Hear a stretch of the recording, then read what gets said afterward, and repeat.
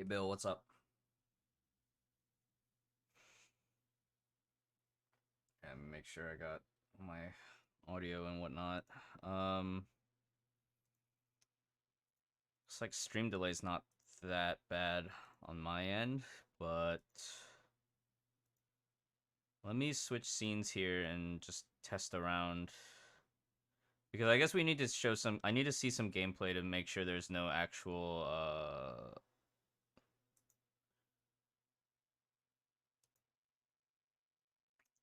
audio desyncing, right? 有点困。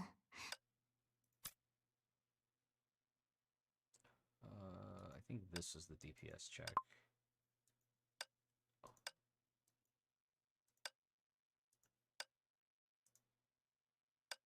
Well, that's good. I can load in here. I can preset my teams. Whoops. 今天的任务是什么？还不错。Let's see here. Silverwing? Silverwing. She's got a new outfit too, right? Oh, Bronya. Brony. Brony's got an outfit. 这是 Oh, why is her gear wrong? One suit. I look at her gear and she's wearing Dickens top and bottom. Like, what's going on? So you guys see any audio desync or anything? 重装小图00要 No audio desync. 想起了以前最喜欢的夹克。 Nope, no audio desync, so we're good, right? 哦，小鬼。说哟，要出门探险了吗？ Uh-oh. This beta account doesn't have the elf. Oh, it's a good thing I'm doing this check right now. See, it's okay. Let me just go in here. I gotta pull up the other beta account. I got like 3 beta accounts this time. 这场战斗我必须胜利。 Alright. Let me find it in here.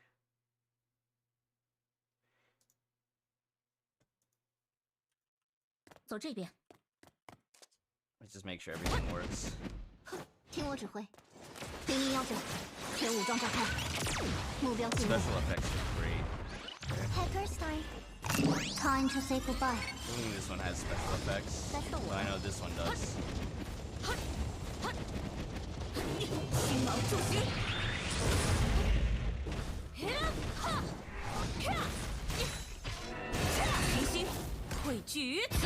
Okay, that's good enough for now. Let me switch over to a different beta account so that we can take a look at the elf.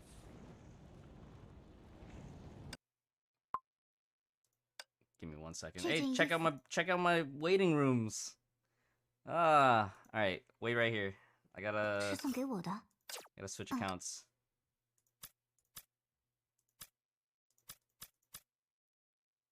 How do I log out here?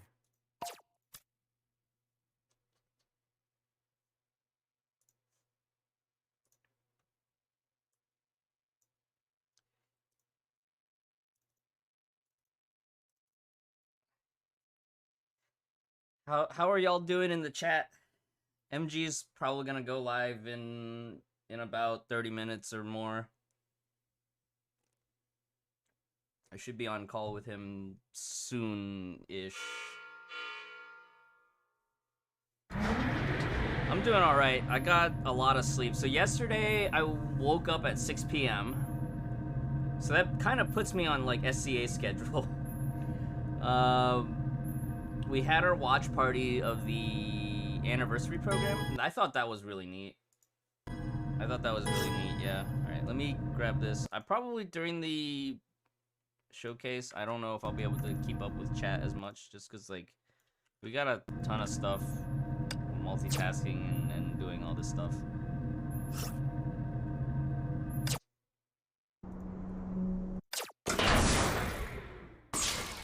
Captain on bridge.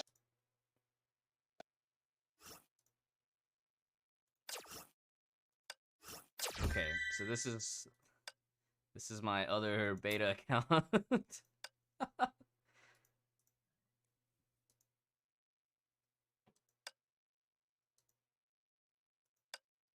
This is the one thing, wait, this is it? Alright. Oh, 小鬼哟，要出门探险了吗？变得更强了吗？好哎！ I'm gonna go ahead and max this out. So I'll probably... We'll just max everything out then, I guess, while we're here on this account. Since for, like, other testing and whatnot, I have that other account.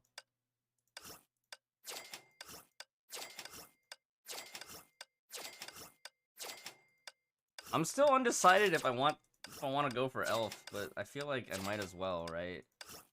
On my main account, on retail. Who's my favorite Valkyrie? Vermilion Knight. She's a little outdated nowadays, but she's definitely my absolute favorite. I pre-ordered the statue, so I'm waiting on that statue. Retail. Do we watch the program here? Yeah, you can. MG will be streaming too, but he's gonna do some like SCA specific stuff. And I'll go over some global specific stuff, because I'm gonna go over some of the anniversary rewards that we'll get. Like, if you haven't been watching some of the other YouTube videos on the official channel for Honkai, or if you haven't been following their social media, I'll be going over some of the stuff that they've covered regarding anniversary rewards. We are getting a bunch of option boxes too, and there's one particular option box here. Let me pull this up here. So this one, no, this one, right? So you see on the May side, there's an option box for like 5 focus tickets or 5 expansion tickets or 1,200 crystals. You want to make sure you pick tickets. We'll be going over that a bunch. But right now I just need to make sure that for this demo, at least this account has everything that we're looking for. 我不会输给任何人。 So in this case, let me just go ahead and unlock all the skills. Too many beta accounts.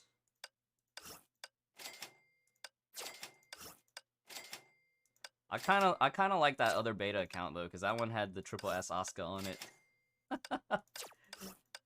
Yeah, this account has no Asuka.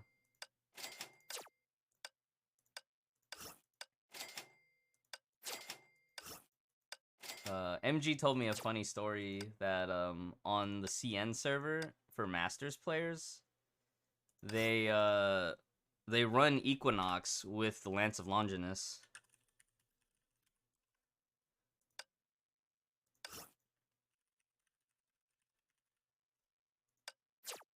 Who should we put on the bridge?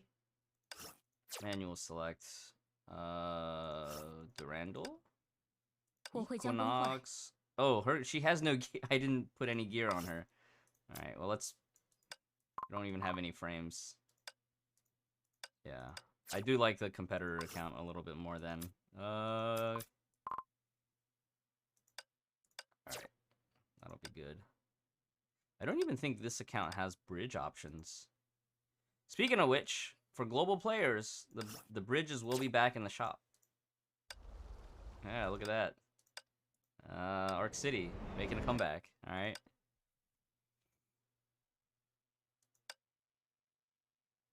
It's my time! Yeah, when are we getting that SP Callan battle suit? Wow, the Silverwing isn't even leveled up here. 总算从会议室里出来了。 Maybe we just go back to the other account, and then at the end we'll show the elf. Just because I have everything prepped on that account. Well, we got plenty of time. I might as well just set everything up here.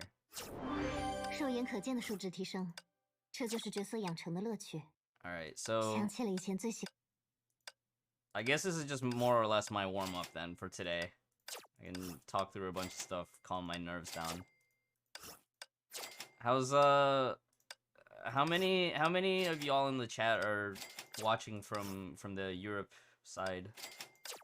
And how many actually awake on NA?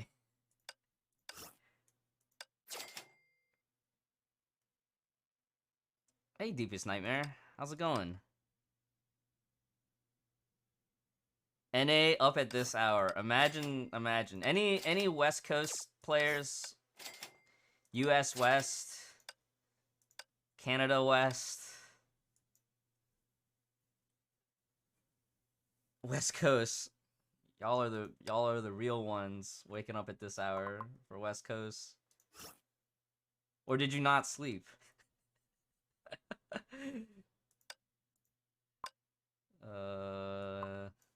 我的计划绝对不会失败。这是如你所愿。 What is sleep? What's the time in West Coast? It's like right now. It's like what, 如你 4:40? 所愿。 Caribbean. Oh, nice. 如你所愿。 What time is it for them? Yeah, the that global stream this morning. 如你所愿。 I thought that 8-bit intro was really good, but I had like mad audio desync on my end when we were doing our watch party. I guess none of this will really matter.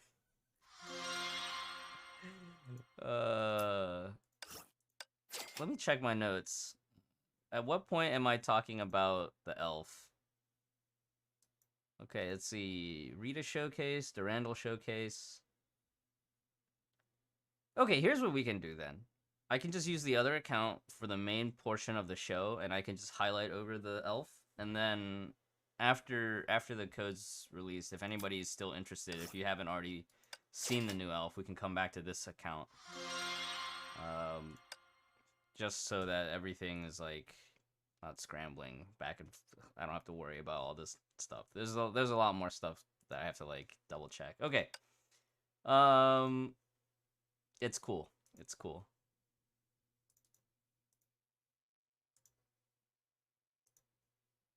Multitasking. You ended up playing on EU because you downloaded the wrong one. Yeah, when I first started the game, I was traveling for work. I was concerned about latency, and so my main account is actually on EU, even though I live in the Americas.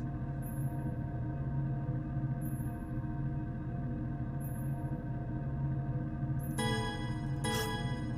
right, let me just make sure here.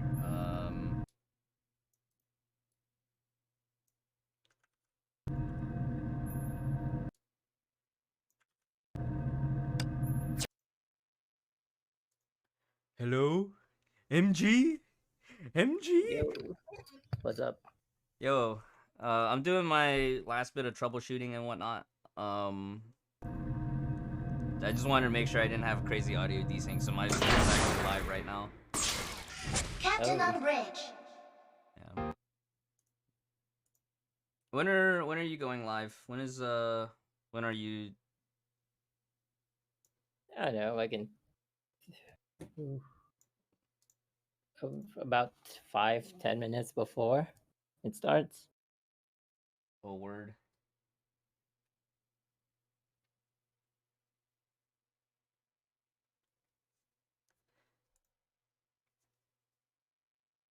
Oh, Mamizaki, thank you for the raid. Wait, is that Mamizaki rating? It is. Woo!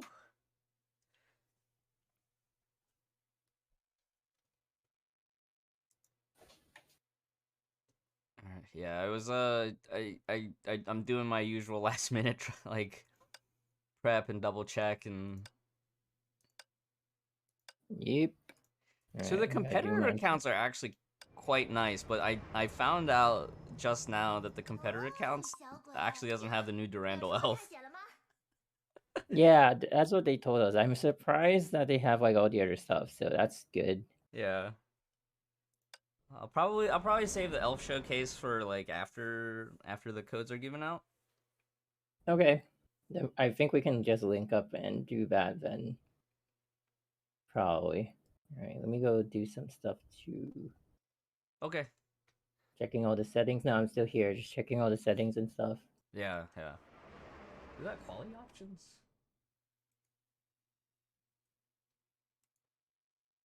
Oh, we do. Good. Transcode's good. How many codes will we get? There will be 2 codes for 60 each. Is Focus Select on the 24th? I'm not sure when they're doing it because it's the last couple of patches have been the day of the patch, but because this is like a major patch with anniversary, I would just say check the in-game news for the supply schedule. Yeah. Mm-hmm.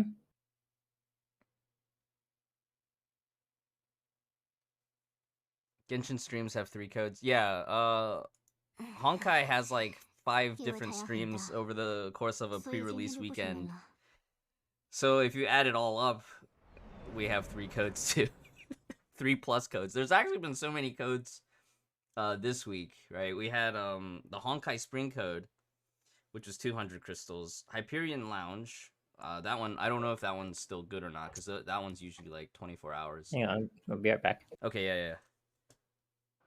Let me deafen real quick. Oh, well, MG's muted. Okay. So then Hyperion Lounge is another 200 crystals. Make sure you do your in-game survey. That's another 200 crystals. The 5.5 preview. 5.5 preview, right? That's like a little browser event tab. You can share that for 20 crystals. Hidden Diary, which is like talking about Durandal's past. That has a share button and a playthrough, which is another total of 60 crystals. Oh yeah, there was the Facebook code, right? The Facebook code. Let me grab that. There's a Facebook code from the Facebook comments event. Let me post this in the chat if you haven't already. If you haven't already.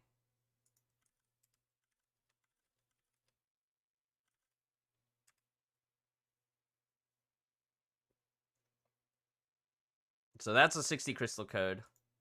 All right, I'm back.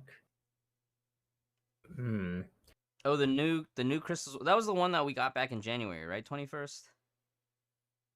Then that one should be like a 30 crystal one with the trial card. As I saw that one getting reposted on some server, and half the people were responding to it like, I already used it. So we have more crystal codes though, but that Facebook code is the one that y'all can use. And I think that one is global only. So if you're watching from the SCA side, I don't know if you guys get that one, because I think you guys had probably a similar social media incentive back during 5.2 for your anniversary.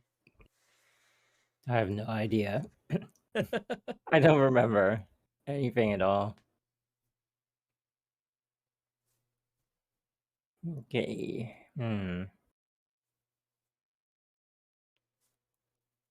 Oh yeah, when will the codes expire? When will the codes expire? So for the ones that are released on this stream, we're expecting a 24-hour expiration period. So you'll want to redeem it before Monday, basically.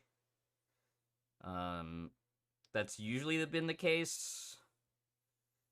I don't think they actually gave us an expiration time this time around. I know last time they actually had a set time, like, oh, it's gonna be exactly 24 hours from the end of stream. Something like that. Okay.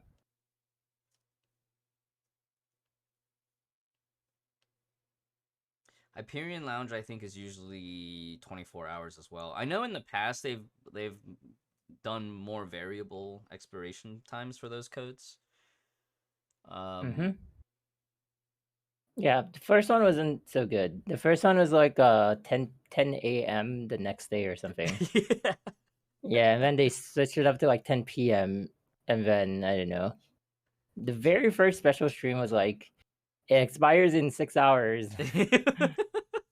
Yeah.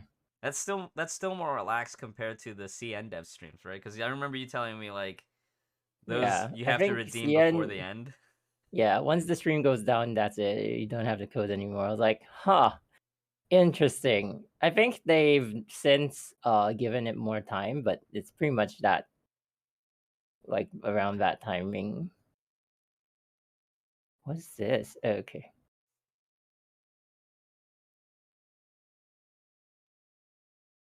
So we don't have to show anything APHO related because I the guess runners will not. be doing it. Yeah. Maybe in the post segment, I might hop in and just like mess around in the open world. I kind of want to see. Wow, they gave us a lot Yeah. of lances. Holy crap. Let me go take a look in Link. here.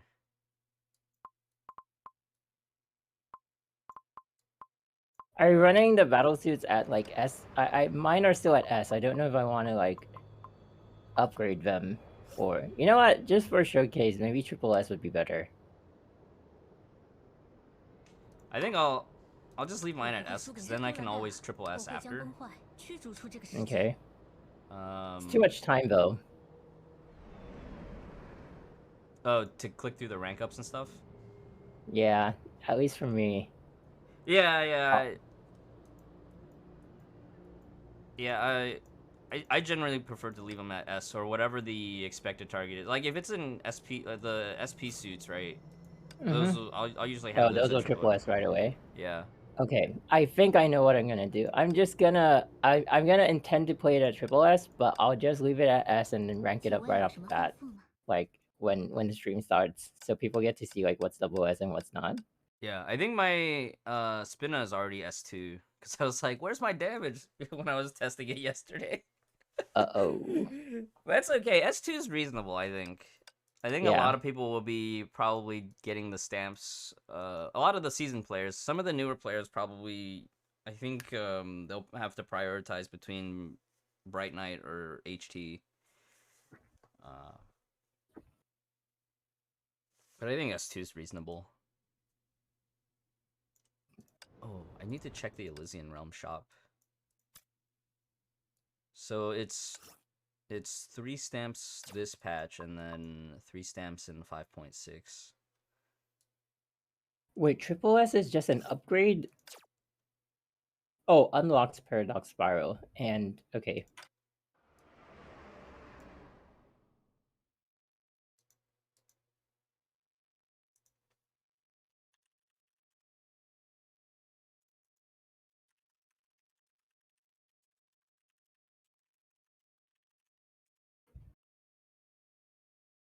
We rocking with light string. If you have to. If you have to.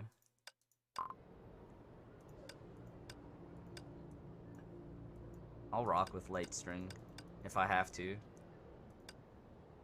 What's the BK rank here? That's triple S. Oh man.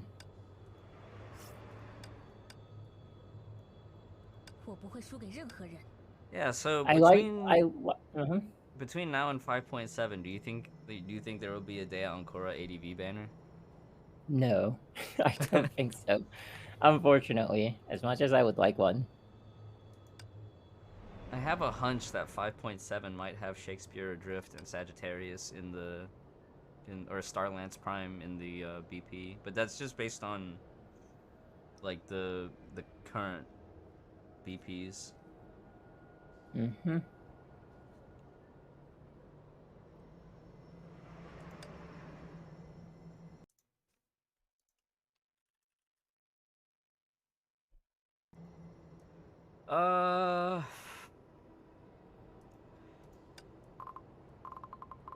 With the outfits, Bronya's is the spending. No, Bronya's not the spending event one. Hers is the B-Chips one, right? Because Dea Ancora is spending event, and then Haxor Bunny is the story event one. So Bronya will be B-Chips. That's probably. Was it a $30 B-Chip bundle, or was it the? Yeah, it's a 1680 thing. 1680. And then it becomes 1980 later. Okay, and then with the bridges, Arc City was like 30 as well, or 35. I remember That Arc City was a little bit pricier. Did you buy Arc City? You bought it, right? I bought it in 4.6. So I remember they had an initial discount on Arc City. No, they didn't have a discount, but they back funded us crystals, so that when you buy Arc City, you also get the crystal amount equal to how much B chips you spend. Oh, I I kind of remember that. because I remembered like they had to give us 1,000 crystals the patch after. Warjing says it was 30 euros. Oof. It's rough. 3-piece Ryunosuke. I remember running that 3-piece Ryu. It's good times. Is there Durandal Elf at 4 stars? On the other beta account, it is. Oh, Yeah. Durandalf. Durandal. Oh yeah, I think Taishan Steps will also be back in the shop as well. But because that one was previously free, I don't know what the B chip cost will be this time. So I think everybody else, you'll just have to like look for it in the shop. Welcome new viewers. Steps should be crystals. Oh, okay. So you could just actually if you have crystals left over, you can actually buy into it. Then that's technically free to play. Yep.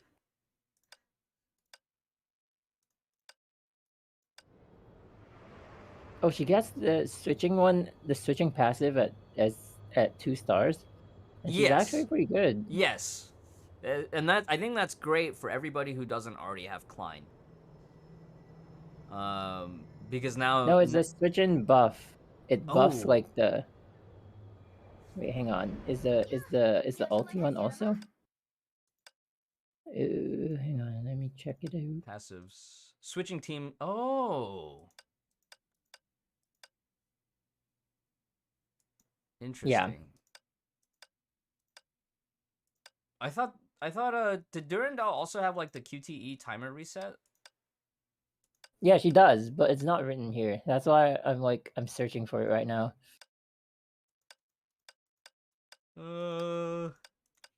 Where is it? We'll put that in the EN complaint box.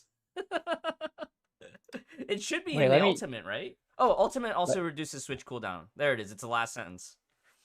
Okay. Okay, cool. Why doesn't it say the time? CN description has like how many seconds it reduces. I think it was 8 seconds or something. It should be the same as 8. Klein, right? Yeah. Does Klein have it? Yes, ultimate hold on. 8 Reduces character seconds. switch by 8 seconds, yeah. So 2-star for Durandalf is actually already really good. Yep. I might just stick with 2-star then. Yeah.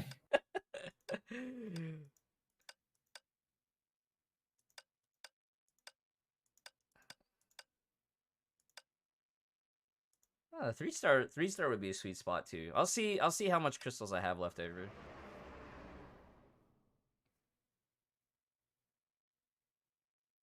You want Elysia? Yeah, Elysia's farmable. You just have to be patient.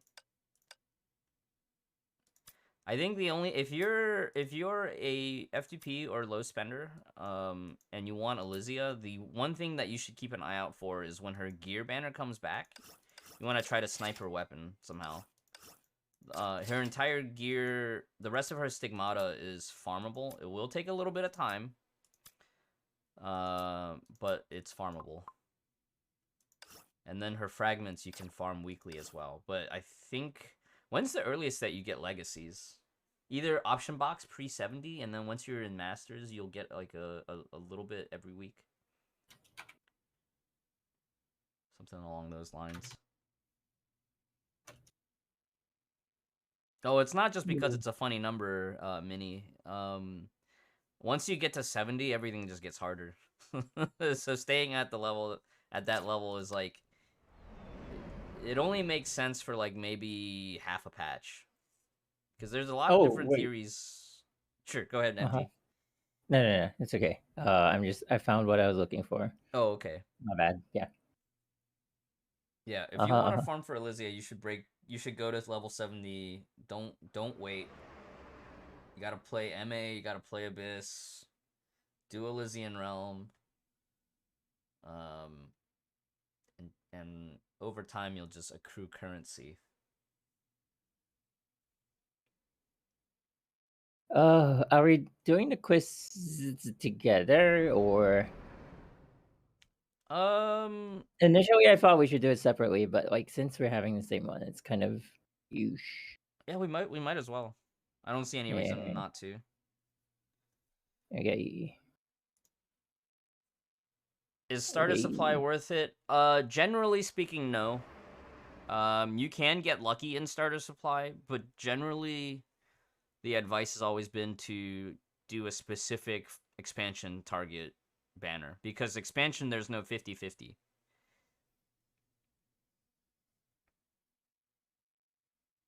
How much time do I have? Hey, Rashad. I still have a lot of time. Well, 80 is not going to be much different from 79, but going from 80 to 81, that's probably where you're going to hit another difficulty curve. But if you've been comfortably cruising through Agony and Red Lotus while in Masters tier, you should be okay going to 81. You might not be able to outright retain in Red Lotus anymore, but Agony 3 will give you more crystals than Masters Red Lotus, or about the same.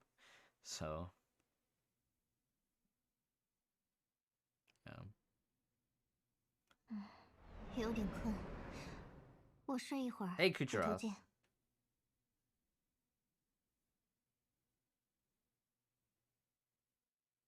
Yeah, I think they're overhauling Masters Abyss in 5.6, but I don't know if we'll have a way to test that, because most of the beta accounts are like 85 and up for 5.6. Yep.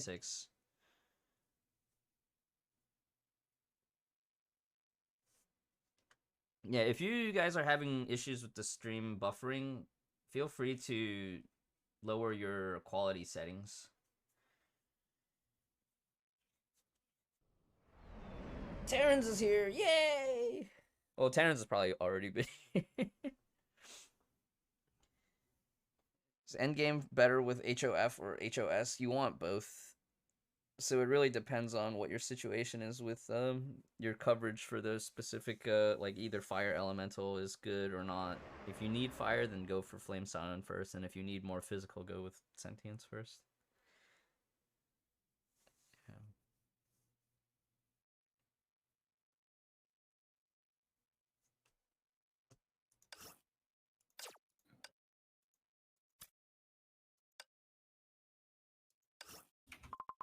So here's your difficulty tiers for Abyss.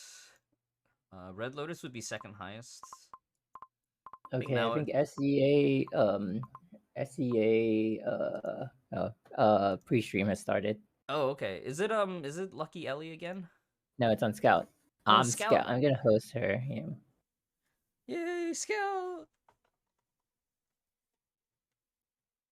She's on vacation, but that's crazy. That's crazy.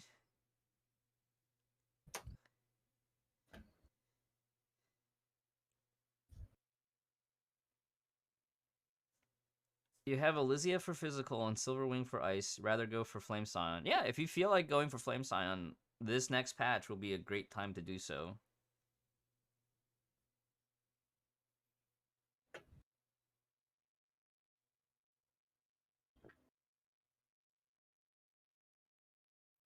Have the other 5.5 banners been revealed? I don't think the last couple weeks have, right? I know the people who make the charts for 5.5 banners, because we're what, like the third or fourth week right now into the CN patch. Oh, there's something I forgot to do. Forgot to switch off the Twitch notifications. It's gonna be a little annoying if it keeps popping up.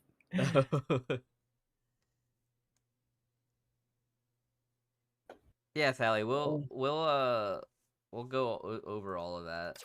But as far as the Durandal one, it's the same as when you play her in the story chapter. So for those that are stopping in right now and you haven't finished chapters 26 through 28, I highly recommend that before Thursday you play through chapters 26 through 28 and get all your limited time rewards. If we click in here,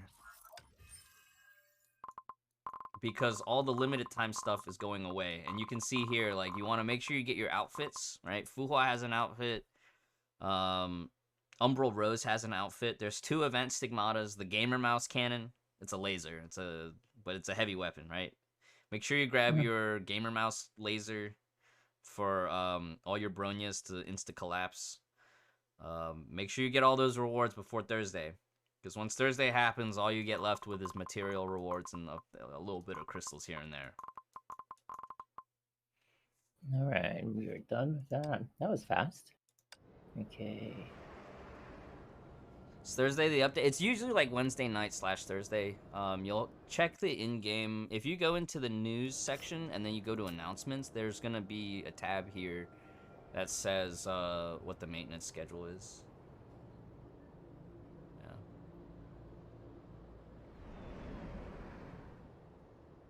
Wait, are you on the account that gives us like the APHO stuff? Yeah, yeah. Oh, that's why you have Arc City. Yeah. I'm on the main one, it doesn't. Yeah. Crap. Arc City, Asuka, or access to Durandal Elf. Durandelf. I'd rather have Durandolf. More doo-doos.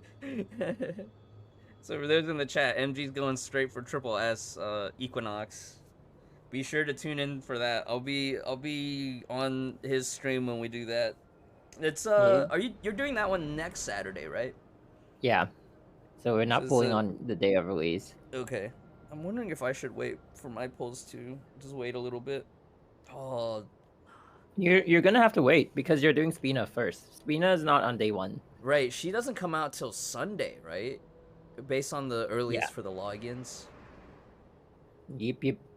They're not gonna push like Imaginary on us that first cycle, are they? I don't think so. I mean, even if they do... Maybe I will just go for Equinox first. Yeah, just pull her and then, like... I think you have enough. I don't really remember how much you have, but I think you have enough, probably, maybe. I think I'm 63k, but that's before all the anniversary rewards. So hopefully with all the anniversary rewards, I'll have enough to get Spina and all that. Alright, well, it's almost time to do the preview stuff. Really? minutes. That soon? I'm gonna go ahead and start playing the PVs and whatnot. Alright, I'll mute until we're at the first race. We're prepped for the first race. Okay, sounds good. Alright, see ya guys. I'll go ahead and mute my mic as well. Alright,崩坏，这种伴随着文明而诞生的意志，以毁灭文明为最终目标。I'm gonna go ahead and 不论跨越多少个时代， I'm gonna start early just because I want to watch the developer interview. I think the developer 始终 interview 在 is 暗处 amazing. 窥伺着人类的文明。他夺走了我们的家园，夺走了我们所爱之人，夺走了 Actually, that's Dr. May, 那 right? 本该属于我们的和平生活。 Himiko, previous era 我向 Himiko. 他，向所有人许下承诺，无论付出多少代价，人类一定会战胜崩坏。我瓦尔特代表人类向你挑战。 That's pretty loud. 第一额定功率，太虚剑神。怒火圣才啊，释放你所有的力量吧！为了守护最爱的人，我愿意献上我的生命。我没法和你一起回去。黑渊白花，圣邪解放。崩坏肆虐后的土地上，满目疮痍，除了蔓延着死亡的余烬之外，什么也没留下。但在这无边的余烬之中，却有新的幼芽在悄悄生长。这是属于我们的故事，从很早便已开始。任何人都不能阻碍我拯救他的道路。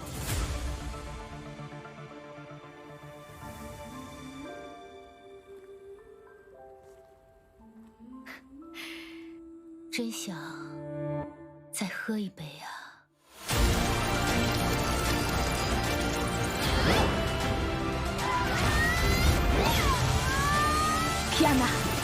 抬起头，继续前进吧。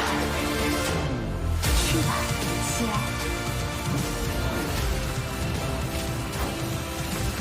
希儿，等你啊，来找你了。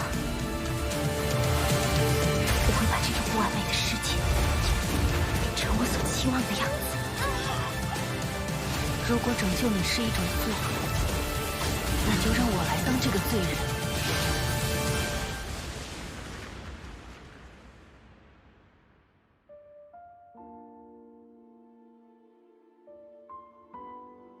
Yo, I want a Cooking with Valkyrie season 3.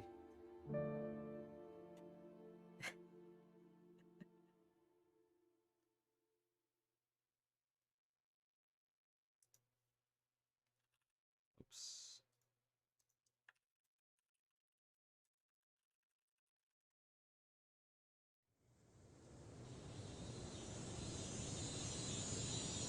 每个人都是一无所知的诞生在世界上，被周遭的一切不由分说地推上了人生的旅途。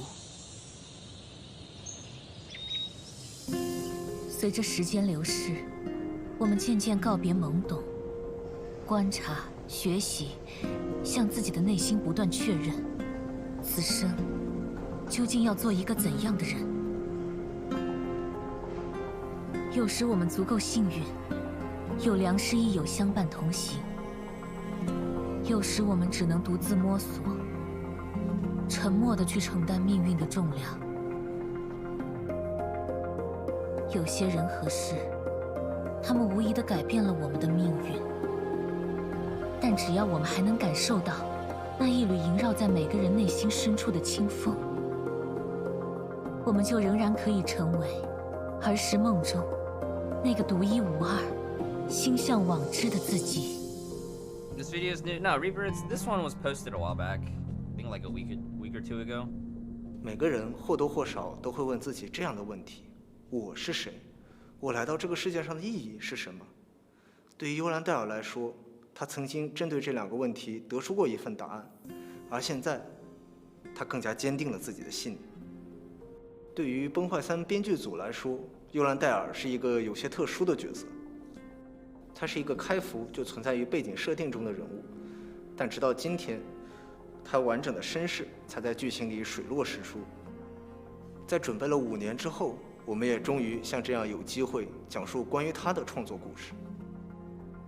在过去的很多主线章节中，幽兰戴尔或多或少都站在了玩家视角的对立面，但是《崩坏3》不是一个简单的正邪相争的故事，在这幅漫长的画卷上，有时候正义的对立面不是邪恶，而是另一种正义。具体到凯安娜和幽兰戴尔的身上，我们想和玩家一起探讨的是两个底色相近的人，在不同的人生境遇下，会各自用什么样的方式去秉持自己的初心。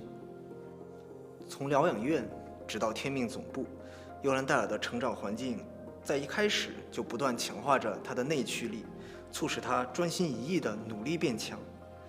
在这个相对顺遂却又充满了压力的环境当中，一个风风火火、咋咋呼呼，甚至还有一点虚荣心的要强女孩，一步步成长为一个处变不惊的成熟战士。而她效力的天命总部又是一个古老的组织，在那里荣耀和黑暗始终相伴相生。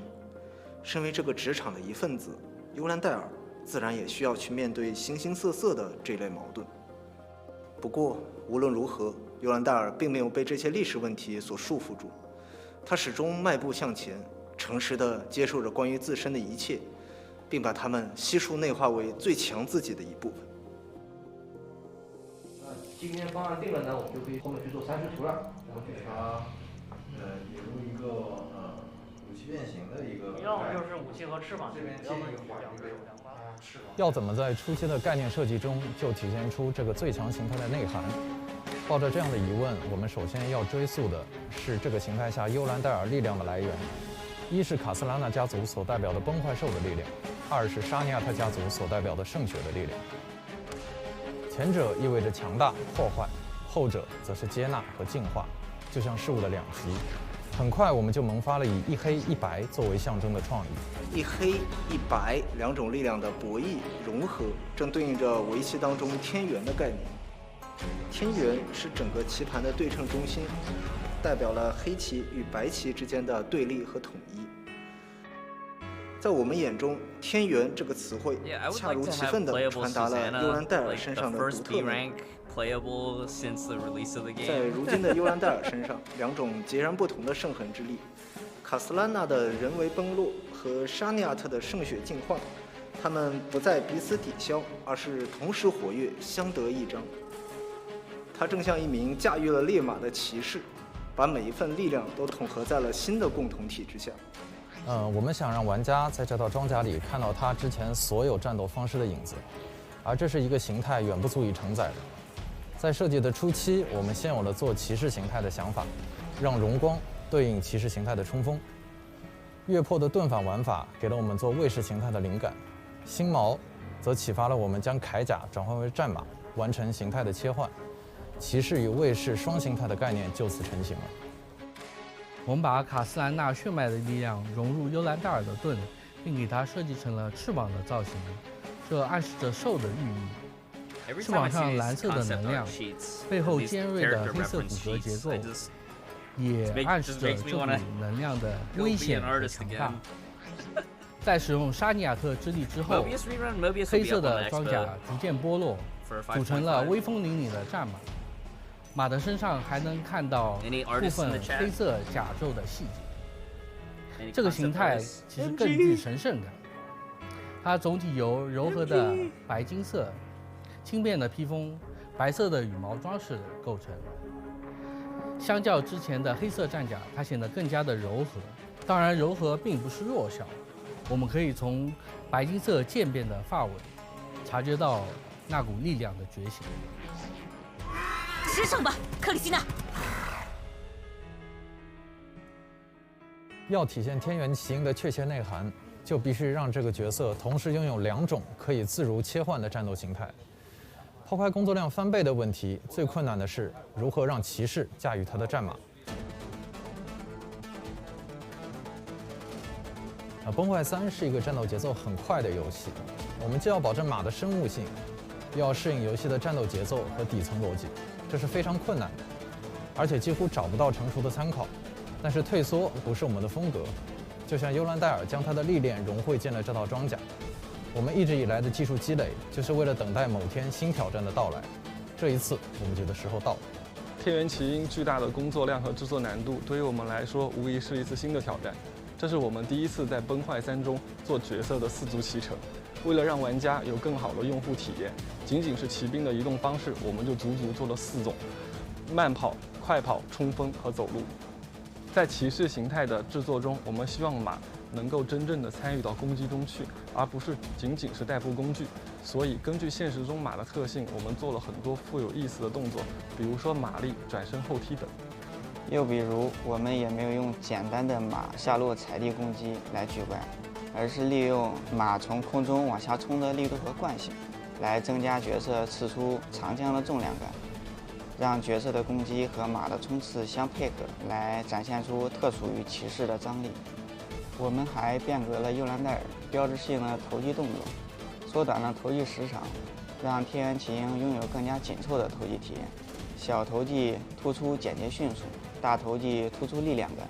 在打到大型怪物的时候，配合一段强有力的冲刺，为开破蓄力，来实现更加强烈的打击感。在玩法上，我们也进行了新的尝试。以往崩坏3里的武器技大多是释放单一技能，有很长的 CD， 在手游按键资源稀缺的现状下是一种浪费。这一次，我们尝试将武器技融入角色的连段，用冷兵器搭配火器，让玩法更加有趣和多样化。按照定位，2个形态并不存在绝对的强弱差异。骑士形态的战斗体验是通过持续移动作战和冲击力来对付一些高机动性的敌人，而卫士形态更注重博弈与对抗，在应对一些侵略性比较强的敌人时更加有效。玩家可以选择一直用单一形态进行作战，也可以通过形态切换去尝试更加丰富的战斗策略。在制作的过程中，如何平衡骑士形态与卫士形态的表现，也是我们遇到的难点之一。因为骑士形态自带一匹体型巨大的马，单从视觉效果上来说，它就会比卫士形态要抢眼一些。因此，我们给卫士形态设计了很多不同的动作。单从分支攻击来说，它就有盾反后开炮、盾反后普通攻击、盾反后蓄力以及盾反后强力蓄力等不同的表现，配合上我们的特效以及镜头，使得骑士形态和卫士形态可以一起并驾齐驱，完整的构成我们天元奇鹰。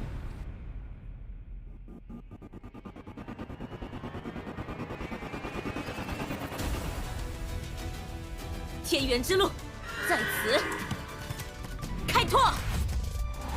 天元奇鹰是我们崩坏3在制作角色上的又一次突破，它第一次在角色上实现了2种形态的并存和切换，使得骑士能够真正的驾驭战马。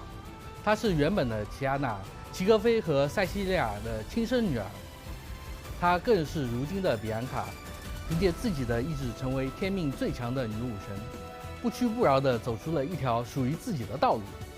从荣光、月破、星毛再到天元奇鹰，我们希望玩家能够看到他过去的影子，看到他战斗方式的融汇。他一个人就是一支军队，是能够适应任何作战环境的最强形态。但他的强大并不是凭空造就的，这全都来源于他最基础的战斗方式和基本功，这也是天元其中的一层含义。无论何时，身负使命的人都必须不断努力，不断变强。天元在数学中有未知数的含义，而在围棋当中，天元也属于绝对的冷门开局，被认为只有人工智能才能驾驭它的无穷变化。但无论是尤兰戴尔还是瓦尔特乔伊斯，我们最终都是想借他们的身影去说明，做好身边一点一滴的事，就是对不忘初心的最好注解，就是拓展人生价值的真正道路。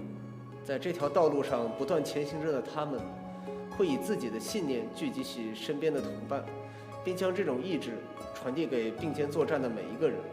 随着尤兰戴尔以天元奇鹰的形象到来，他忠实的战友丽塔也将以新的身姿与他并肩作战。作为最初感受到他的意志，并且把这份意志传递给不灭之刃大家的人，丽塔将把缭乱星级化为他手中最瑰丽的锋刃。关于丽塔和他的更多故事，大家也将在之后的相关内容中逐渐了解。在随后的主线剧情中，奥托相关的故事就要在最后的高潮中落下帷幕，而圣痕所蕴藏的力量也借由尤兰戴尔的觉醒露出了冰山一角。在未来的剧情中，我们将会看到天元奇鹰与圣痕计划之间的潜在联系，而到那时，崩坏3的主线故事也将翻开决定性的一页。让我们一同见证那个人类战胜崩坏的时刻。这就是传承的力量。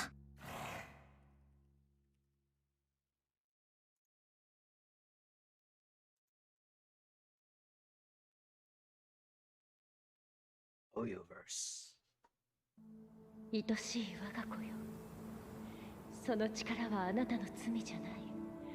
あなた一人で背負う責任でもないの。パパは私に勝てないんでしょ。これからは私も一人前のカスラナだね。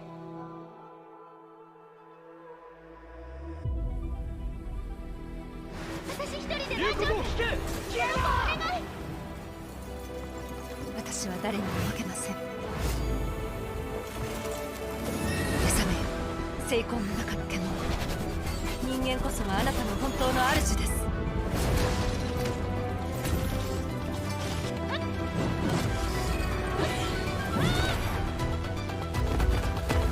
英雄は死にません。その意志は代々受け継がれます。天元の道、ここにて切り開け。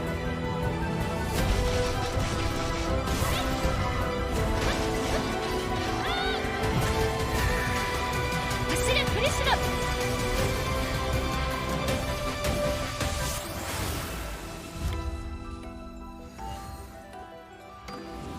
But wait, that's not all. 星々の温度を感じましょう。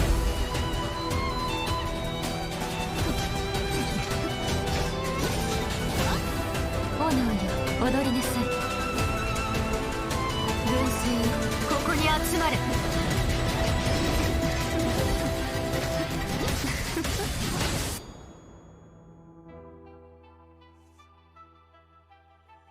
Ah, oh wait, it's global anniversary too. APHO 2 Part 2. Ending event rewards, V-chip outfits.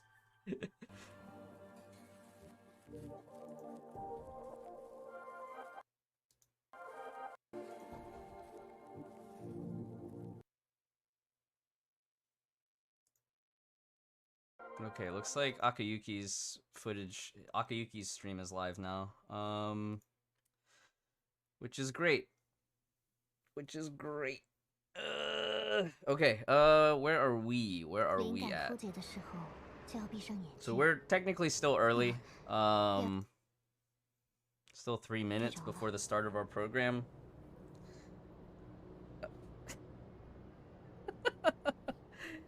Yeah, thank you, Sonor Decken. Yeah, happy anniversary, global players. We'll be getting all of our anniversary stuff up front, which will be super nice. I know right now we have the login event for our 12 focus supply cards, so definitely take advantage of that while it's still going. And then after the version update, we'll have our 10 more supply cards. I think it's 5 focus and 5 expansion. We'll have our anniversary option boxes and then material option boxes. I was looking at that and I'm like, oh yeah, of course, endgame players will go for Taurus and metals too. And then I saw that they had ether fuel and mind stones. And I was like, oh, but if I go for the elf, I might need those mind stones. And of course, there will be an S rank selector box for a lot of the old school farmable S ranks, and then we'll also have a login event for the new S rank suit. I believe that opens up, I think at the earliest is Sunday. And of course, one of the Arahato event for Brony. The outfit for Haxor Bunny will be free.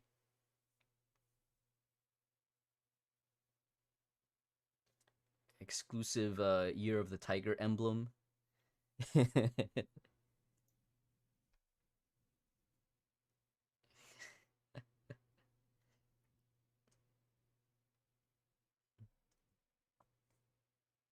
Are these rewards for SCA too? I think SCA will still get some of the focus cards.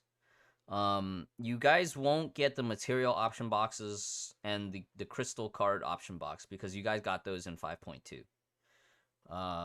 But Spina will be free. I'm pretty sure Spina will still be free on SCA. And then the Haxor Bunny outfit will also be available, and the S rank selector also be available because it's the two major spending events, right? You have your fall spending event and you have your spring spending event. Usually both servers will get a majority of the rewards. You just won't get the anniversary stuff. How much is the Durandal? In terms of pulling for her, if you're starting at 0 pity, it's going to be 2,800 crystals. 28,000 crystals. 28,000 crystals from 0 pity at maximum. You might get her earlier. Who got codes? Codes not yet. Not yet.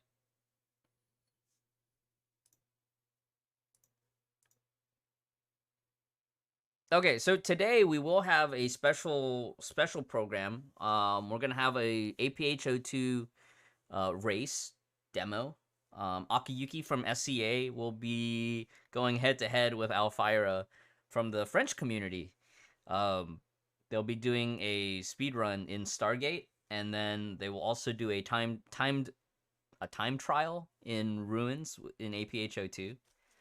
I'm looking forward to that for sure. So there's another spending event later this year. Yeah, probably around like October. Usually it lines up with Mid-Autumn, with the Mid-Autumn Festival, but Global and SCA, we usually get that patch like one patch after.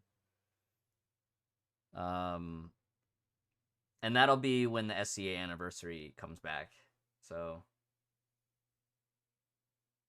what about firepower supply? Yeah, I'm pretty sure SCA will still get firepower supply because Global got firepower supply back in 5.2 as well. So we'll definitely be able to do that. let me go into the DPS check, since technically we're starting now. Show you guys these new outfits, right? I can't pick the elf, unfortunately. So I guess we'll just go with Klein for now.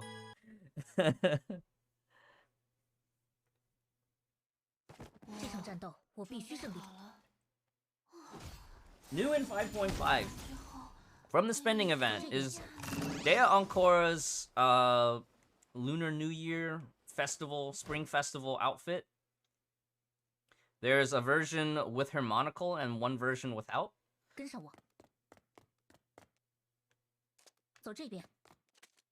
She's got really cool dragon effects. A lot of red fire and stuff too. Her transformation's really cool.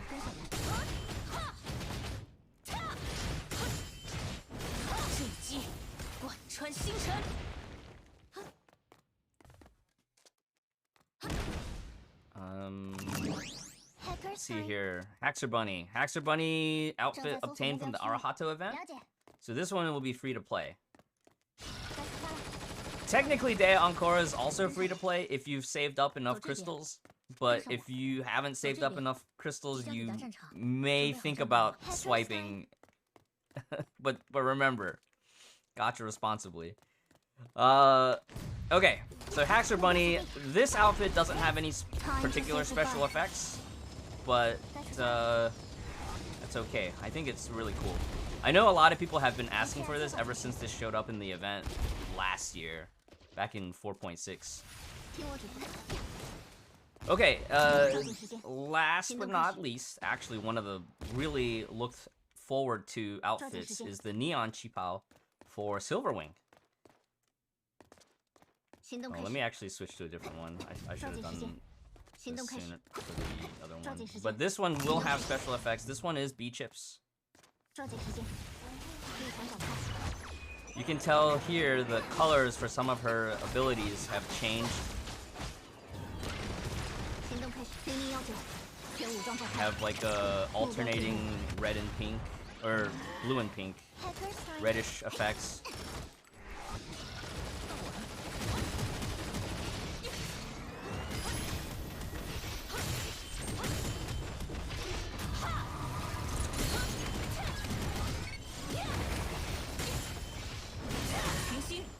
Oh, whoops. The animation stepped on the exit trigger. Okay.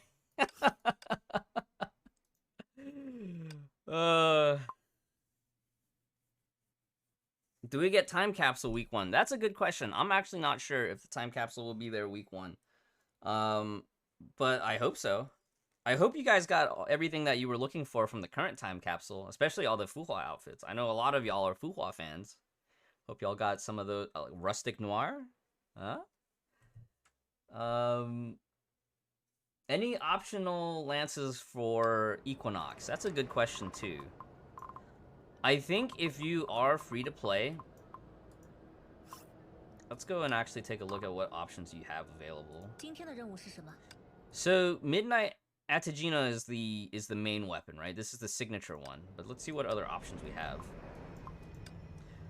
I think if you are in a free-to-play situation, Lucia is craftable. Lucia is probably the least expensive to craft. Plasma Lance you can use, but it's not preferred.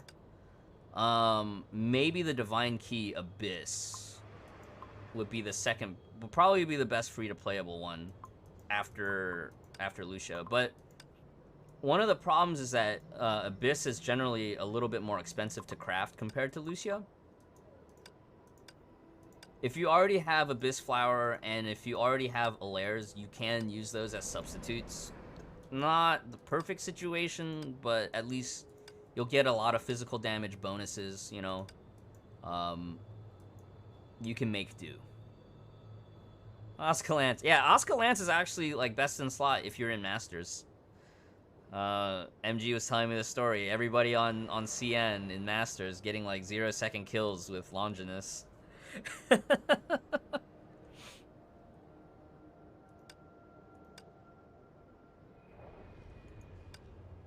Let's go take a look at Rita. So Rita S rank Spina Astera will be obtainable for free. If I recall correctly, when MG was doing his CN account showcase, it's like a 3-day login to get her for free. She will have rank up stamps in the spending event, and then as well in Elysian Realm she'll have 3 rank up stamps.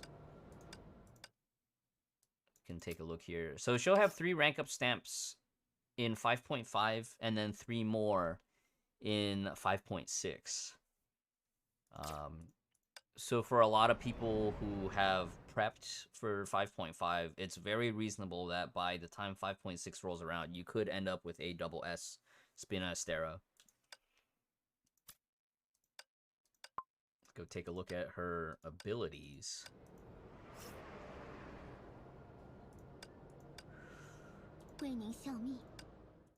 Oh, we can also look at some of her gear as well.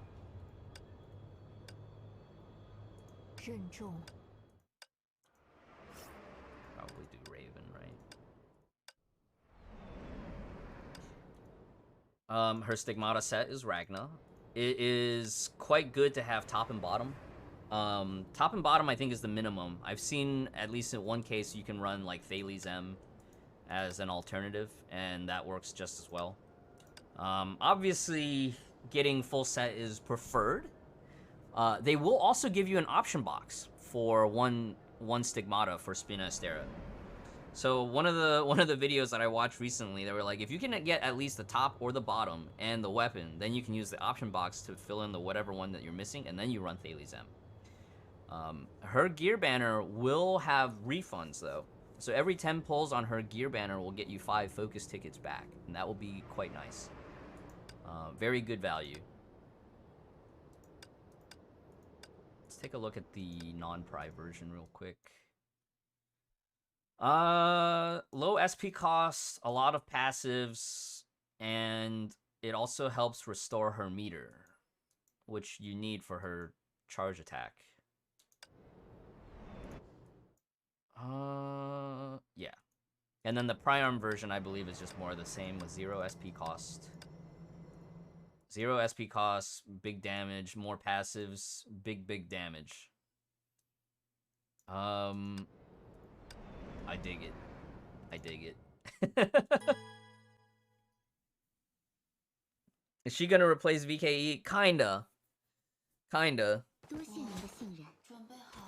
And here's the crazy thing, too. If you are a fan of Vermilion Knight, and you want to still keep playing Vermilion Knight, her top and bottom Stigmatas will actually be pretty good for Vermilion Knight as well.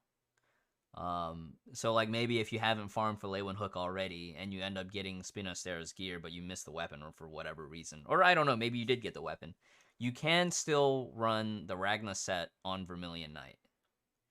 Which is kind of cool, because Ragna was also Himiko's, like, squad leader.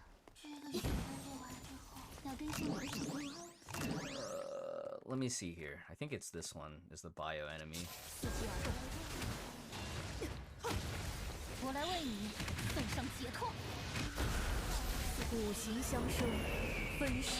Okay, so Spina Astera, when you QTE in, you'd want to open with a charge attack. She has a stacking meter in the bottom. She summons tornadoes. She has a charge finisher for her meter, but then her ultimate will also refresh it. So, visually very impressive. A lot of damage as well. And funny enough, one of her signature fights in the Abyss will be the Ignite Weather Argent Knight. So it'll be Rita versus Rita for those that are playing Super String quite often. We can go over this one more time.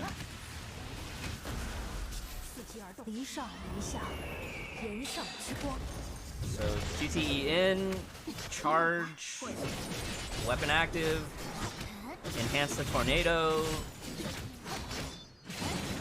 get full stacks, use the finisher, and then ultimate, and then finisher again. Big damage. I think she's gonna be so much fun. I'm when I was playing the CN beta, all I did was play Spina Astera. I didn't even get a chance to actually test Equinox at all. Is there new farmable gear in the Foundry? I'm glad you brought that up. I'm glad you brought that up. Yes. Yes, there indeed will be new farmable gear in the Foundry. New in 5.5. Margrave will be farmable. Margrave. Yeah. This is super exciting. Oh, it won't. Some of these won't show up because, like, on this account, we've already hit the max. But yes, Margrave will be farmable. So some of y'all are Fuhua fanatics, right? Fuhuanatics. Margrave is excellent for both AE, Phoenix. You can use top and bottom on any character that has a 125 SP cost. So like Celestial Hymn. You can use it on Haxor Bunny. Phyllis, when she's out in 5.6, she can also use Margrave if you're in a low budget situation. But yeah, Margrave's gonna be farmable. Direct Craft G3, it's gonna cost a lot of ether fuel though. So plan accordingly. Make sure you're playing Elysian Realm to get your red lenses. Lightning damage? No, Overlord. Spina Astera is fire. Maybe we should go over some of the fundamentals here. So Spina Astera will be fire and mechanical. So mecha type, fire. Oh, let me click on this. She's got fire damage. She has a lot of ignite. Her charge attack, her tornado, and her charge finisher will apply ignite trauma. She has time fracture on QTE and on ultimate evasion. And she has a gather on her charge attack. But it's like, I don't think the radius is that big. I haven't had to noticeably use the gather. Is there anything I'm forgetting? Her leader skill is pretty good. Yeah, her leader skill is pretty good. I think they might have changed it though. Or maybe it was just we had I'm not gonna worry about it, but her leader skill is pretty good. I think when I was testing, I ended up using Rita as leader over AE in a lot of situations.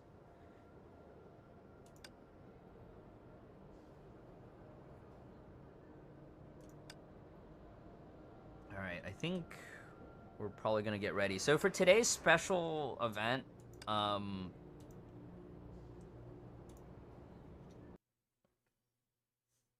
me see here. Okay, Alfira's in as well. Very good. Today's special event, we'll have Alfira and Akayuki doing demos in APHO2.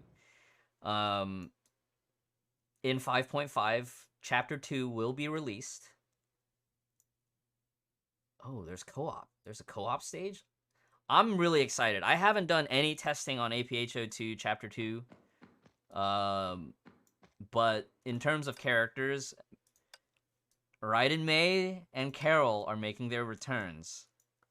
So, for those of y'all that have played APHO1, they're coming back. And then you'll be able to actually interchange between 5 different characters in the open world.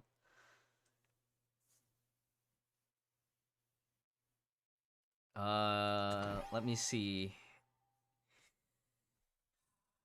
For the rules of the competition that Akayuki and Alfira will be doing, I believe they'll be doing the Stargate here. I guess I can't actually preview here, but they'll be doing this one. I think it's the first one.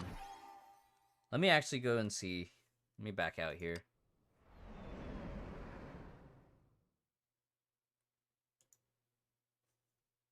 Oh. So it looks like it does look like they're ready. Is MG gonna be... Oh, MG was supposed to give me a VDO link, right? We might not... Let me get on Discord with MG. Here, hang on. I forgot to make a video link for MG.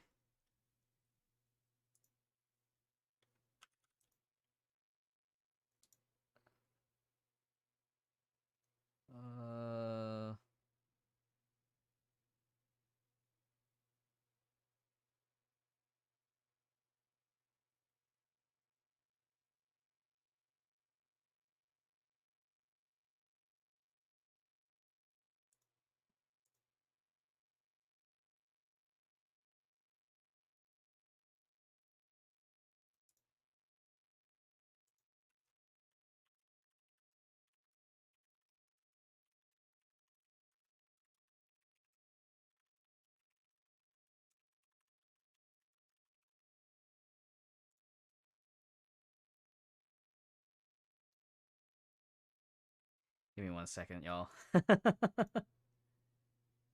Go without cam.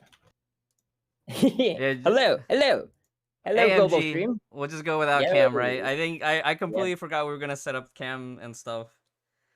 It's all right. All right. We're coordinating. The runners are here, and let me unmute them. Let me turn off. All right. So we are now into this screen. Ta-da! All right. We're gonna have 2 runners. They're gonna be doing runs for APHO. Yeah. Okay. Good for me.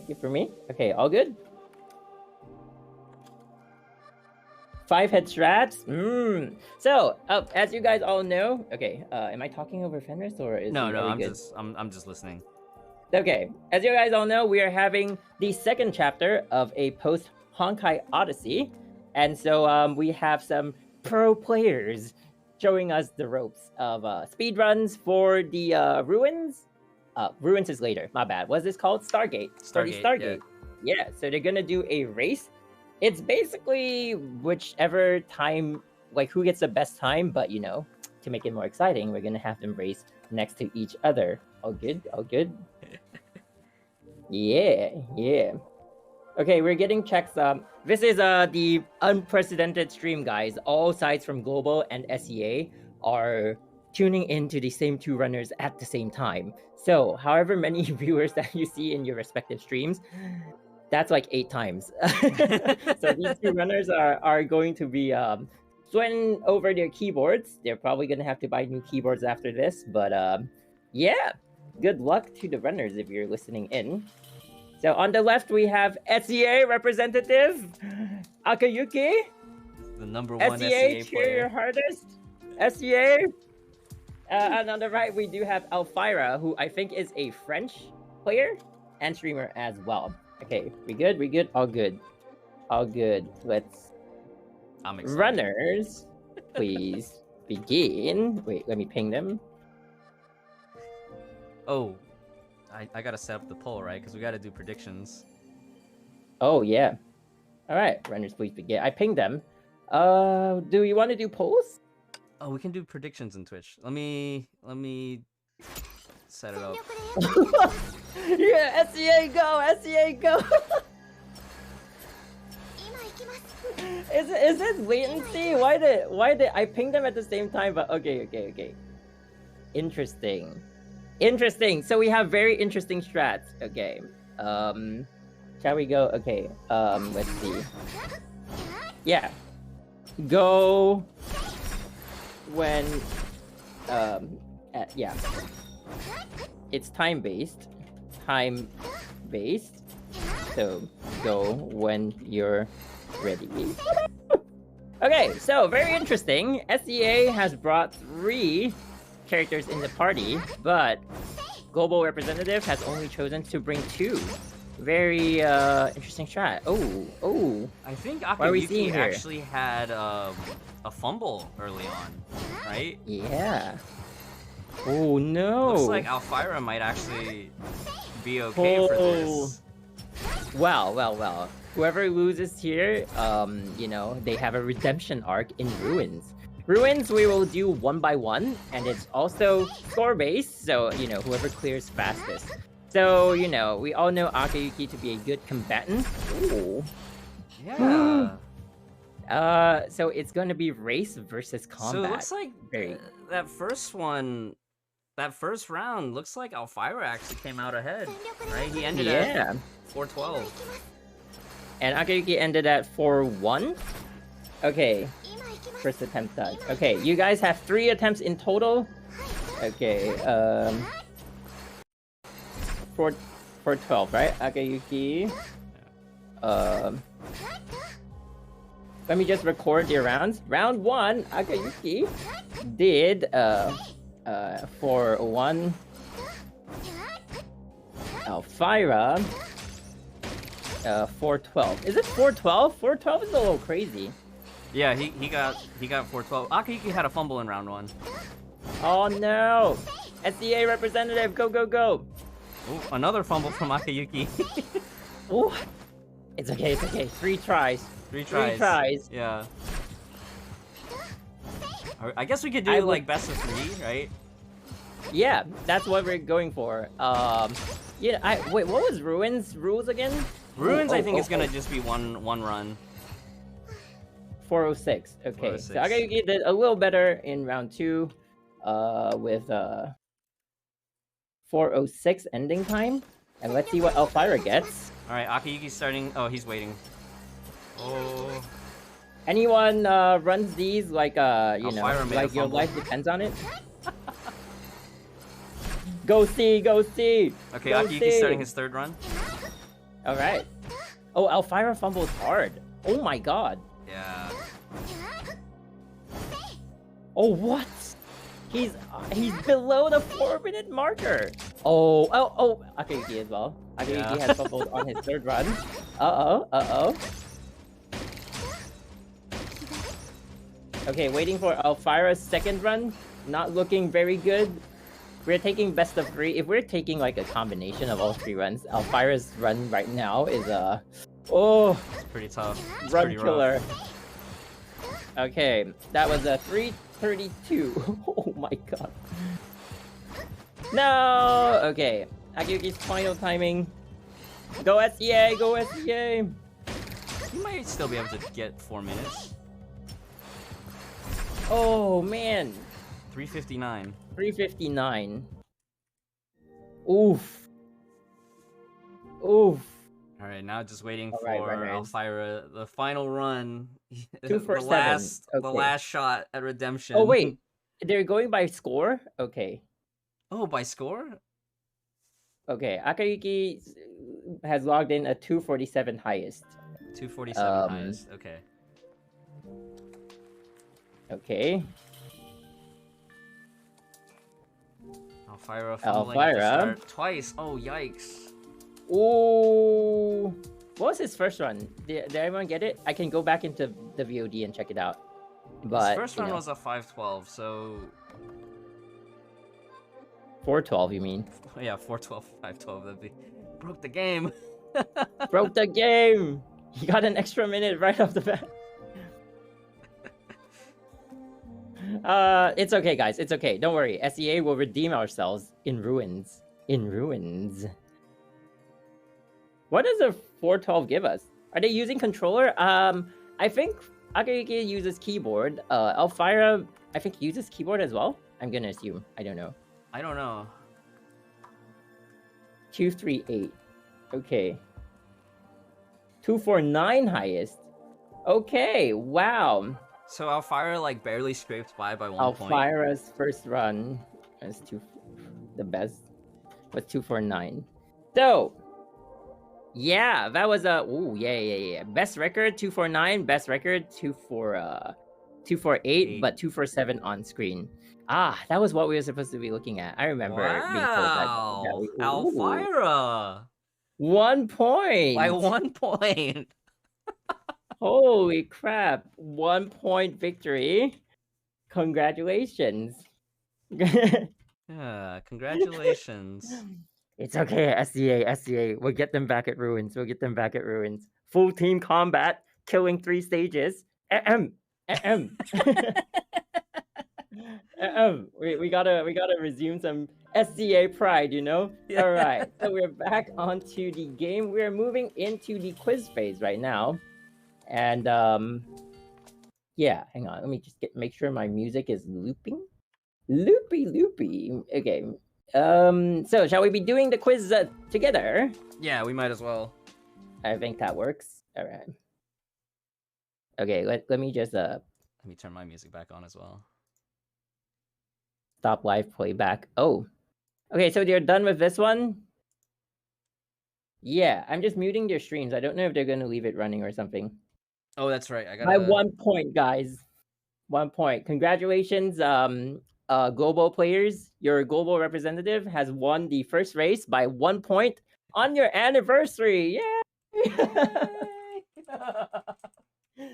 Next one is combat. Trial by combat. Trial by I challenge combat. thee. Okay. So we're going into the quiz right now. I'm just gonna show all the slides. We'll get to the quiz page. Yeah.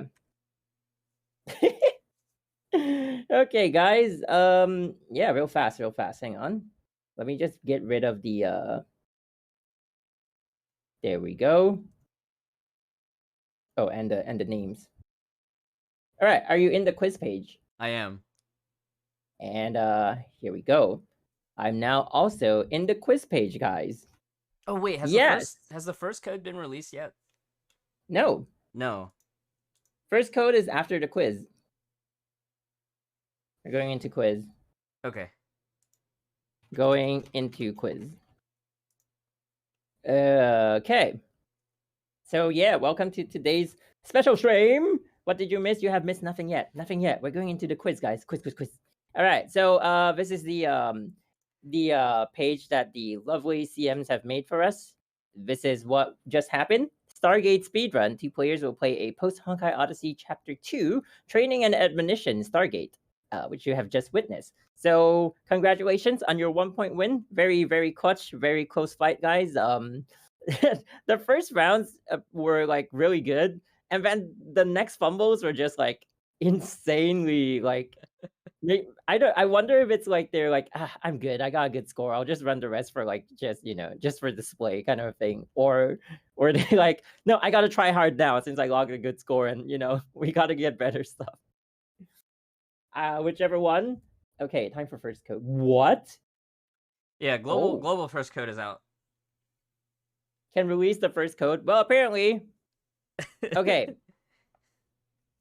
Okay, guys. We'll release the first code, and then what we'll do is we'll come back, and then I will give you guys the quiz for the 1,000 crystal winner. Okay, just one moment. Just one moment as we make our way through it. Here we go. Here we go. First code. Yo, didn't even have to work for it. No, the runners worked for it for us. Oh yeah, that is true. That is true. Let me type it in for you guys. Be a good streamer. Type it in. RAM. Wow, we get RAM 2X. Okay. X7Q. Norsh. Wait, did I get it right? I remember this one stream. I was like, "Hey guys, let me be a good member of the community and type it in for you." And I typed in the wrong code, and everyone was copying the wrong code and coming back to stream. I was like, "Code's not working. Code's not working. We're getting scammed. We're getting scammed." We had that happen to us once on global as well recently, where I think it was 5.2, where we typed it in and the code said expired. Oh. So. The CM got it fixed, of course, but that was, whew. Yep. Oh! It slipped my mind. Hang on. Wait, the 1K code is not from the quiz. But we still just gave you guys a code. Hey, what? I think 1K is not a code. Right, 1K should be the giveaway. Okay, we're good. Oh, actually, don't worry. I think right now we not the quiz yet, right? We do the Equinox Showcase. My chat overlay is doubled on my screen. Interesting. Double the chat, double the fun. Double the fun. Here, let me actually mute myself. Let's not do. I think we're ahead of schedule with the quiz, right? I'm checking the the notes that we have. Let me do a quick showcase for Equinox, and then we'll reconvene for the ruins. All right. All right, I'm gonna go ahead and mute my mic. All right, good. Sounds good. All right. Mute. Oh, let me. Okay, yeah. All right. Real quick before we go into the next phase, let me do some showcase on Equinox. So this is the highly anticipated Durandal battlesuit. She's gonna be really good. All right, she's a physical imaginary type. So if you are having frustrations with Hersher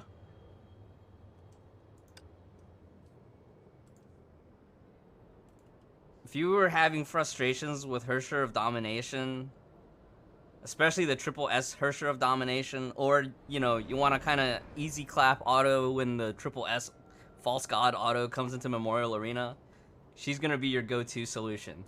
All right, top solution for imaginary fights.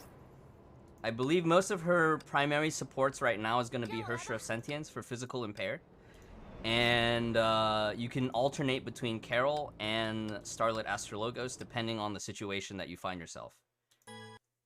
I remember back in version 2, her ultimate didn't have 100% crit. And right now, her ultimate does have 100% crit, which is actually pretty insane.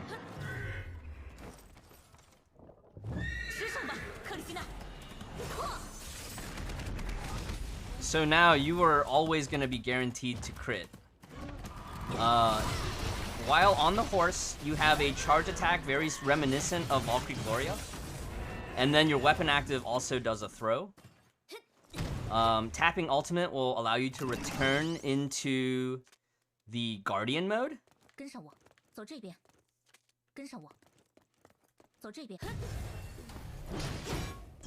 In Guardian mode, you'll have an offensive block counter. Very similar to how Bright Knight activates. And as part of her action sequence, you can actually... There's like a fancy throw ability, right? A weapon active does the Gun Lance.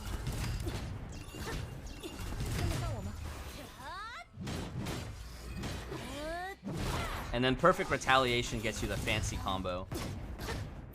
So what does it look like when you have a Gun Lance? Anybody playing Lost Ark? But no, it's pretty cool, right? It's like Cecilia with the Lance and then Siegfried with the Gun Kata combined. Pretty neat. Let's take a look here. What would the rotation be like? Maybe Impair, go into Carol, right? Do all the Carol stuff.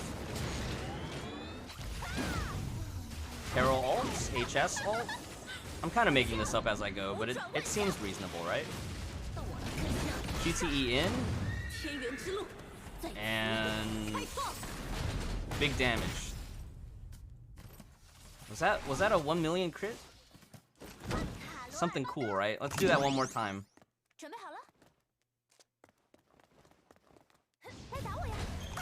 Oh. HOS's ult is not finished. Ah!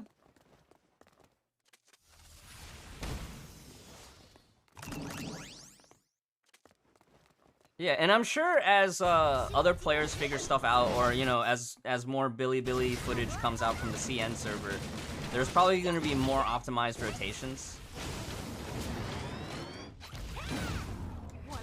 But this is just kind of, you know, based on what I know, this should work, right?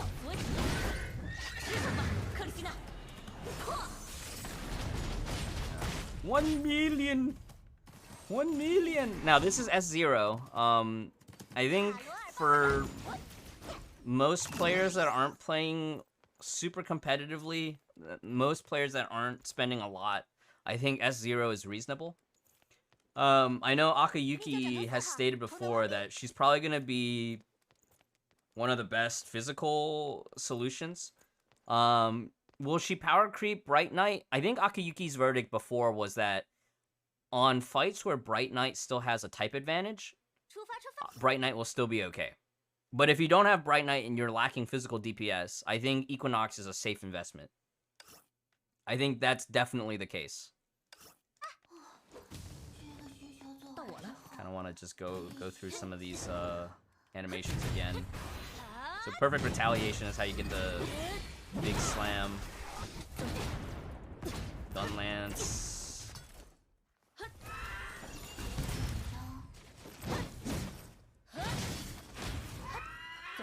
One. The charge attack is really cool.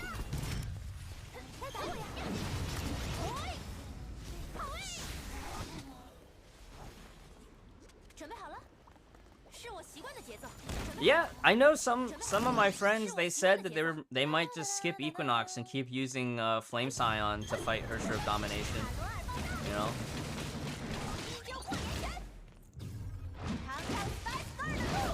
I messed that up. I supposed to charge attack on Carol first. This time around. Oh man. But I just really enjoy Equinox's visual design. I think it's so cool having mounted combat in the game, but then also having a transform, like a mode change. Just visually amazing.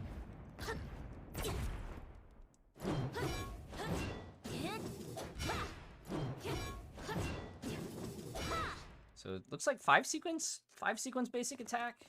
I think most of y'all had a chance to play through at least the horse mode tutorial in the storyline.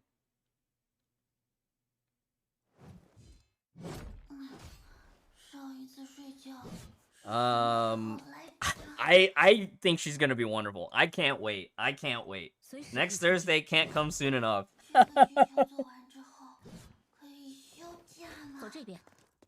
All right. One more time, right? One more time.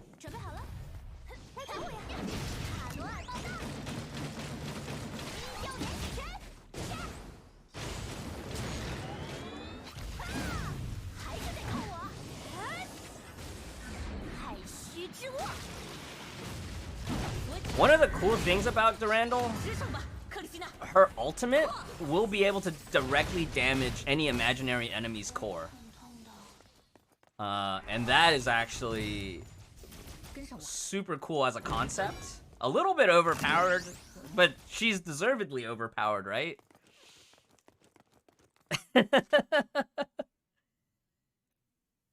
Yeah. So if you're having a tough time in fighting imaginary enemies, she's gonna be the solution. Yeah. Dudu will forever be the queen of Honkai. She's the Honkai killer. She's the Honkai killer. Yeah, so once again, if you haven't already finished chapter 28, make sure you finish chapters 26, 27, and 28 before the patch update, before the version update, alright?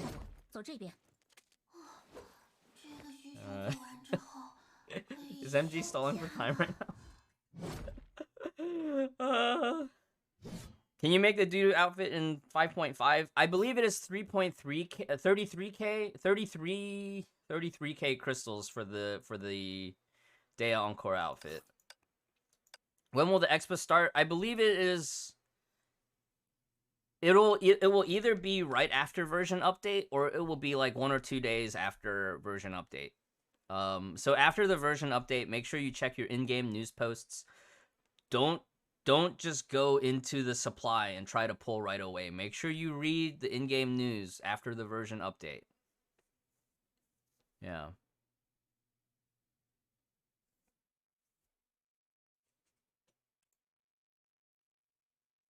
Yeah.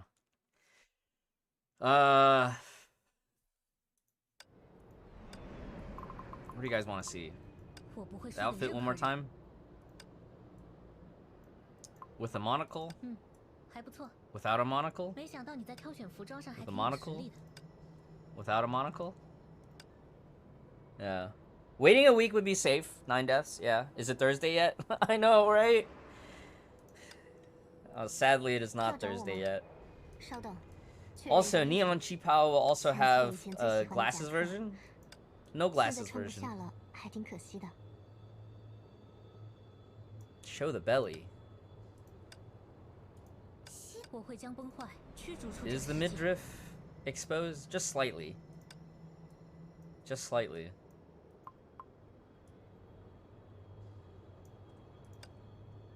Glasses or no glasses? Glasses? No glasses.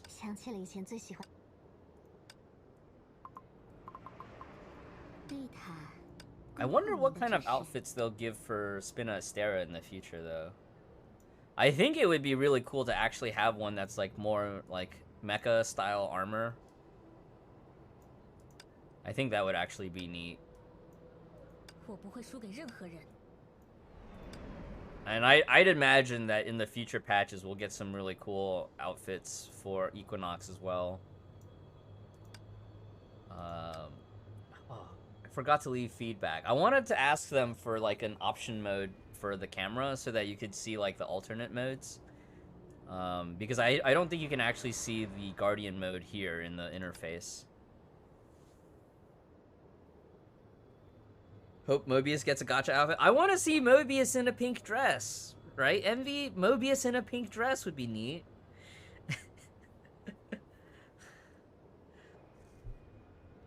Yeah, Wallet will cry. I know, I know.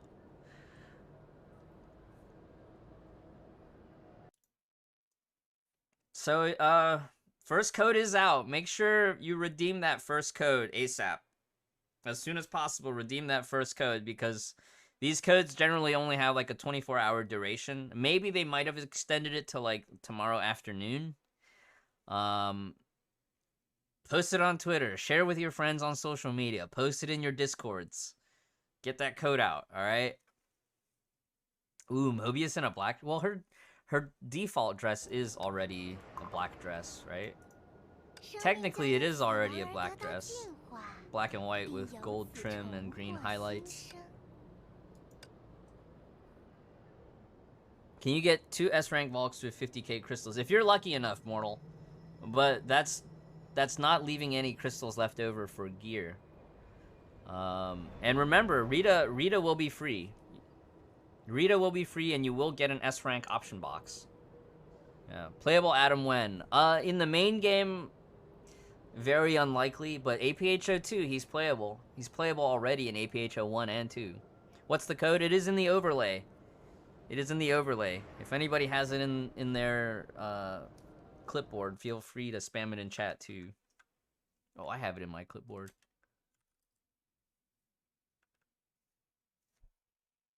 Yeah, 60. So that code is good for 60 crystals. Pass it around. Tell your friends. Tell them to redeem it ASAP, as soon as possible.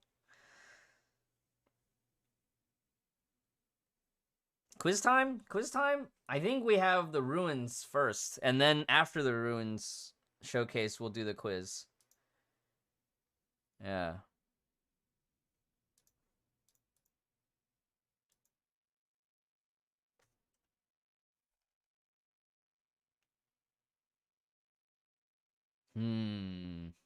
Okay, let me switch scenes for a second.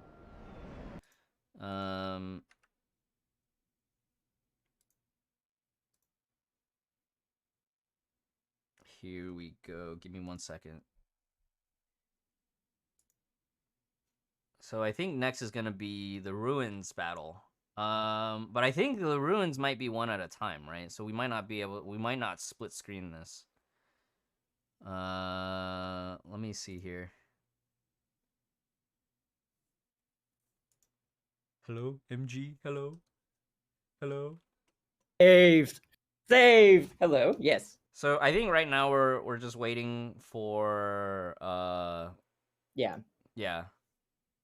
All right. Is everyone like ready? It's 15 minutes. Okay, cool. Okay, I'll save my PE run for later, unfortunately, even though I'm a Durandal fan.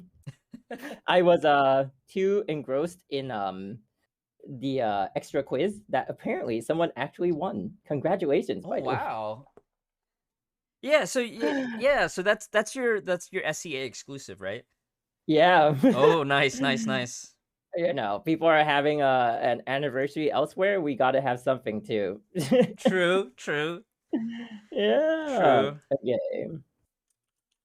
I have the windows slightly smaller, so we at least, you know, I can fit into the interface because also I'm not the one playing, so don't want to be misleading when you see such skilled gameplay on screen and it looks like it's me, but it's not. All right, guys. Here we go. All right. Oh yeah, we're full screening this one, right? We don't necessarily have to full screen. I'm gonna make it slightly smaller. Oh, okay. Because they're doing one at a time. Yep. Okay. All right, so this run is up. by... So first runner is Akayuki? Oh no, first runner is Alfira. Oh, Alfira's going first. And this is Alfira also by... first, right? Yeah, this is also score-based too, right? They're looking at score. Okay. Don't worry. I got you. Yeah, okay. Let me just take this down and put Alfira first. It just slipped my mind. I thought it was like Akayuki first, but it's not. There we go. And Alfira. Right. Okay. All right. So we're on Alfira. Ian, okay.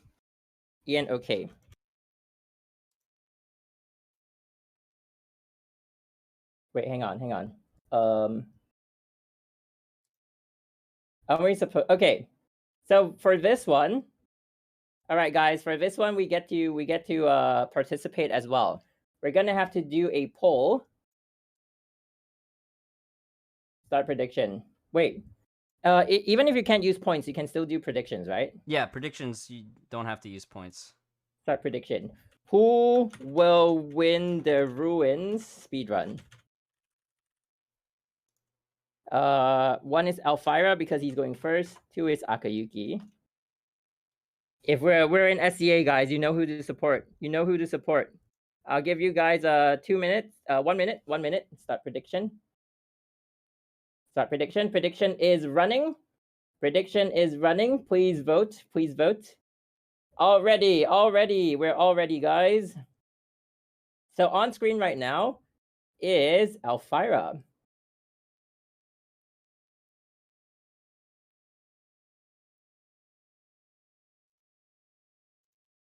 We already have 2. What?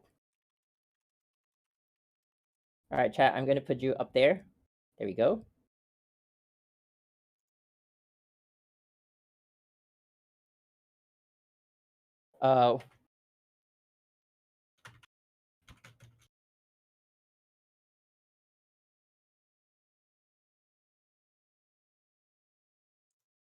Wait, aren't we supposed to do a prediction? Yeah, I Global already did. gang. Yeah, I already ran it on my side. Oh, you're doing it as a poll, right? Oh, no, I see. I see. Okay, I'm ready. So whenever... Are we asking in chat? Wait, how do we manage if there's a victory pool? No, it's just one winner. Oh, yep. Okay, guys.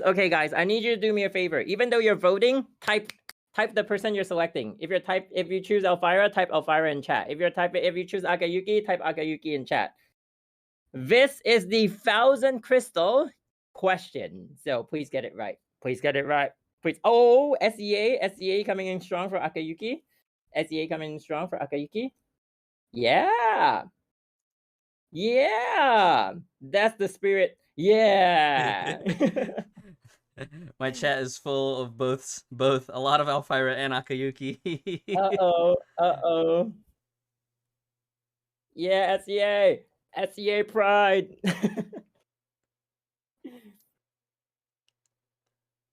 Nice. Oh, I do see some Alfiras.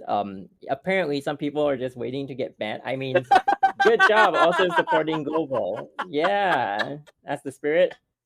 Can we start now? Yes.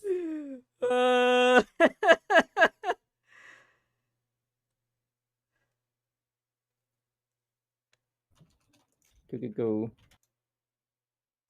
Yeah, go. Okay, everyone's ready. Oh wait, apparently VN didn't come.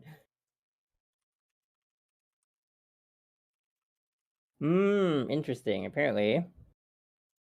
Wow. Okay, are we good to go? Are we good to go? Go. Yes, Alfira is going to start. All right, Alfira, let's see what you got. Let's see what you got, man. Wait, does he have sound? I feel like I'm not getting any sound off of his stream.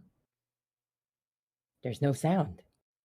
Okay, we need to play some hot music. What's hot music? Okay, so it looks like he's running Bronya's first ultimate. 60 SP ultimate on Bronya, 60 SP. He's using first ults on all 3 characters. And he is using the ultimate Moonring. Is that how we run it? Don't we usually use second ult on Adam? I thought that was the strat. I have been running second ult on Adam and Bronya. I know people alternate for Bronya. Yeah, I usually run it on Bronya, but I think one of the strats is running it on Adam and first ult on both Bronya and Timido. Right. Ooh. Interesting. Rex. Alrighty. Woo! Wow. Alfira he's done through. Yeah, he's done using his first Moonring activation. Did not manage to clear the round within the first activation, but we're still going strong. Okay, 48% on his Moonring. Got charged up. That's the thing I didn't really enjoy about the ultimate Moonring is that like charging phase is really, it to get back into the groove. It's like it's really tough, especially if you don't have that expansion chip, which I don't think he's running because I don't see it ticking automatically. I wonder what Alfira's loadout is for that then. Yeah. And also, it's like, yeah. Does he have the SP regen one? Oh, he does. He does. Okay, he does. 927 for floor 30 though. That was actually pretty fast clear. Yeah. Oh, are you taking notes on the score? I'm just gonna take the composite at the end. I don't think we're okay because I think the composite at the end will track the score for the last 3 floors, right? I'm not so sure, but. Anyone in chat got the score? Wait, why is he pausing? I have no sound from Elfie. Just go. I just keep going, Alfira. It's fine. Oh, he turned the sound on. Oh, it sounds on. Nice. Yeah, now we can hear. Okay. Sound has come back on. I don't know if that's a violation of the rules, but no, I'm just kidding. I'm just kidding. MG, stop being such a hater. Oh, I'm so sorry. Got to stand up for the SEA fam chat. SEA. Wow. Okay, so he is in the build-up phase. I mean, Empress's HP looking fine. Looking low, decently low enough. Like, the rate that he's going at is fine, is what I wanted to say. On these competitor accounts, Moonring is level 30, I believe, right? So yes, it is. This even with level like the first alts, everything feels way smoother than the last time I ran Ruins with first alt. Yeah, everything is maxed out on these accounts. I think for the non-competitor accounts, they have Mei at level 50, but everyone else is at level 1. Apparently, I went into my screen and Carol wasn't even in the roster. Oh, no. Yeah. Okay. That is a good clear. Let's see what the score is. 657. Okay. So 304433 is the end score. All right. 3044. Oh, 433. Okay. Okay, we're taking the display capture down. Wait, is it really end score that we're taking? I don't know. I don't remember. I can go back and tabulate if we need to per round. Sounds good. Wait. Let's see. Wait. Okay, just give me 1 second. I'll tabulate real fast. Maybe you want to handle like the Discord for me to be telling them like, okay, I'm going in to do that. Okay, let me get in there real quick. All right, boom. First round. Floor 29 was 849. 29, 849. Wait. Floor 30 was... Okay, let me check. Man, he paused here, so... Boom. Alright. Floor 30, 927. Floor 31. Okay, real fast. I might have some buffering issues on. Let me set to auto. 675. 657, I mean. Okay, I think they're just waiting on you now, MG. Alright, I got the score in for Elvira. Alright, so that's Elvira's score logged in, and now we're going to Akayuki. I just wanted to be sure because we're giving away crystals. We need to be like, you know. Oh, right. Yeah. Okay. Alright, we have the sound coming in from Akayuki's. We just need, There we go. Akayuki is now on. Alright, SCA! Cheer like you've never cheered before for your SCA competitor. Let's go.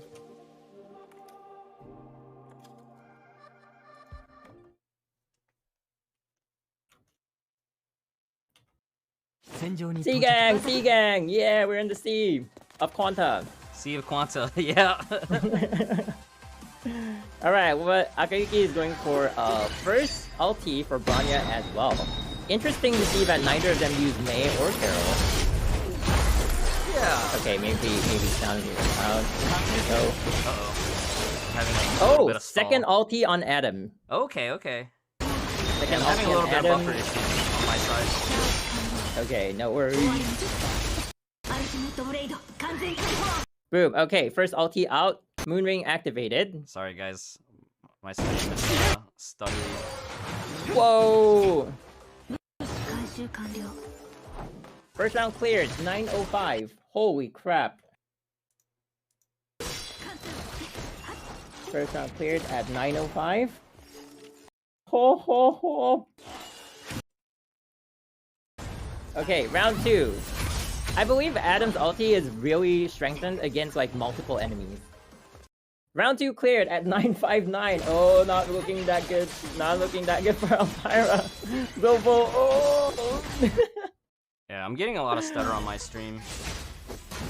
Okay, no worries. All you need to know is that Akayuki's doing big damage. Okay. Yeah, he's having a bit of build up on the final fight right now. So once he clears these two, he's gonna. Oh, I wonder if there's some kind of like hidden advantage if you don't clear the two of them first. You know what I mean? Like, oh, so like if because you have the additional stock up on stuff like on the more 2. enemies on screen kind of thing. Yeah. No, like for the Empress, yeah. Oh, right. That makes sense too. Yeah, it's buffering like crazy for me for some reason. No worries. The Empress is down to its last bar of HP. Akayuki is still building up his moon ring for some reason. Why does he really need it? There's like 2 bars of the final bar left. Can't you just like go ham on it? Okay, moon ring has been charged, activated. Kimido's ulti has dropped. Not even gonna need to. Okay, he ultied anyway. Boom. Yeah, mine. It's buffering. Okay, so bad. And the round has ended. 7:30. 7:30. There we go. So do we do a add up all okay? Clearly though. Alright guys. We know who the winner is. Don't we? Alright. It's pretty decisive victory for Akayuki this time. Pretty decisive indeed. Alright, here we go. So I'll leave the graphic on actually here, and then Elvira will get Elvira's score. And there we go. Woo! Okay. There we go. So those are the scores, the end scores.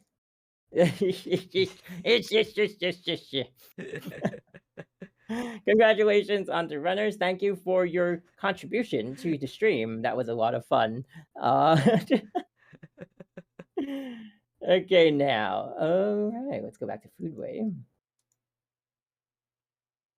All right, now I think it's the quiz time, right? Or have you already done the quiz on your stream? I did the quiz already. Okay. All right, let me go. Oh, so that's why I was late. So I'm gonna switch it up to doing PE. Okay. Real quick, just a very, very fast run on PE. Yeah, how about that, chat? We got a representative in. Ruins was ultimately cleaned out by Adam's big sword. Whoopsie, don't want to say anything when we're on call with Global as well. You're on call with Global as well. All right. Family friendly. All right, I'm gonna mute Mike. I'm gonna go through the quiz. I know that the once you're done with the code... quiz, just unmute anytime. Okay. We'll be doing PE, and second code. Once we get the go ahead, we'll release it. Apparently, there has been a bit of an issue with the SEA code, but we're taking it in our stride. All right, guys. Okay. We'll see you later. See you in a bit. Okay, so for those on the global stream, I heard that there might have been a code leak, but if the code's not working, it might not be for your region. So we'll go through the quiz as usual. And when we get to the end, we'll get our codes, all right? So a bit of trivia. Who here actually remembers the lore point, the exact date? So we have a 4-day range to pick from. When was Saint Freya founded? AD. This is a hard quiz. Yeah. I don't remember. Oh, I'm sorry. It's okay, Kuma. It's okay.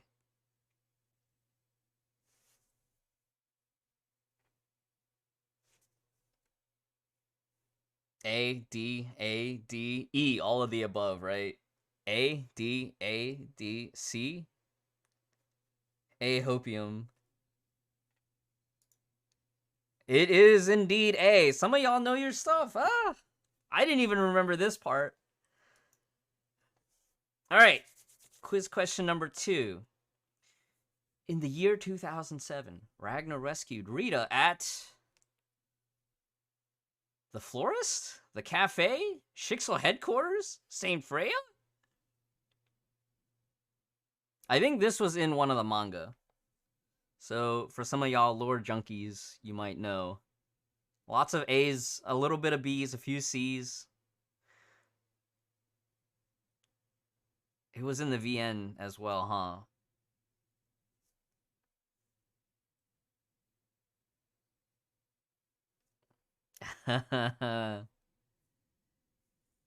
A, B, B, B, B, A, B, B, B, B, B, A. So we know it's not C and we know it's not D.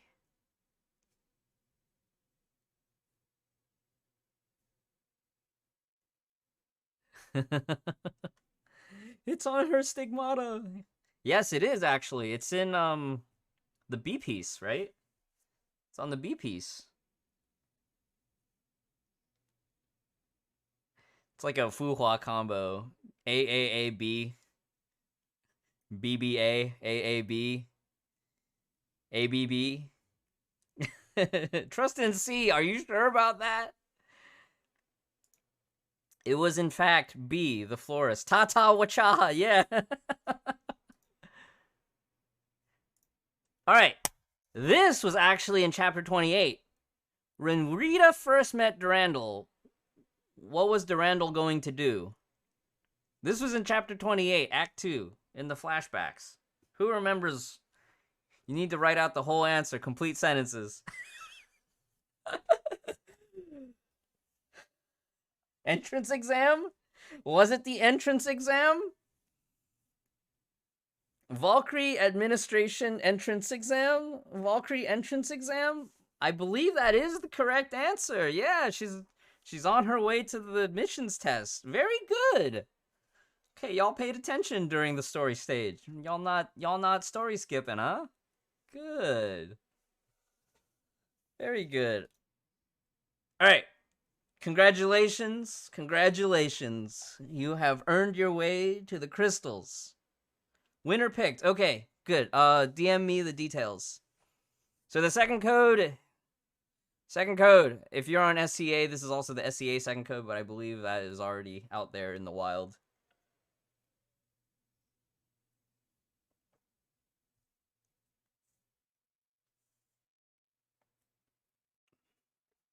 Woo! Woo! All right, make sure you redeem it fast. Make sure you tell all your friends. These codes generally only have like a 24-hour expiration period. So make sure you let all your friends know. All right, let me check my Discord. Taryn's about to give me the winner. Maniac? No, it's not Maniac. No, it is Maniac. Oh, congrats, Maniac. All right. Congrats, Maniac.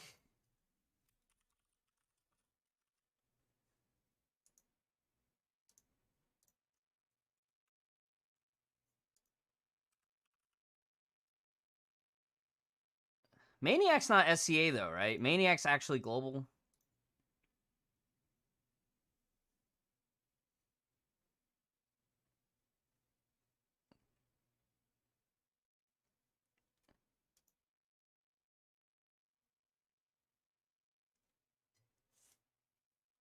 Congrats, Maniac. But Maniac, type in chat. Let me know that you're actually on global and not SCA. Only one winner. Only on one winner on this channel. Yes. Only one winner on this channel. EU global. Okay, good. Congrats, Maniac. Congrats. Codes are on screen. Make sure to grab them. I'm going to go ahead and open up my client as well. Oh, actually, no. We still have this test client up. What do you guys want to see? Do a little abyss testing?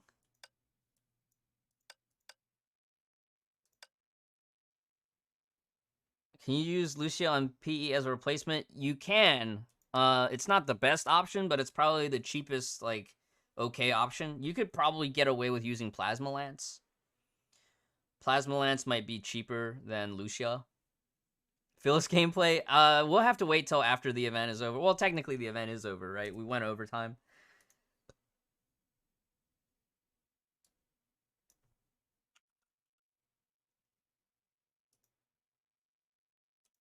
All right, give me 1 second to take care of some administrative stuff. Go pass those codes around to all your friends.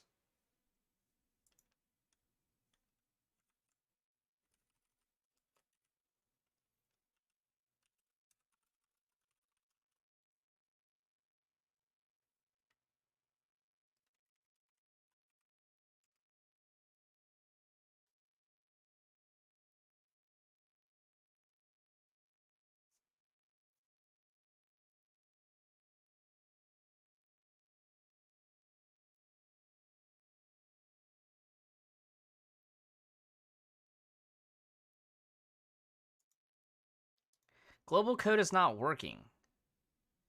Is it code 1 or 2? Let me see real quick. I'm going to type it in on my phone. Since I have the beta client up on screen. If there is a spinning circle or a loading thing when you redeem the code, it might just be that there's a lot of people redeeming it at once, and it'll just load in for you, like, within the hour. Both codes worked. Both are working on global. I would double check your game version, because you might be on an SCA client. Oh, they global pinged. Oh, no. I think they fixed it. Yeah, so if you're in the official Discord, they pinged you. They will have pinged you if you're on NA and EU with the codes as well. So you can copy paste that if you're playing on PC.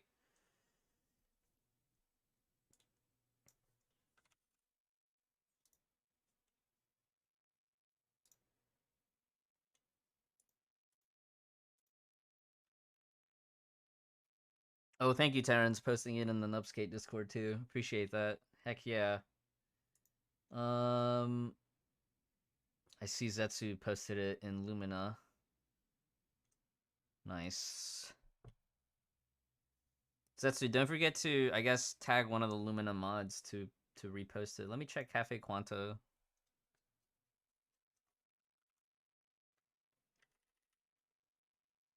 I think codes and events, it's up. Oh, no, it's not.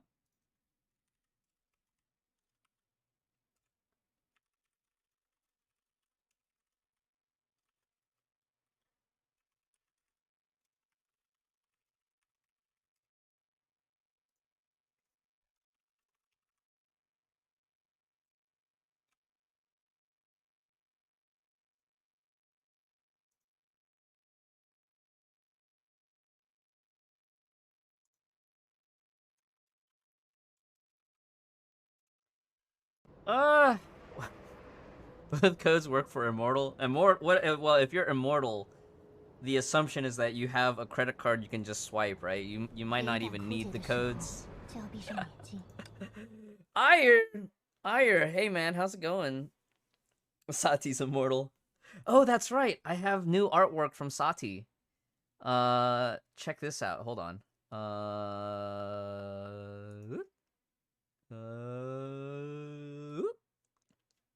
Check out this new fan art I got. New fan art I got from Sati.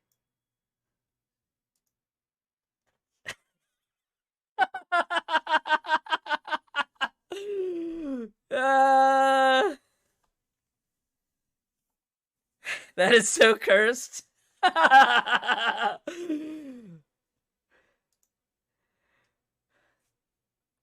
think it was awesome. Nah, Yumiku's, we'll have them both. We'll have them both, right? Because I still have this one. I still have this one. We'll have them both.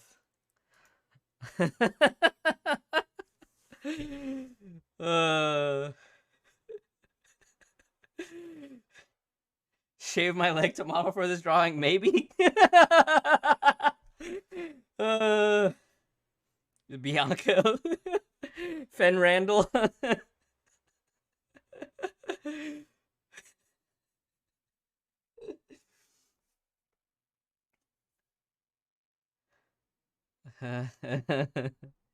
Fen Quinox.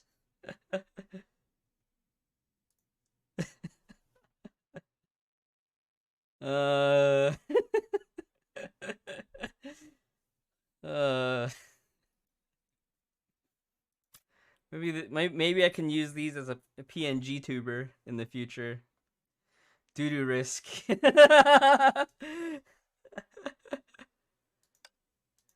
All right, let's do some play testing. I really like doing this fight with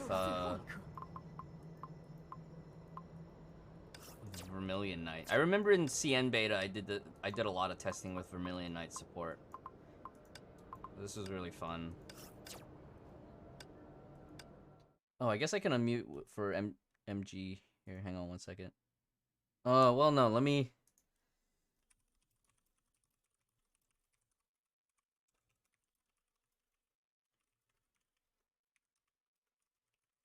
Yeah, let me just go ahead and... We'll do a little bit of play testing here. Do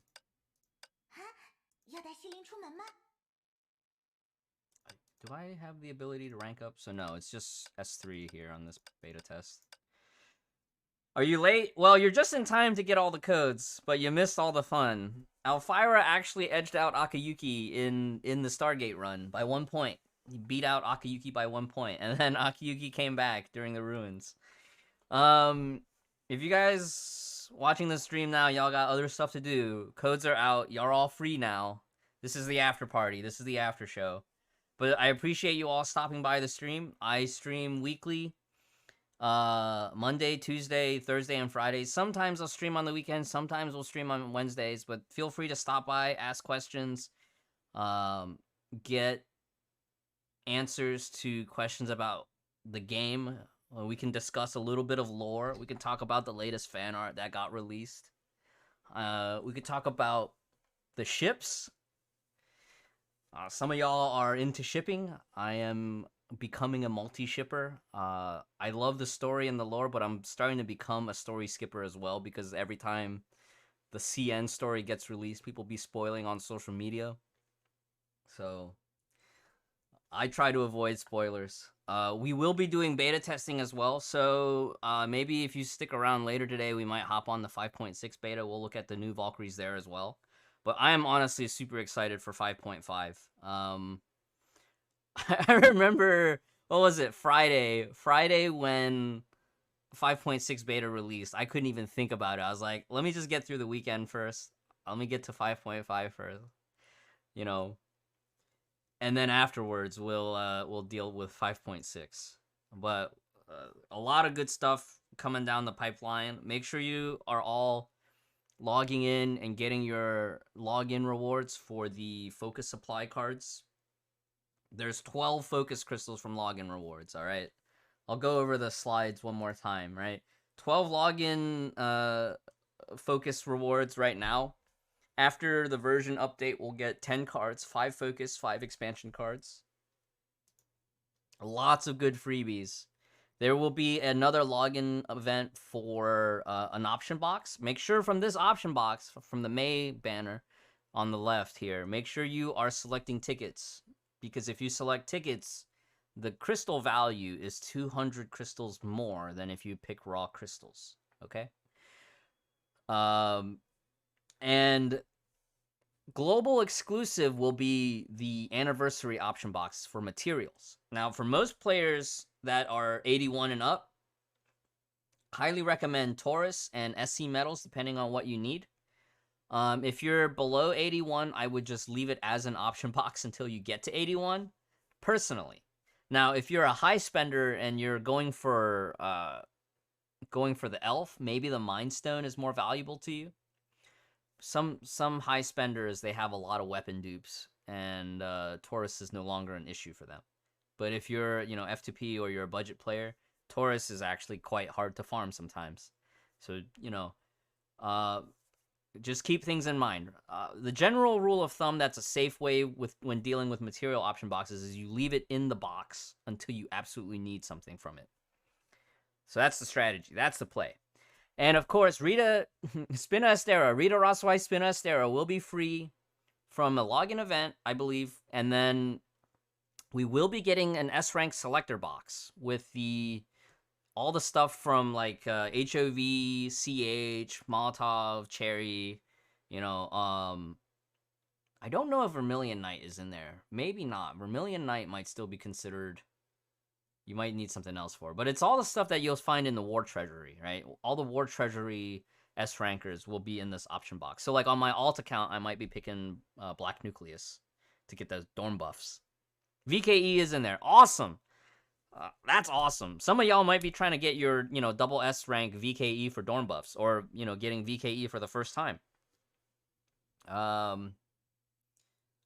Although I think if you're a newer player, I would not pick VKE outright unless you really like Himeko. I think from a technical standpoint, Spina Astera kind of overtakes VKE in a DPS role. But VKE still has support potential if you have Blood Dance. I know we're getting a little bit technical here.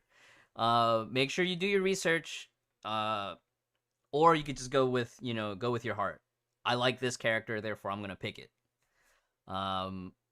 That's also viable because a lot of these in this option box are farmable. So eventually you'll have them all. And of course, the Arahato event. I think it might be a Captain Verse story because I remember the screenshots and teaser art for it had Kasumi, as well as Haxor Bunny, as well as the new Neon Chipao for Silverwing. So that'll be super interesting. But there will be a lot of crystals as well. I think one of the release schedules for... I forget if it was on Facebook or one of the other social media platforms, but they said like there's going to be like crystal giveaways like almost every week within the game. And last night from the 4th anniversary program, it was like a total of 4,000 crystals for global. Oh yeah, we're also going to have the lobby. The Spring Festival lobby's coming back too. I can't really show it here, but the Spring Festival lobby will be back.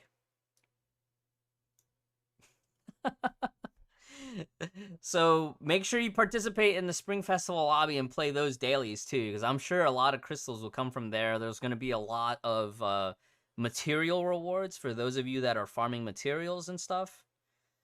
SK is farmable, yeah. Oh, and the battlegrounds, the backgrounds. The backgrounds will be coming back. You know, Taishuan Steppes will be available for crystals, so technically free to playable. Arc City is like, what, 1680 B chips at first, and then, or no, Arc City is actually going to be 2500 B chips. That's what it cost last time.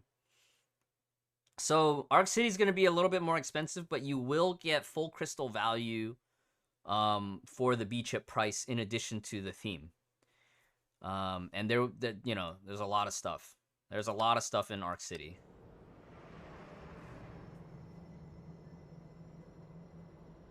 How many crystals? Whatever the B chip cost is, you'll get that same amount in crystals. So I think it's like you get like 2,560 crystals for buying Arc City. It was less before, and then they patched it in where like, because I remember last year, it was like 1,000 crystals less, and then they gave us 1,000 crystals the following patch to make up for it. What about Taishuan Steppes? Taishuan Steppes is going to be costing crystals. I don't remember the exact cost. But with crystals, the benefit is you don't have to spend real money if you already have a surplus of crystals saved up. Unfortunately, it won't count towards spending event. Because originally, Taishuan Steppes was free from last year's anniversary event. 1580 or something? 1580, it shouldn't be 1580. It should be 2K at least. Unless you mean for Taishuan. If Taishuan is 1580 crystals, that seems okay. That's still kind of pricey though. But at least that way you don't have to spend money to top up for it.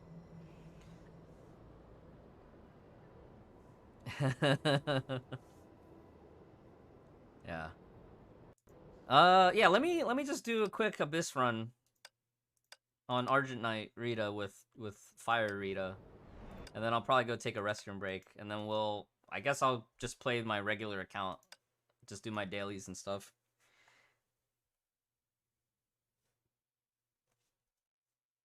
I can put the music back on.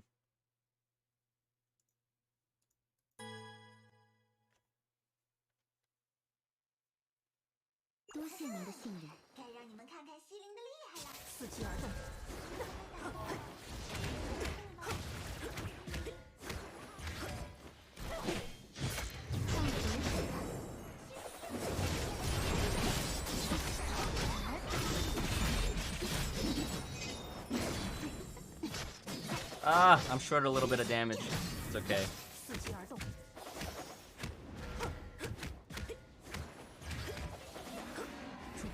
Okay.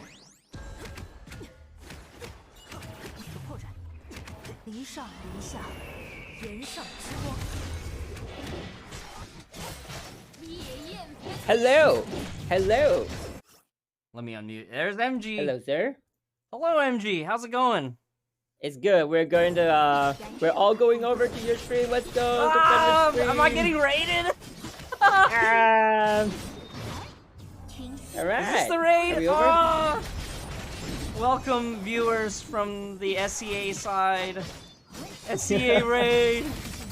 It is very rare that we have a stream at the same time, so SEA has come over to say hello to our brethren.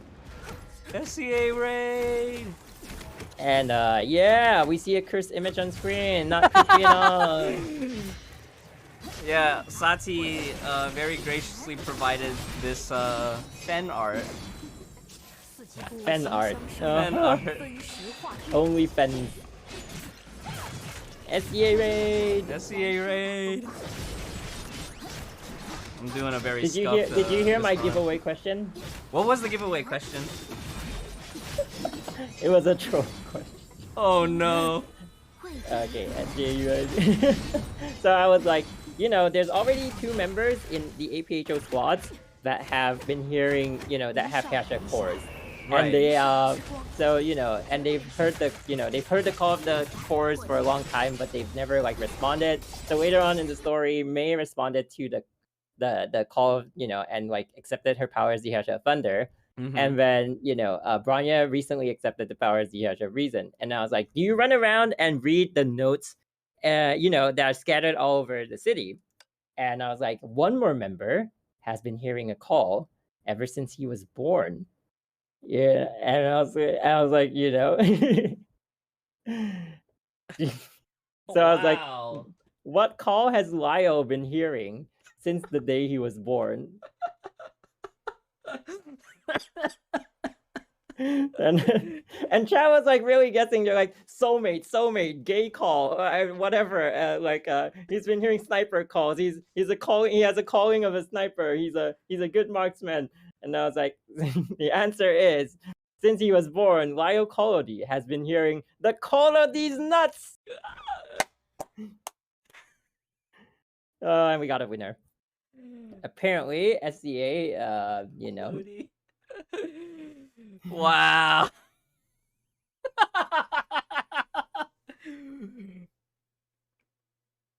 All right, I'm gonna have to send crystals to the winner.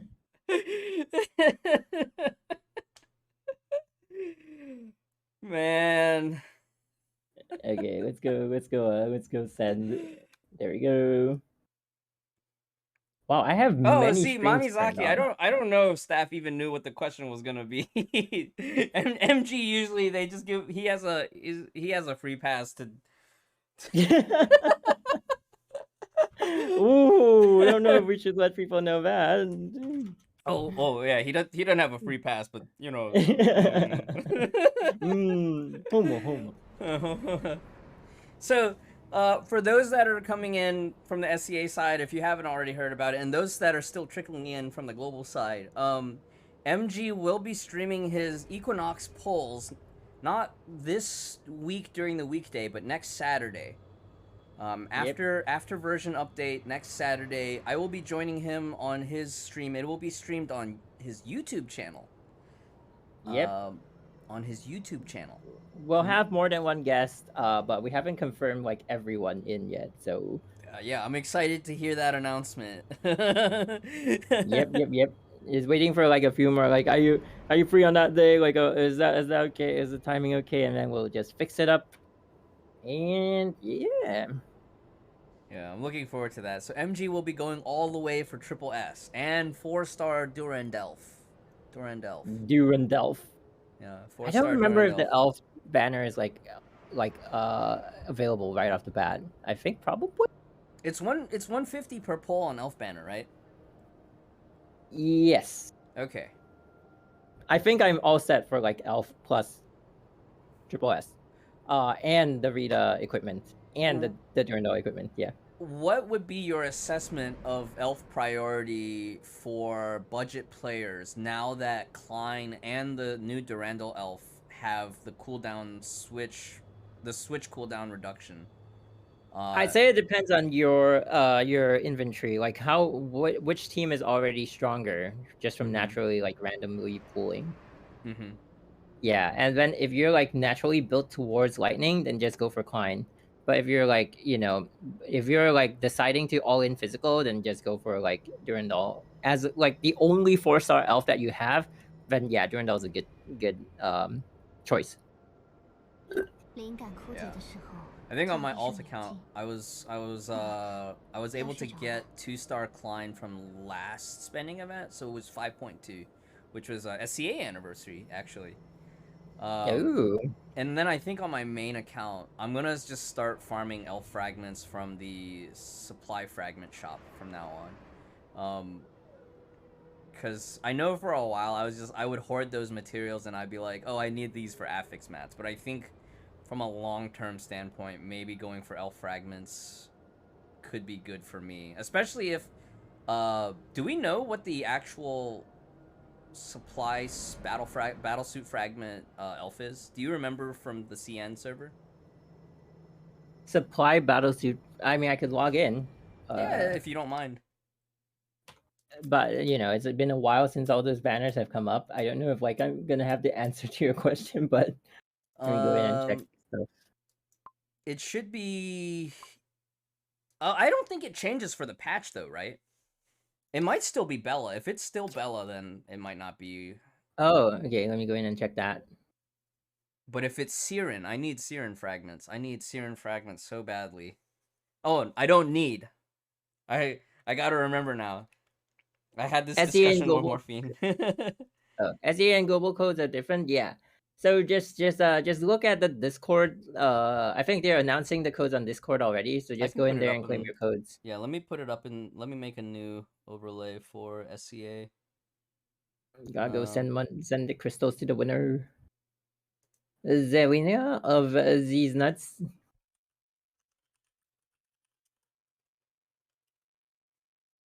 Let me check the stash. Which streamer is doing the SEA version? Me. Yeah, and yeah, the SCA version has ended. Can you actually copy paste me the? Oh, actually, it's in the group chat, right? Let me pull them from the group chat, so I can have it on the overlay for y'all. I had it in a graphic, but like I don't think you'll have space on your screen to put it up. But if you want to, let me just send it over. So there was a screw up on the STA side. Apparently, I didn't check. Like it was kind of my bad that I didn't check the quiz graphic.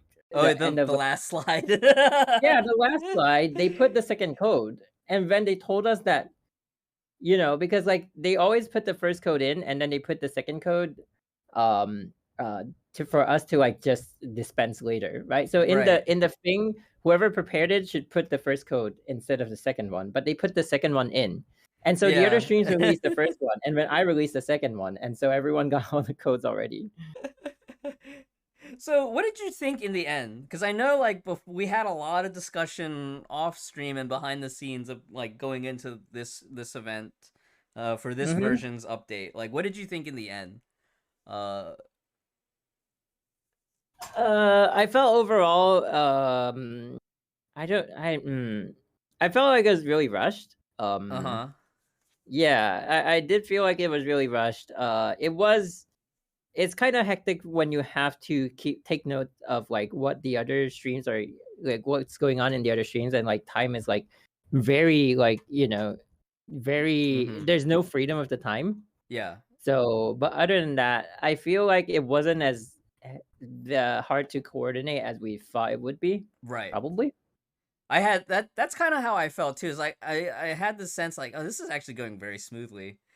Like, yeah, maybe I was freaking out over nothing leading up to this. That's what I kept telling you. It's not like just don't take it too like seriously. You can't like scuff is always going to happen. That's the motto of like my stream. Scuff is the way to go, guys. Scuff is the way to go. Okay, let me send a 3,000 crystal pack. Wait, I got the right. Okay. Okay.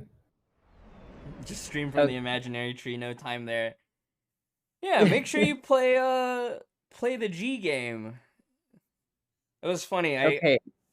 The winner. Wait, hang on. The winner is in your chat. So Mason Nix Hansen is up there. So like I'm gonna do the thing. I'm gonna send you crystals. Just if you happen to be in game, just let me know if you received it. Yeah, sorry to cut you off. Yep. And that's the SCA exclusive giveaway. Yep. The G game. Yeah, no. Did you notice? Oh, have you played the quest yet for the latest Genshin update? I haven't, but I don't mind like any kind of Genshin spoilers. Okay. I know what goes on because Okay. I rated someone who was like at the last part of the but she was nice enough to like stop and say like, we're playing this one. If you don't want spoilers, just tune out right now. Yeah. I just like left the stream on. So she wasn't like in a spoilery part, and when I left the stream on, I went to like get better scores and all that. I looked back and she's at the final part of the quest. I'm like, you know what the heck? Unmute and just watch the whole thing. I thought it was a really nice like parallel touch. Just with the way the current stories for both games, where the story points were, where like on the Honkai side, right, Otto's trying to go back in time 500 years and touch the tree. But on the other side, Raiden A inadvertently goes back in time 500 years to plant the Sakura tree. Yeah. Alucard! Hello, Alucard! The German stream is here. Alucard. Touch the tree. Yeah, touch the tree. Here? So I thought it was just like a funny little parallel where they both ended up going back 500 years and there was a tree. Yeah. I don't know if there's any lore theory. Parallels. No, they've been doing a lot of parallels, if you notice. In a good way too, though, right? It's a good way. Yeah. How long? Oh my god, I shouldn't have DM'd the winner. Now he's asking me stuff and I don't know. The mods usually take care of it. Take care of it. I think it's 24 hours. Like how long?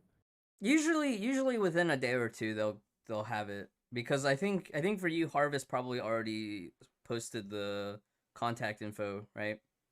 Yeah.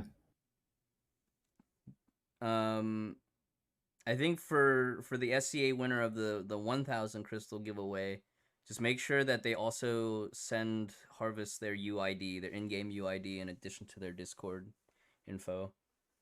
Honestly, I think like I've been or like, maybe Harvest already probably get it from them later. Yeah, I don't know. He already got the UID, so I don't. Oh yeah, he might have already posted in group chat and stuff.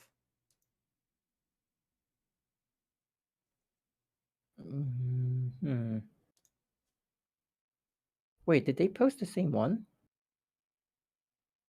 Oh, okay. Oof.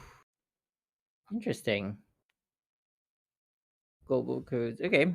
So what are you gonna do with your stream right now? On your stream? I was gonna go use the restroom. I was gonna go take a quick break. And then probably afterwards I would just go into just doing my dailies and whatnot. And then maybe after dailies, like we could hop on to 5.6 and take a quick look for those that are interested. I know generally historically we try to avoid being 2 versions ahead on the special stream weekend, but like we're in the post show now, so we have a little bit more freedom. Anything goes. Yeah. Chair stream incoming. Yeah, chair stream. MG will be on the call if MG wants to take over the stream for a bit.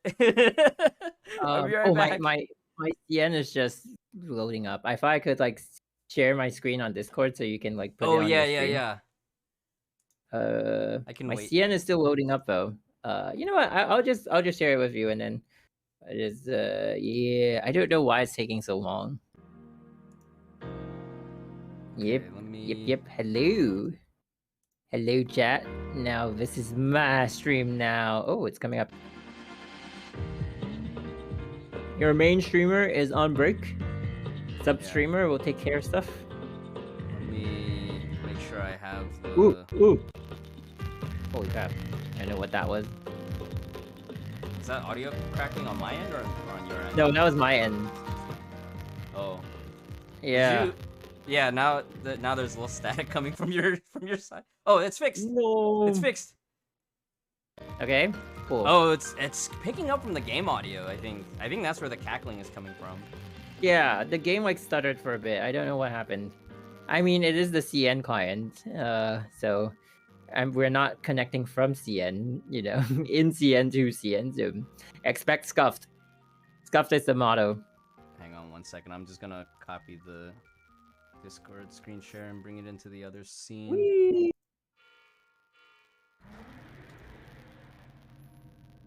Oh, actually, I'm gonna do some Elysian Realm and all that because I need 3 more pools. I think I recently got enough crystals for 1 of the 3, so I'm gonna farm for another 2 pools. Nice. And I will be I'm right now gonna do like Spina, probably like 110. I don't know if I can do 110. Oh, on your CN account. Yeah. Oh, okay. So in the meantime, you guys can enjoy Spina gameplay. All right, I'll be right back. All right.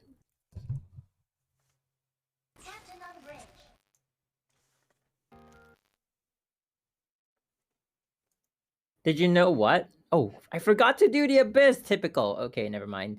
Anyway. My favorite character's interview? What? Okay, I'll pull up a window and check it out shortly.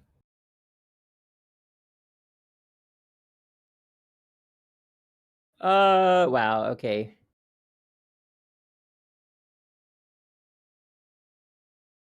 Oh, Ganru, okay. She's not my favorite. So here's the thing. The Honkai staff asks us before, like, who's your favorite character in Genshin? Like, because we know each other, so like it was just out of like casual conversation. I don't think you'll guess my favorite. Probably not. Oh, we're already in a run. Wait, what? I feel like... Ooh, here we go. I'm using Kalpas's second signet.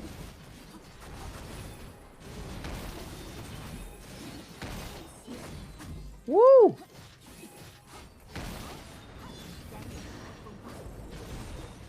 Woo!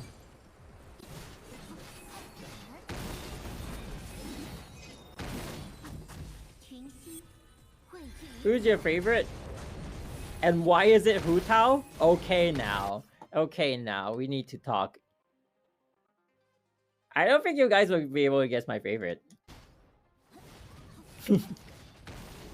It's a very unexpected answer.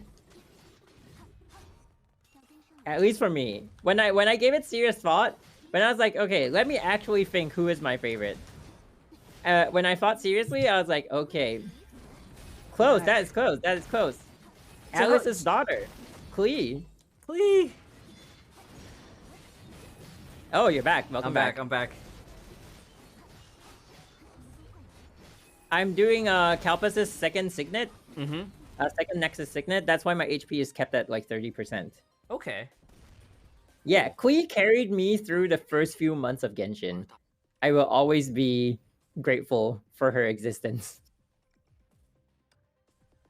Say, I wash my hands. I did, Kuma. I'm fast. I did wash someone said Klee? Did you wash your hands? It's the pandemic. Handemic. If you don't wash your hands, you're gonna have a handemic on your hands. Okay, never mind. Just scrap that.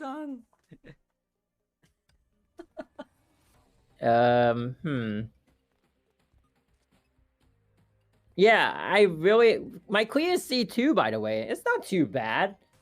Not too bad. Maybe someday when she has another rerun, I'll C6 her. Okay, I don't really know who to pick. Actually, now that you've mentioned Klee, what if I run Kagura on Klee and run support Yai for Overload Klee? Huh. Oh, I'm gonna try that. I'm gonna try that this next Abyss reset. I got my 36 stars already. It wasn't that hard. Like, I just picked the wrong upgrades, I guess, while I was doing it on stream. Ooh, Are you still streaming mine, or are you just... I'm still streaming yours, yeah. Oh, okay. Just needed to know. This is S0. I think it's 120. She seems to be doing fine. Ouch. Let me go fix that macro real quick.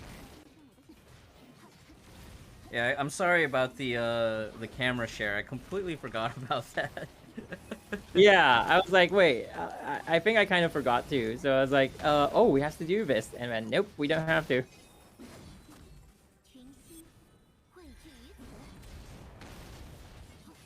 Wait, why is there a code Silverwing? It's from last patch. I'm fixing it right now. Oh. Uh-oh. I might die. Maybe I'll die. Chat commands.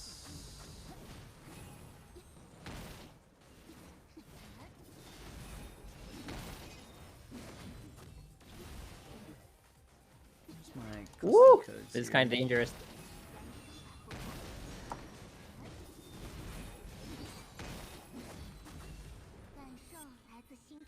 Actually, it feels kind of weak. Klee was my carry very early in the game. Yeah, like, at the beginning of the game, she was insanely strong. Like, people were saying, like, she's better than D-Luke, she's better than D-Luke, you know? I feel like she actually is, though.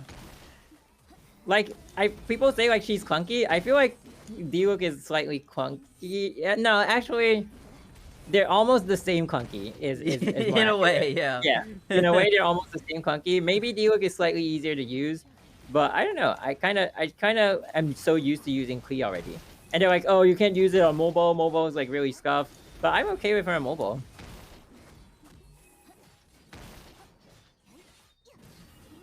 Whee!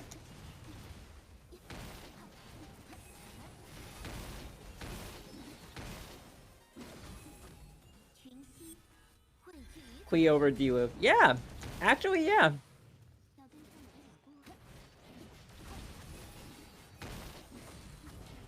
Whee! This is really dangerous for me. I feel like I'm missing a Nexus Signet, an enhanced Signet from Kalpas. I should probably have picked him earlier. Damn. Let me grab the C codes as well for this. Let's go with Eden. I remember there was one patch where they actually made the Hyperion Lounge code extend because they wanted us to actually replay Hyperion Lounge at the start of the program in that like preview section. And so like I think they said like that way you can feel like you're getting more codes if you missed Hyperion Lounge on Friday, you know? Kind of true. It was great because it was like Hyperion Lounge was 200 crystals, and that time too they only gave global side 1 code instead of 2 codes, but it was like for 150 instead of 2 codes at 60. Oh, that seems more comfy. It was very comfy. It was very, at least for me. I think for those that were there, they would also agree. It was very comfy. All right, so let's see. The macro should be fixed now.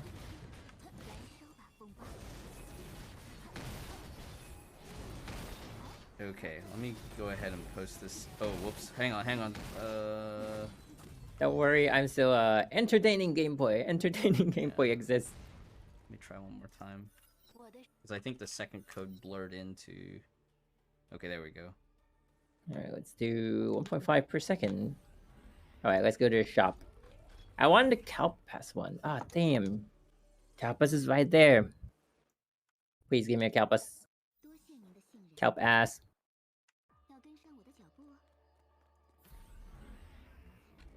You know why I knew like these nut show could work?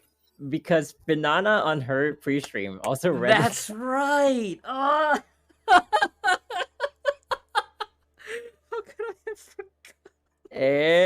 forgotten? Yep. Okay, I might need this one. I hope we do get the opportunity to get her back for a future pre-stream. She's so fun. Yeah. Okay. Banana. No, someone did a dono, and then I didn't expect that she would read it out loud. I think she was trying to avoid it, and then she was just like, whoopsie. Huh. I don't know which one I want.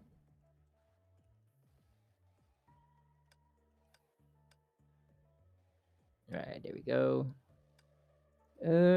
Kelp ass. Chains. There we go.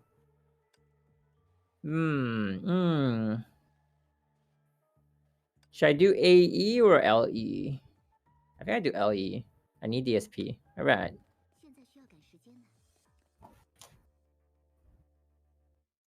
All these streamers having staff pass. I mean, it's still within the realm of like it's still safe. Oh wait, I should. Never mind. Oh, I might have scuffed this run.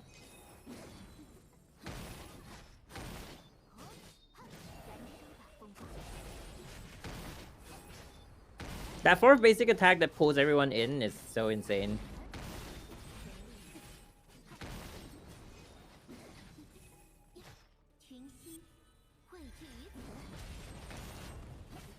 Wait, hang on. Let me just see. Oh, I am still on your stream. Yeah.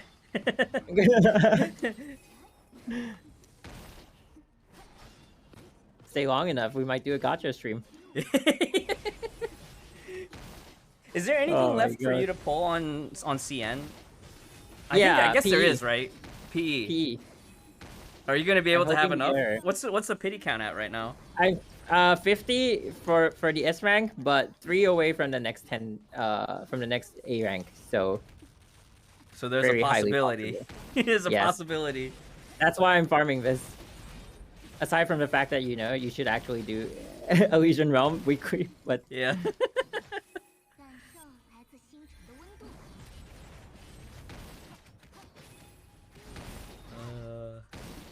This week I actually remembered to do both accounts for mine early in the week. Oh, nice. Well, looks like I'm not getting the extra Fuhua signet. I wonder if I'll need it. Because I've never done like 120, so... I've cleared like a few hundred... Oh.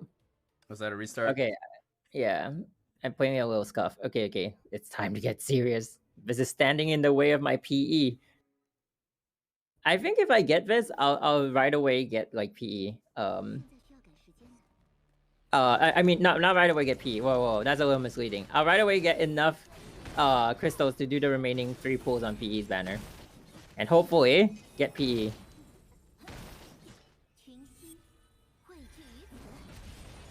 Whee!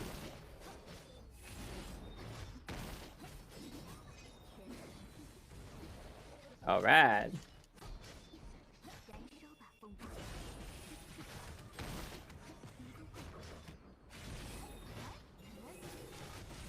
Ooh.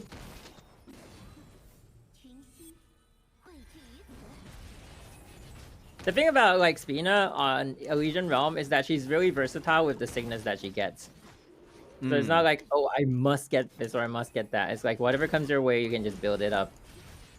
She doesn't have a auto evade though, right? Like you have to. No, she doesn't. Okay. Yeah. But you can still build like Kevin, for instance, because I mean, a lot of the second cores like fix the signet requirements because like Yaes will give you like at a 10-second cooldown, but you'll have a forced activation if you need it. Yeah. Yeah, and then Kalpas's is keeping my HP low. I think there was one signet that gives you a shield, but I didn't pick it up. Unfortunately, of all his signets, I didn't pick that one.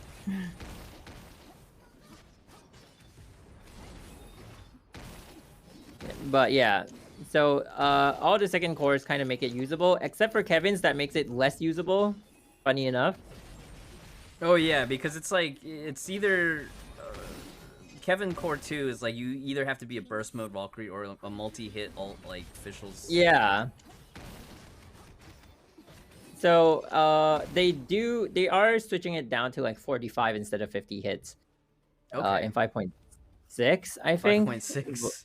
Yeah, but but in it's kind of 5.6 like... they're overhauling entirely, right? Yeah.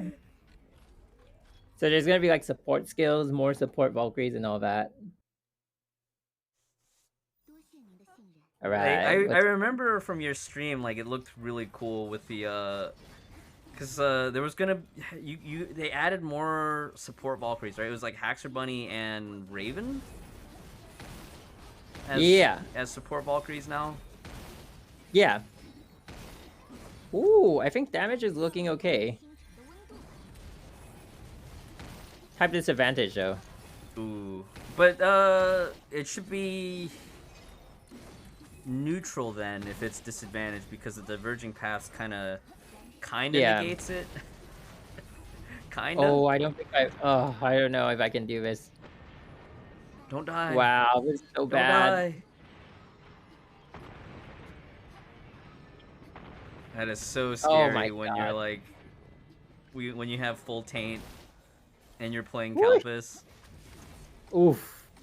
I don't know if I can do this though. I don't want to waste this run, but damage-wise, I don't think I have it. Oh my god. Okay, wait. Oh my god. Running that Kalpus. Oh. Damn it. Yeah, Update. so I think Snowy Sniper has a longer cooldown, right? And so does Vermilion Knight. I used to run Vermilion Knight early on. Mm-hmm. Like what I would usually do is I would switch to Vermilion Knight for Heimdall. Just because Vermilion Knight could fill Ignite Trauma on the Purgatorio fort while also breaking Heimdall shields. So I did that a lot early on, but she also has like a 60-second cooldown.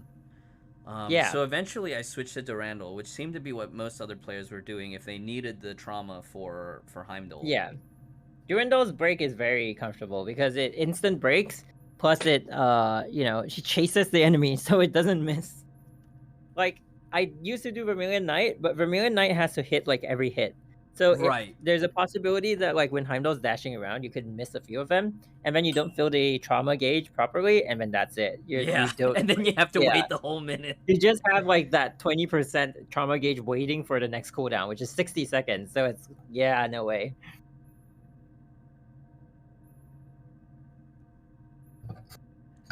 I don't know, really Robario. I think you should still go for Juan because I think Tian Yuan is.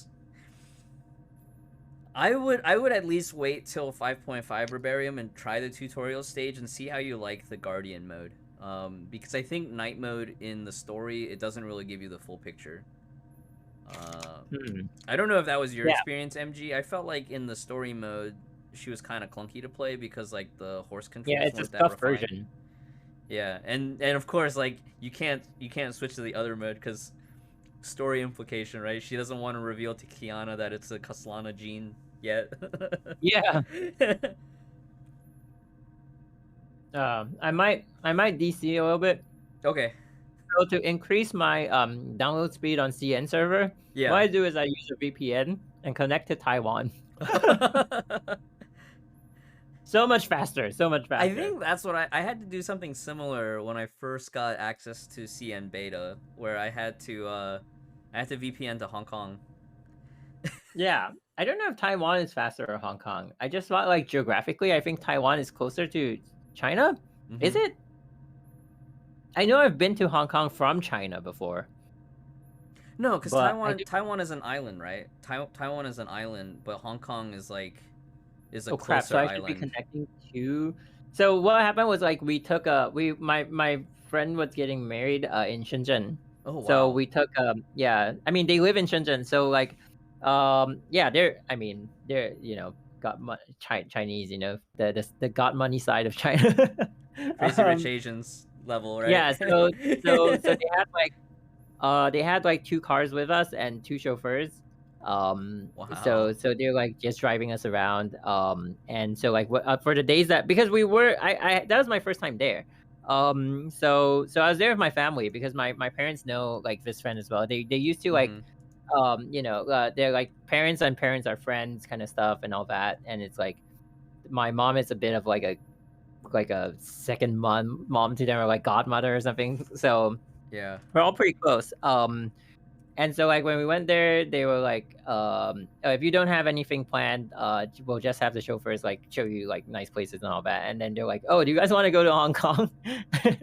And so they drove us to like this place where you take a ferry. It's just like across the river kind of a deal from China to Hong Kong.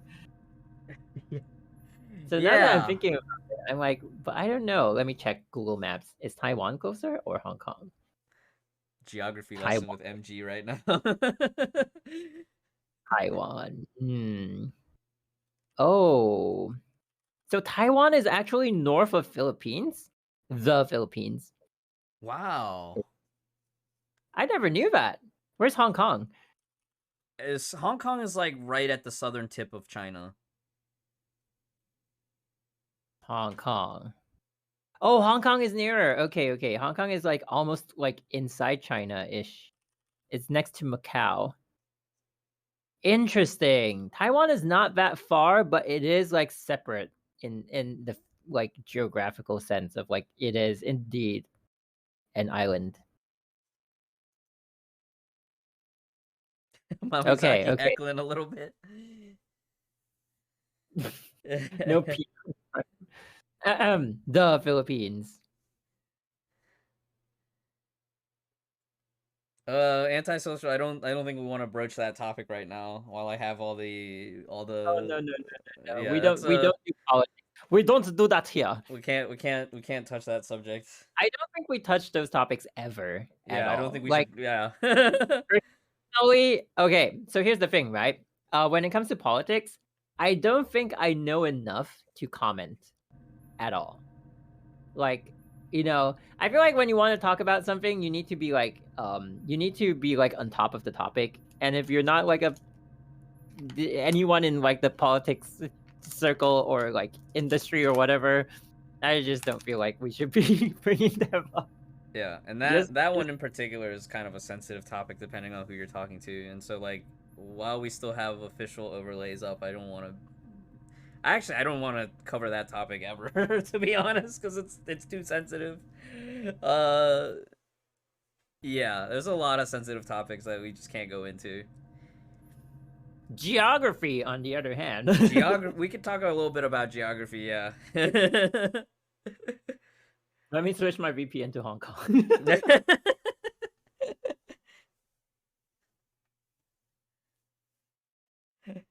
So wait, Lilo, have you had a Philly cheesesteak IRL before?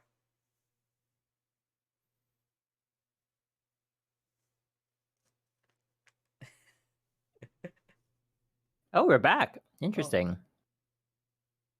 You didn't. It didn't disconnect you. It didn't? Wow. Yeah, no, it didn't at all. No, it's just the resume download, and it's actually look how fast that is. Holy cow! Oh wow. Okay, well now we know. VPN. If you're playing any CN games, guys, you know, yeah, just VPN. I don't think there's a way to like VPN to like Chinese servers, right? I don't know. I don't even think NordVPN has any way to access like actual mainland. I think the closest was to Hong Kong. I know there is one like I have, but it's mobile only called it's called CN Speed CN. Speed CN. Yeah. So what it does is that it kind of like gives you like a direct connection to like a Chinese server. Yeah, and when I was playing PGR, like my ping could go down from like 400 to like 40. Wow. Yeah, by using that. So it's like kind of insane.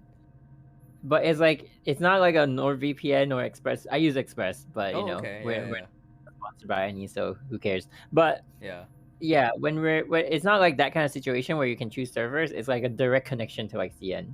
Wow. Yep. Okay, I think I'm gonna DC again to like switch it back away from. Oh, what? Yeah, you're in. MG's okay, in. No longer... This is MG's CN account, not broken through. F2P, by the way. Yep. So this is the new event. I've been finding it pretty fun. I don't know like what you guys would think about it though. We didn't have. I don't think we even had the opportunity to like show it. I generally try not to do too much story event stuff because like for me that's like semi-story spoilery. But it's also just Yeah. because sometimes it's awkward because it's like a lot of stuff isn't unlocked or there's like time gates involved, so you can't really go too deep into the gameplay. I don't know why I can't go into that, but okay. Oh my god. Do you need to restart to change your VPN location? Yeah, I think like maybe no, I restarted the location already. Maybe I have to okay. restart the client. Yeah. Restart the client.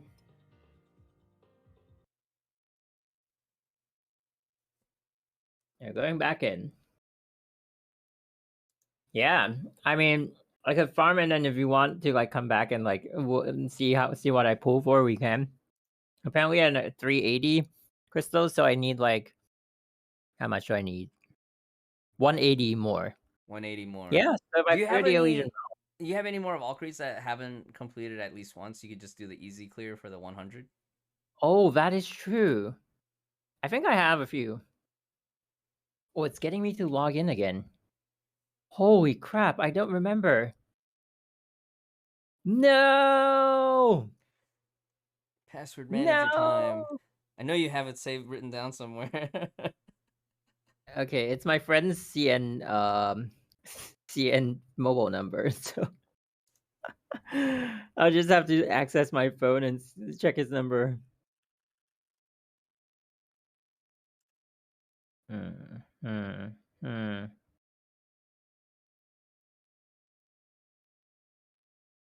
Wait, what?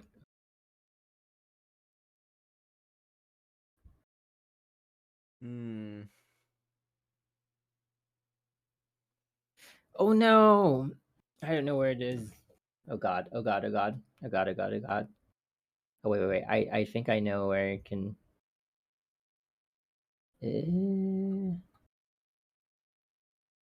Would I say this is an especially good time to pick this game up? Yes, there's a lot of freebies, especially if you're playing on global. We're getting like 37 free tickets, so that's like 3 multi-polls plus. This is an excellent time to start picking up the game.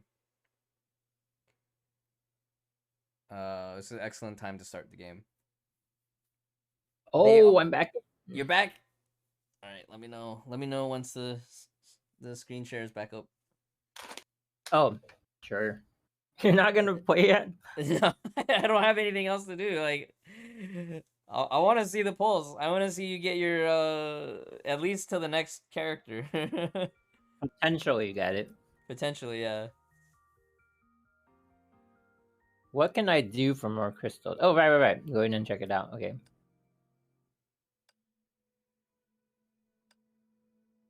So Elysia's level 1, Carol's level 1.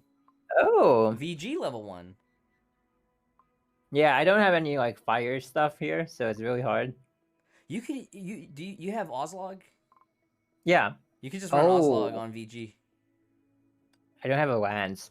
I mean, it's just plasma lance, you know. All right, let's just run this, and like if I die, I'll just switch to someone else and try to get the remaining crystals from there, and then we'll use we'll go pull for PE.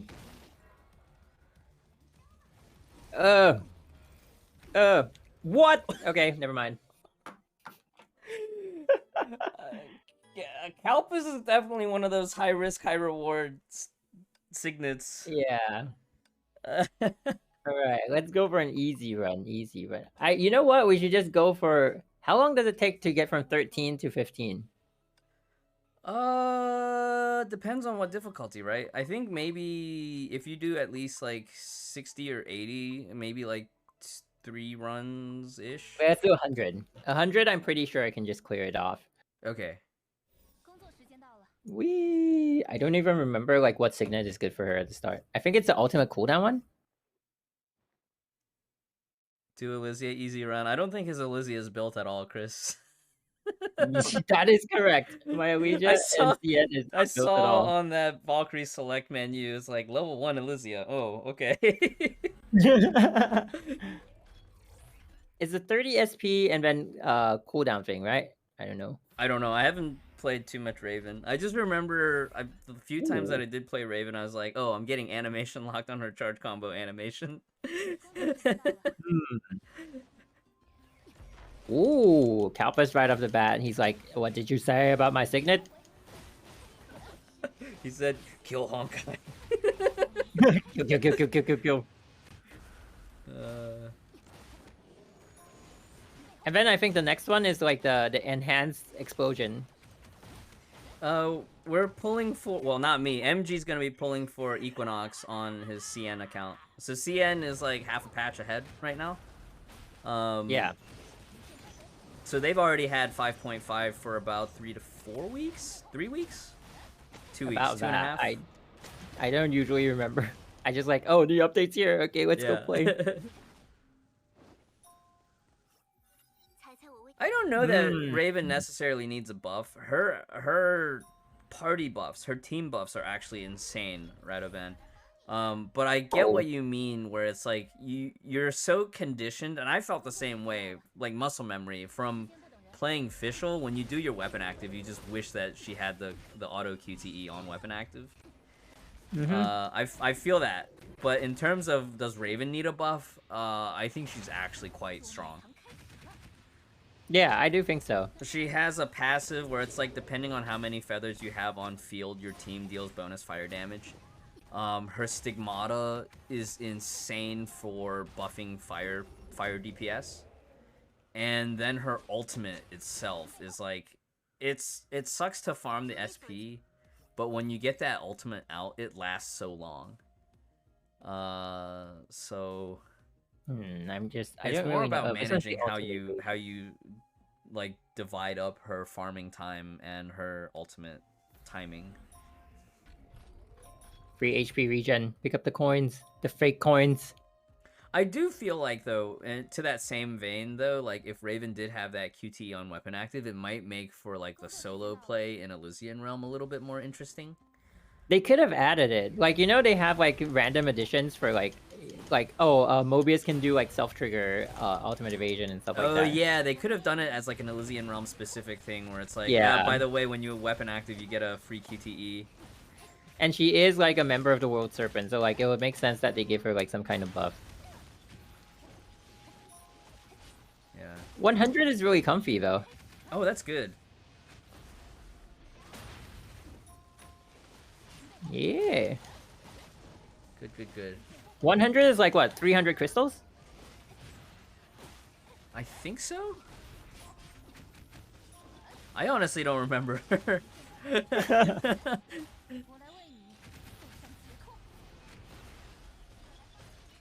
350. Wait, what? 350? Okay. Raven should have 2 signets too. I wish all Valkyries, everybody had 2 starting signets in Elysian Realm, because that would honestly have smoothed out a lot of the A ranks early on, rather than you know what I mean. But yeah, I think Raven is just 1 at the start, even though she is part of World Serpent, right? Yeah, Raven. Even May only has 1. Even though May is technically World Serpent. Right now, the only characters that get 2 are Elysia and Mobius because they're flame chasers. Yeah. Does Phyllis get 2? I don't even know. That could be something we try out later on. But maybe not necessarily today, but if we do get to there today, we can definitely check it out.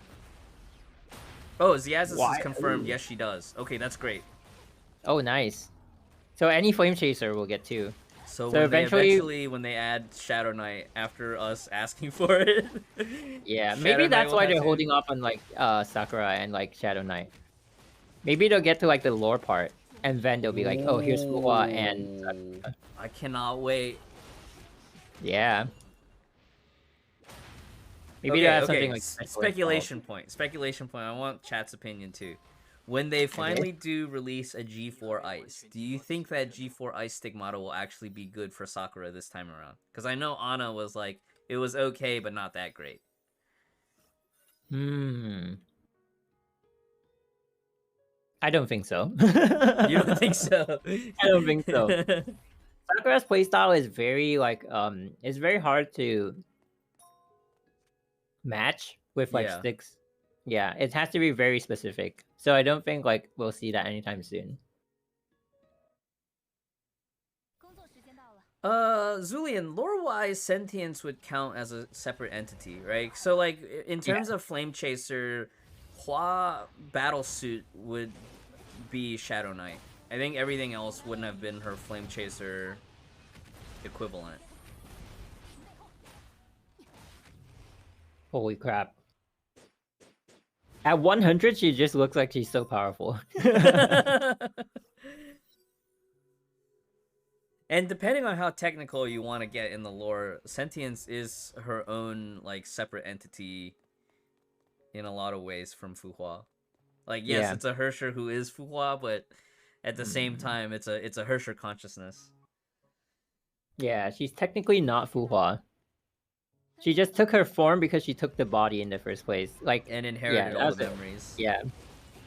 Was it That's why she was like so confused. Yeah, she was so confused. In the design interview, I remember they were like, it would be a disservice to Fu Hua's character who spent her entire life fighting Honkai to make her a Hersher. So instead, we made the Hersher into Fu Hua. So we gave the Hersher all of Fu Hua's memories, and we were like, well, what would she do if she had all of Fu Hua's memories? Like, all of the power, all of the memories, but none of the responsibility, you know? Yeah, that's a nice way to, like... I'm sure the voice actors also had a blast just voice acting Sentience. Yeah. After being like super calm Fu Hua, you're like, yeah, we get to go crazy. Oh, speaking of the voice actresses for Fu Hua, fun trivia for those in the chat. Any Gundam fans in the chat? The JP voice actress for Fu Hua is the singer from 2 Mix. And so she's the one who actually sang like the Gundam Wing opening themes, like Rhythm Emotion and Just Communication. So if you remember that show from like the late 90s, early 2000s, Fu Hua is the one who sings it. If you play on the JP, Fu Hua has 2 VAs. Yeah, the CNVA, you know, the 2 different languages, but the Japanese voice for Fu Hua is the singer of that song. Yeah. Okay, oh yeah, and she voices Katie Mannequin in Gundam 00. That's right, Mamizaki. So any Gundam 00 fans remembers Katie Mannequin. Boom, let's get there with those crystals. I think even if I don't get past the Elysian Realm this time, like if I don't complete it, getting to that level 15 is gonna get the crystals that I need. Yeah, so I actually haven't watched Detective Conan. But that is also another part of that trivia is like, yeah, she did the voice. She's actually quite well. I mean, all the JP casts are quite prolific within the anime industry. But it's really fun, like when you pick apart like who did what where, you know, like like Ria Tanaka. Not only is she Lisa in Genshin, but she does Morrigan in a lot of Capcom titles. I know Morrigan's like a fan favorite for Capcom fighters. So she did like Morrigan in, I think, quite a few of the MVC games, but also in Teppen. I think she has like quite a few like notable Fate characters as well. Oh, she's that one character that Sesshomaru? Oh. Yeah. I don't really watch like most of the Fates, but like I kind of get an idea like who's who. Whoa, how did I miss that arrow? Benares' head hitbox is kind of tricky. Yeah. I shouldn't be trying to get the weak spot. May's voice actress, most notably, most recently, she did the voice of Daki in Demon Slayer, the most recent arc that finished. Ooh, she did Lacus from Gundam Seed. Yeah, I haven't seen Gundam Seed. Oh, she voices Rie Tanaka does the voice of Kani-sana in Final Fantasy XIV. Man, I should have been playing Final Fantasy XIV in JP. I wonder, like, wow, they're kind of like in the top tier of like voice actor, huh? Like, yeah. I don't think like most voice actors can get like that many jobs.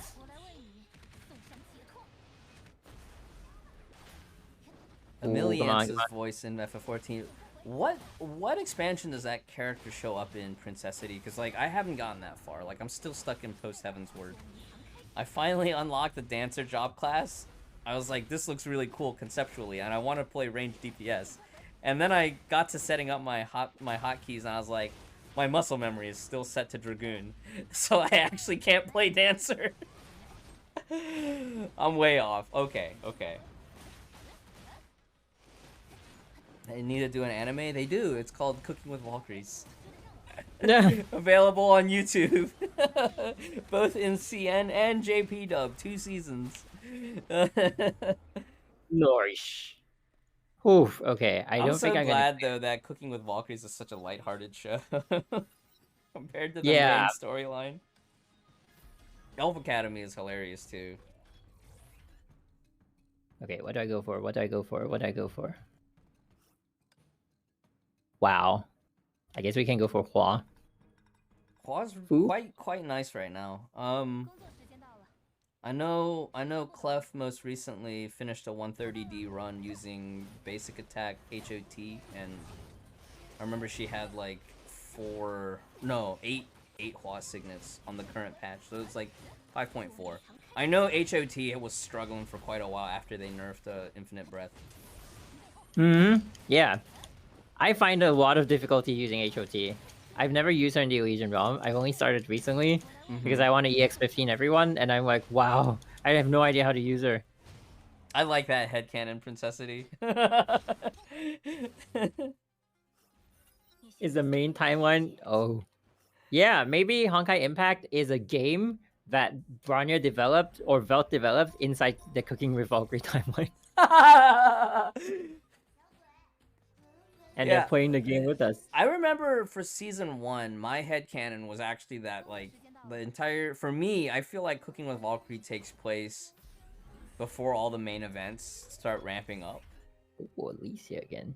Because it's like a lot of your, like, limited time events, right? It's also in that, like, oh, this is actually during the Saint Freya period before, like, chapter 4. So there's, like, this nebulous time frame between chapter 1 and 3 where, like, all the schoolhouse events are happening kind of concurrently but ambiguously. How long will Palatinus Equinox last, her banner? I think it's... If you're on SCA, it's like pretty much the first 3 or 4 weeks, I'm expecting. And then if you're on Global, we'll have rotating Expa. So like every 3 days, it's going to change to a different cycle. And I think it'll run like 2 or 3 rounds of that. Because I think when Global finally... We did get eventually the Expa that SCA got in 5.2. But we got it over Christmas. So it was like in the middle of 5.3 or late into 5.3 when we got ours. And it was like they ran Expa. It was like 3 loops. It was 2 or 3 loops. But basically if you miss out at the beginning, you can wait and it'll cycle back again pretty consistently within like 2 weeks. Just got Phoenix. Is she good? Phoenix is amazing as a support, and she's farmable. So, generally speaking, if you do get Phoenix early, you're expected to farm her up to double S. If you do get Azure Imperia, which is the awakened form of Phoenix, you can probably delay farming Phoenix for quite some time. Eventually, you'll do want to farm her to double S for the Dorm buffs, but I think Phoenix early on is fine. Saves you a bit of farming time. She's got quite nice party buffs, and in Memorial Arena, she still has applications for certain double S fights. I don't know when the fights get longer if she'll be as useful for triple S. Oh, I got the bonus. Congrats. On an Elysia signet. Oh, nice. And with 2 left. All 5. All 5. Full Elysia. Holy crap.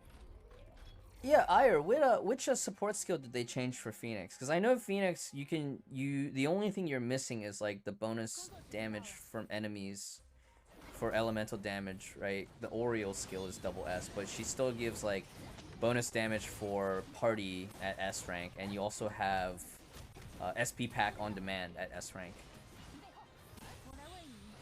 My life for Ire. Which when a character is S rank, does this mean she's good? 8 times out of 10, that is the case. But it just means that they start out with stronger stats compared to A ranks. So base A rank characters, generally you're expected to get to triple S to be comparable to a base S rank at S0 rank up. Generally speaking, there's a few exceptions. S rank characters are good as long as their name is not the Sixth Serenade. Whoops. Or Dimension Breaker. Dimension Breaker is like, yeah, can't be a DPS, can be at least a bit of a support-ish. Yeah, I think there was at least one point in time where Dimension Breaker had a meta, right? She was like, very early in the game. She was a strong DPS. Yeah. Very, very early. And it was really hard to build her. I remember there were other players too who, like, depending on at what point in the game they were on, they tried to farm Dimension Breaker to triple S to get the leader buff for HOR.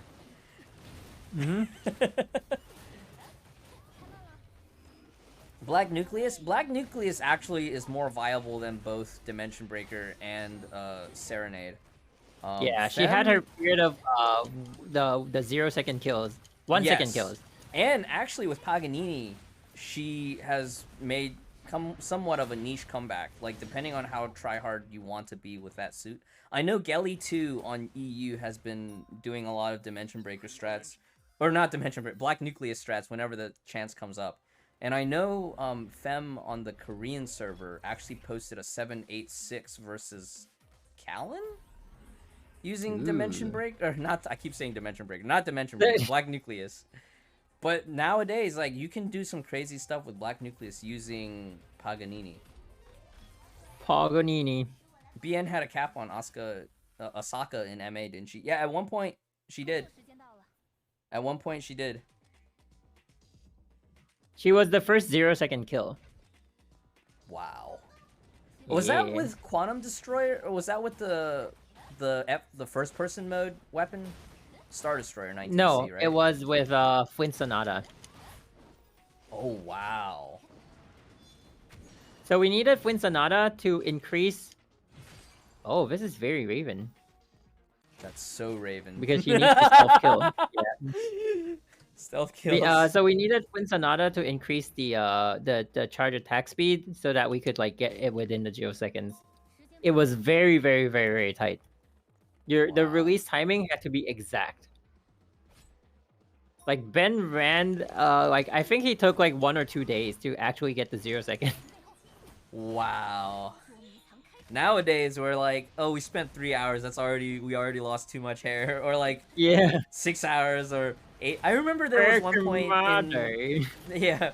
I remember. No, but that was the very first 0 second. Like 0 second almost never existed. Was this? That's why back in Masters. Yeah. Oh wow. Before Exalted even existed. Wow. She was the strongest. The strongest Bronya. This is the Bronya history lesson right now. Yeah. I mean, back in the story, like, wow, Dark Bronya, that was one of the fights that kind of made the game, right? Like, this game has difficulty.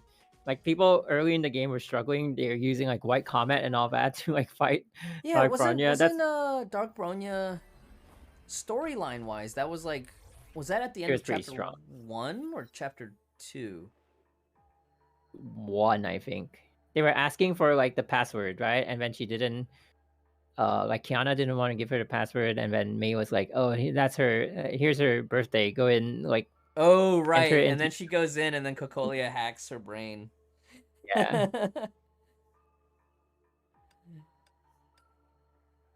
Alright. Alright, let's do a random upgrade. Wait a minute. Let's move. Somebody was saying that Bright Knight got nerfed. It wasn't that Bright Knight got nerfed. It was that, like, if you weren't like MG and triple S Bright Knight at the very release of Bright Knight, her S0 Bright Knight at launch, S0 was not as strong as everybody hoped she would be. Oh yeah. So they had to kind of backfill, right? Starlit Astrologos was like designed around Bright Knight, and then she eventually got Abyss Flower, which is now like the preferred way to play. But yeah, if you're MG and you said, I'm gonna triple S Bright Knight, which, by the way, if you haven't seen his footage, the VOD of MG's pulls for triple S Bright Knight are on his YouTube, if you're interested in checking that out later. Triple S Bright Knight was quite strong.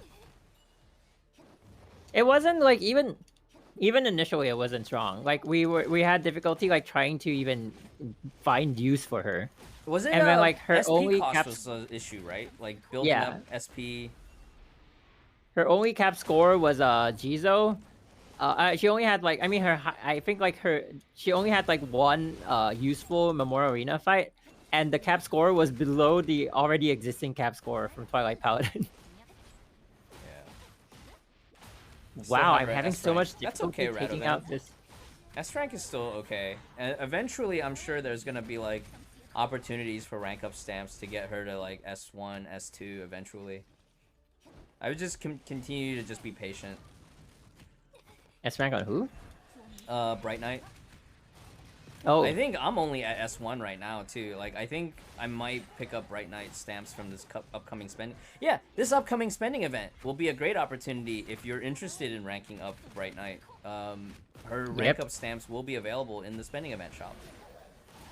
Otherwise, you can rank up the Herrscher of Thunder. Yeah, you could rank up Herrscher of Thunder or go for Spina Astera rank ups as well. Yep. Boom.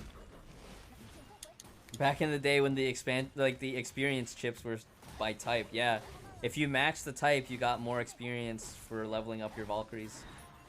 And then if you ran out of the matching type, like you're like, well, I need to level them up anywhere, so you just took the loss and just lost the XP. Could you imagine like in Genshin if your experience books were by like elemental type? Oh my goodness. How painful would that be? Got HOT last finally. week. I'm currently working on her. Yeah. I would say that if you're working on building HOT nowadays, you have a few options, right? Getting her weapon from Battle Pass is a great way to do that. And then like if you have Zen Yi for Fischl, Zen Yi is actually probably the most universal lightning setup right now. For every lightning character, if not including signature gear. I know like even Mobius is like you can use Zen Yi 3-set on Mobius and get decent results. Is SS rank needed for Spina? I wouldn't say needed. It's definitely more comfortable, but yeah, SS doesn't really have like damage like additions, I think. Yeah. S2 will be accessible for free to play because 5.5 has 3 stamps and 5.6 will have 3 stamps in Elysian Realm. And that'll guarantee you at least S2.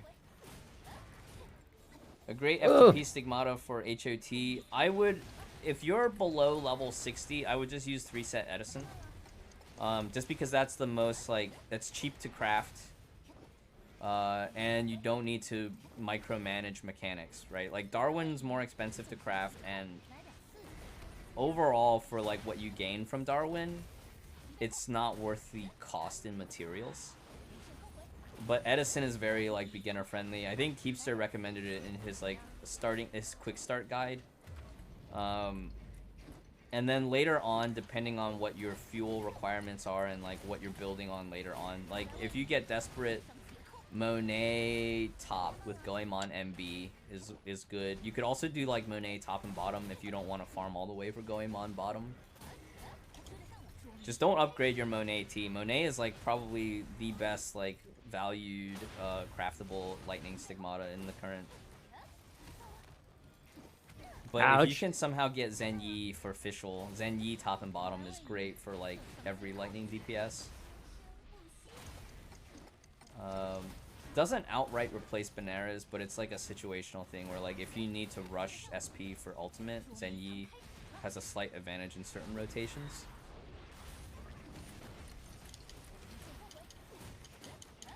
Would it be better to go for Spina or BKE stamps in the spending event? So my personal plan is I'm gonna go for, what was it? I need 4 stamps for Spina, right? 4 stamps from the spending event plus the 6 from Elysian Realm to get to double S. My plan is to do 4 stamps for Spina Astera, and then I'm gonna go 3 stamps for Bright Knight. My Bright Knight is currently S1, so having the 3 stamps from spending event for Bright Knight will push her to S2. And I believe S2 is like a comfortable break point. I think it's like bonus crit damage. Mobius Archer build? battle.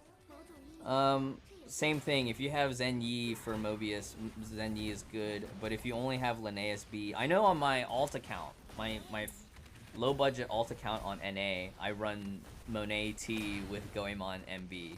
But if you already have the B piece, you could do like Monet T and like May Pool Party M. May Pool Party is just like a solid all-around mid piece. You could also use Thales M if you already have it on hand, because Thales M is also total damage. You won't be able to get the make use of the fire damage taken component of it, but the flat 20% total damage is just, you know, you can use it anywhere. Oh, Caravaggio M. Caravaggio M is a good standalone M piece for Mobius specifically because crosses count as summoned entities, don't they? Yeah. Yeah, so Caravaggio would actually be good. You could even do Caravaggio TM for Mobius because the top piece is total damage. And that will actually buff your party as well if you're running Fischl. But I feel like if you're running Fischl in the team, you could also run Caravaggio on Fischl as well. Caravaggio was for the longest time one of the most underutilized set pieces because it was so niche. JST at the time was just faster on application, and we had less support characters that use summoned entities.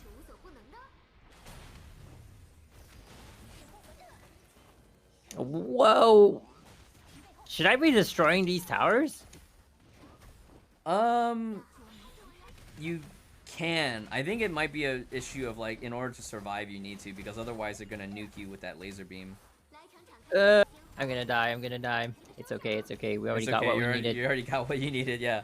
Yeah. So okay, let's go over how the spending event works, because I think Stark Zeus is asking about that. So the spending event, you don't necessarily have to spend real money for. Yeah, tickets work. But it, you know, if you have the budget and you can afford to, it can help, but not required. Spending event means spending crystals. So double check your rules before you pull on anything. Dorm supply only counts up to 20 pulls. So if you've been stockpiling dorm tickets, which is like equivalent to standard wishes in Genshin. Okay, so 3 singles, right?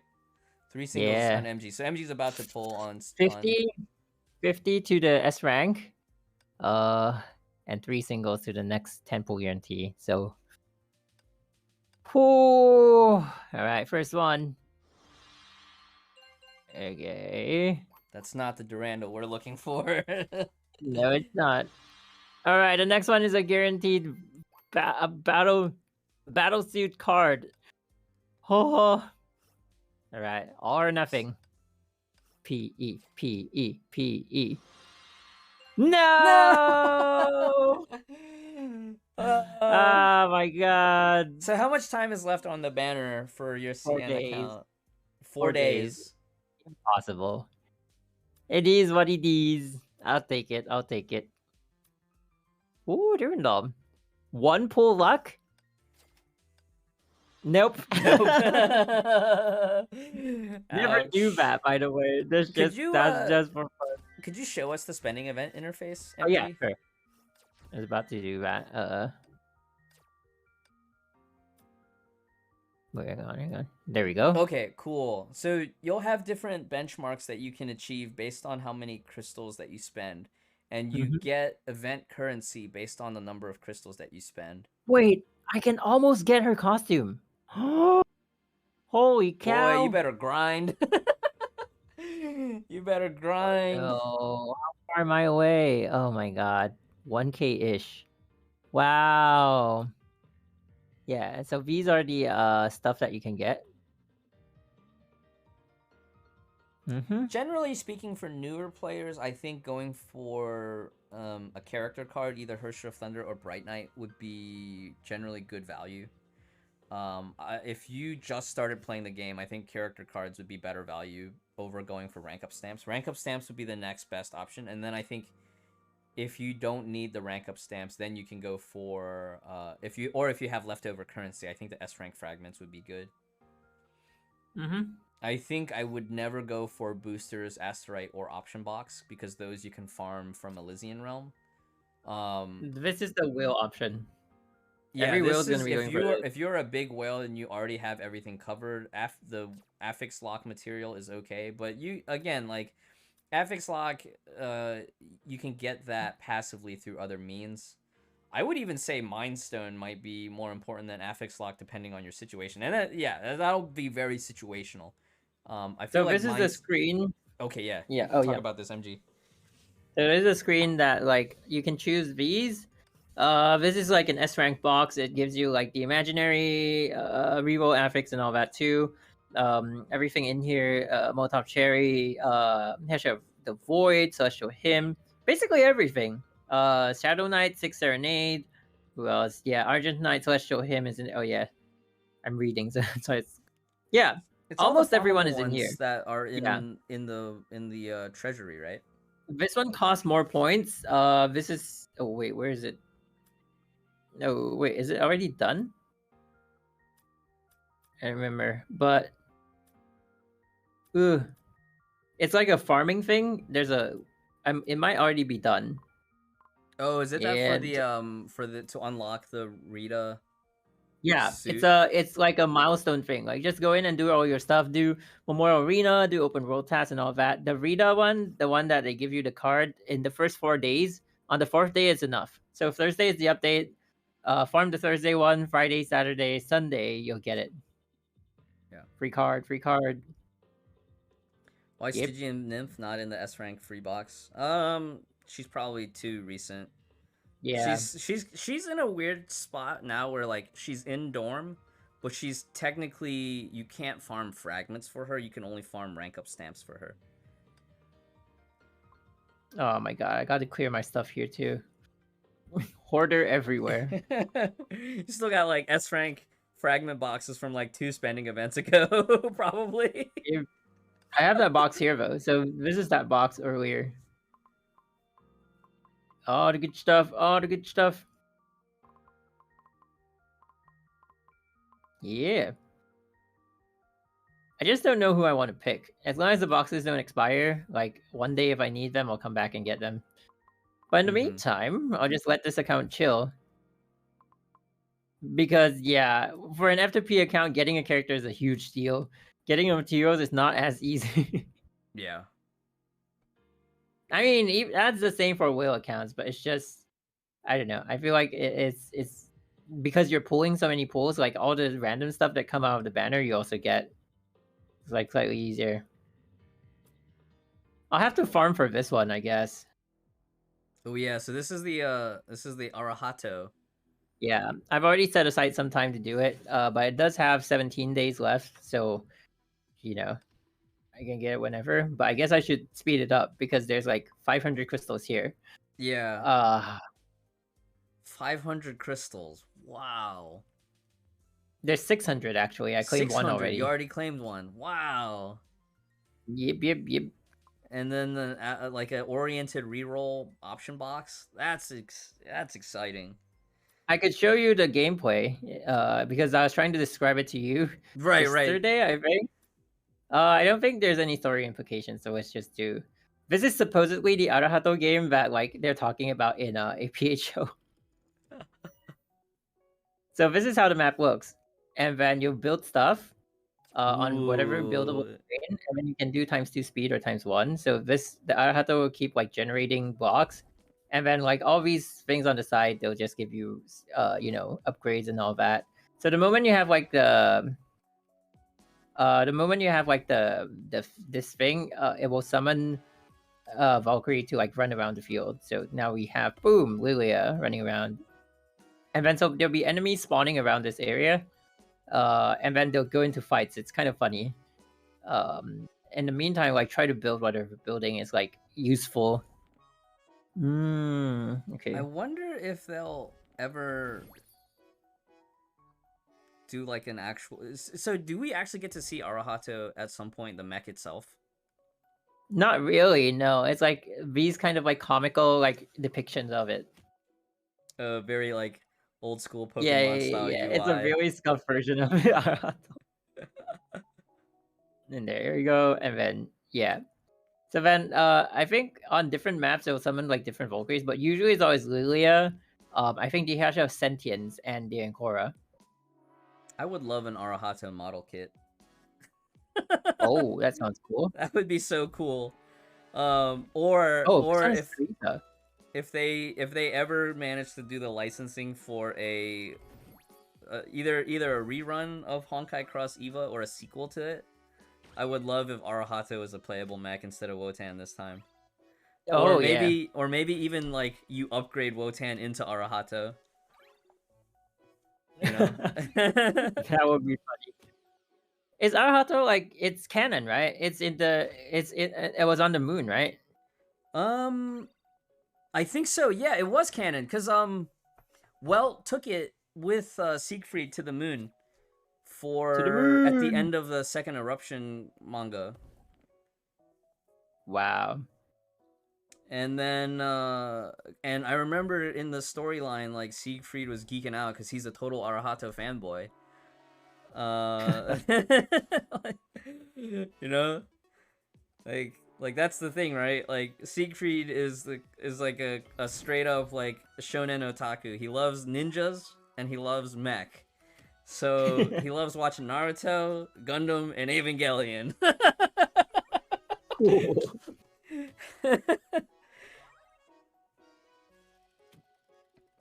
So you can heal them. Get in the Arahato Z.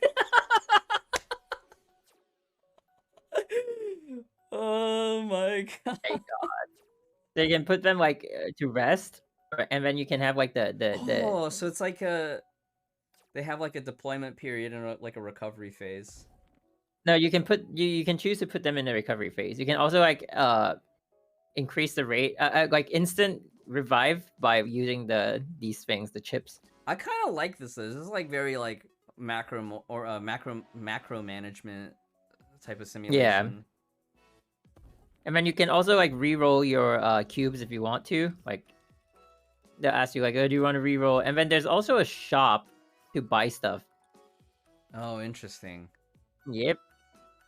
It's a pretty fun game mode. Like initially, it's like very chill. Yeah. So you see at the bottom here, right? There's the option of like, run away from the fight.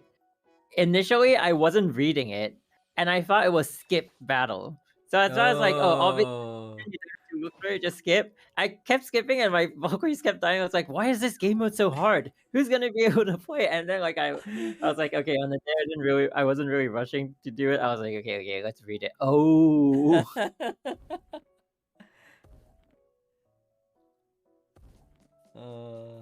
Yeah, so it's like you keep the point Vs, and then you can see like I keep missing out red ones. So if I get like a bunch of grays and I need the reds, I could just try to reroll.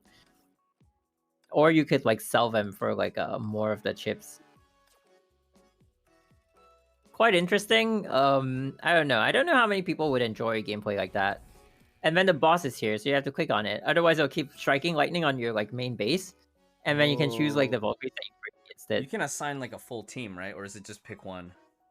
3 of them. Yeah. Oh, 3 of them. So they'll go out like one after the other. Wait. So they all have like different abilities. Oh my god, I can't click on. Okay, never mind. There we go. The burb. Oh my god. Look how much HP that burb has. Yep. Ouch. I don't think I'm properly built up. I know Rita is really strong. Rita can stun enemies. Oh, with her fridge drop, right? Yeah. He totally went into the meme.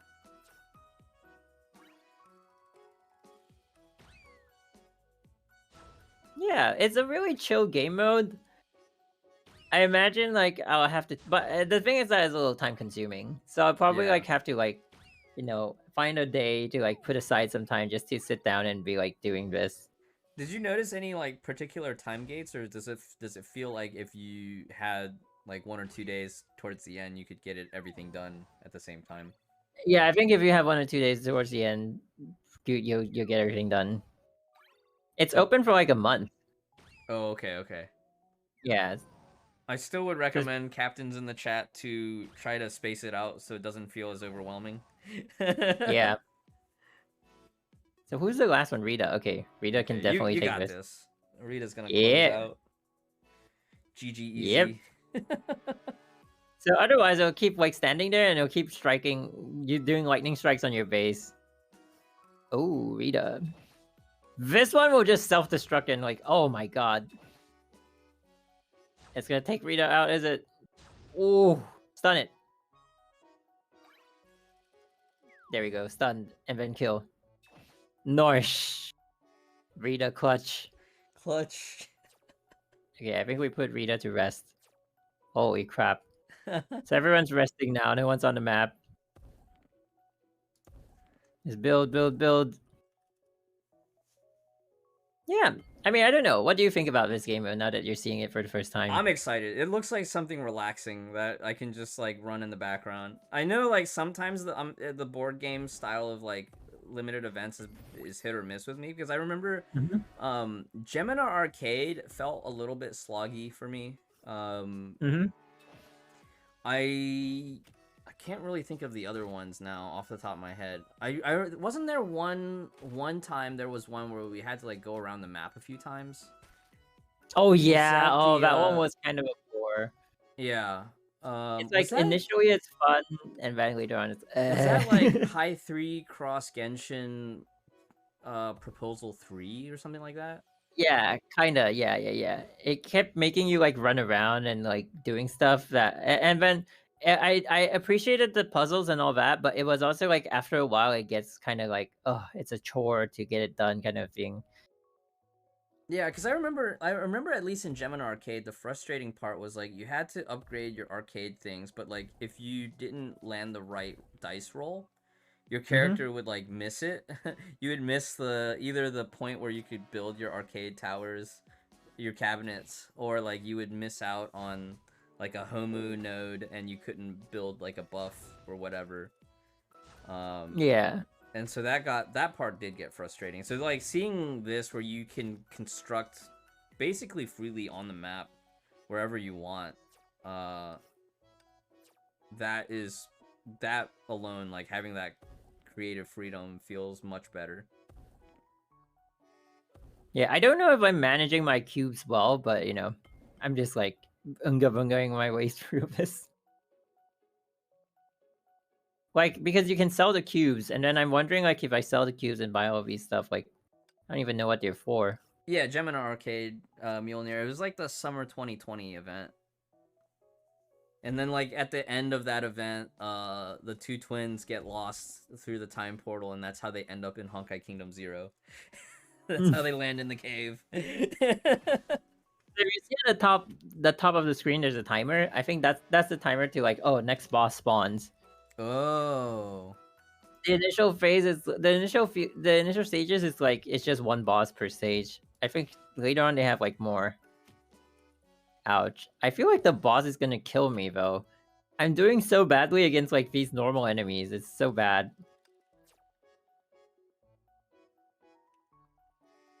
Boom. And then probably could build one more. Oh no, wait. Oh no, okay. Let's refresh. Huh. Only one red? Oh, pathetic.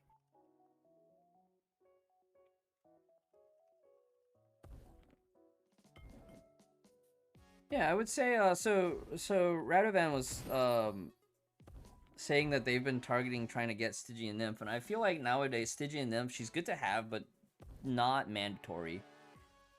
I think there's plenty of alternative options for the fights that Stygian Nymph would cover. She's definitely fun to play, and she definitely has like really interesting mechanics, like the dual ego. I would say she's in a way like a prototype for Equinox, right? Having the mode switch, even though hers is tied to the ultimate activation, whereas Durandal can just kind of do it whenever. Yeah. I think if you really like that battlesuit, she is worth going for. I would not recommend trying to snipe her from Dorm because the Dorm pool is heavily diluted. She was up on Battle Pass the last 4-patch Battle Pass season, but if you missed out on that, I'm sure, like, eventually she might make it onto an S rank option box, and I'm sure, like, eventually they might make her farmable. But otherwise, like, if you really still want her, I would just save up crystals and wait for her next, like, expansion banner. Generally, though, I would say that if you're looking for a slightly more competitive gameplay or slightly more modern meta, like, I think going for the newest S rank is a good way for new accounts to catch up. So, like, Equinox, for instance, she's a... It's hard for me to say that you should absolutely go for her. I think she's a great pick because she has wide coverage. But I also understand that new players also have to consider, like, support infrastructure. And so you can always read up and get a second opinion and decide for yourself, like, what you want to focus on first. There's always a sense for me when I'm trying to, like, decide advice is like, well, you're gonna eventually get a lot of the Valkyries farmed up anyways. And then as far as, like, the modern meta stuff, you can kind of just, like, pick a direction and go, because eventually you'll just have at least, you know, 2 out of 3 of the major ones. So here's the thing about, like, PE. Like, I'm kind of, like, on the one hand, I'm kind of glad the S2 is the additional initial SP one. But on the other hand, it also feels like a little Genshin-ish, you know, like, oh, here's the not so far away constellation to make your character that super playable. Yeah. Playable in, right? It's because like, oh, going from you can C0 Raiden Shogun to C2 Raiden Shogun, the power jump is, like, pretty dramatic. I kind of like, oh, there you go, victory. Yeah, it's pretty chill. I don't know how I feel about, like, having to regrind all these when it comes to SCA, but yeah, there's, like, the story is okay. It's kind of fun. You know, I've been trying to skip through most of it just because of, like, time, and then, like, actually, like, play through it on SCA.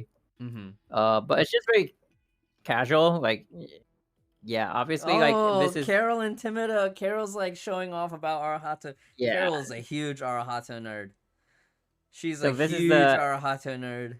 She collects story the itself. model kits and everything. I'm sorry, I keep cutting you Yeah. off. No. Yeah. So this is the story itself. Like, basically, is what I'm saying. It's like, there's that. They're playing the game. And then I think you can, like. How do I do these upgrades? I had enough currency to upgrade them, and then there we go. Yeah. So I was kind of playing on scuff mode. You know, if you upgrade these, you'll have an easier time. But yeah, the story itself is, like, not. I mean, there's no spoilers for these kinds of stories, right? What do you think? What do you mean? Like, I mean, it's just a self-contained story. Yeah, they're basically one-shots. There might be some implications of, like, oh, it might tie into a Bubble Universe storyline. Because I do remember one of the screenshots early on was, like, you saw Silverwing with Kasumi, but I don't know if it's, like, Kasumi just guest starring, or if it actually has some Captain-verse implications. But Captain-verse lore is kind of self-contained in itself, too, so, like... I feel like that might not be a big issue for spoilers. Which is what I'm saying, like, this isn't even, like, Captain Verse. Okay, this one has the Arahato inside. Oh, cool. But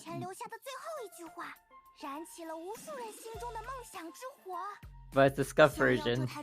There we go. Man, I want one of these as a model kit.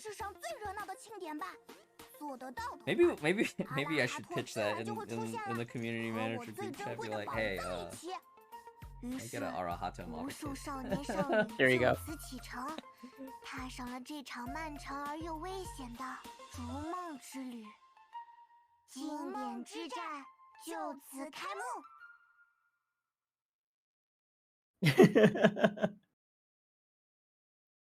Going for That's Mobius, it. but gonna try to get HOT from spending event. It's a good choice though. You don't have AE yet. I think going for AE is good. Because even as more supports are coming out, AE still provides very unique team buffs and enemy debuffs.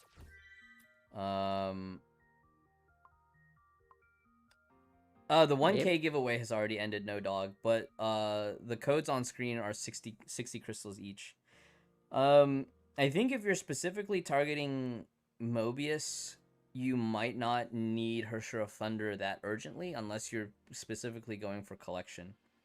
I think Abyss-wise, there's only like 1 or 2 fights where Mobius can't do it, but HT can.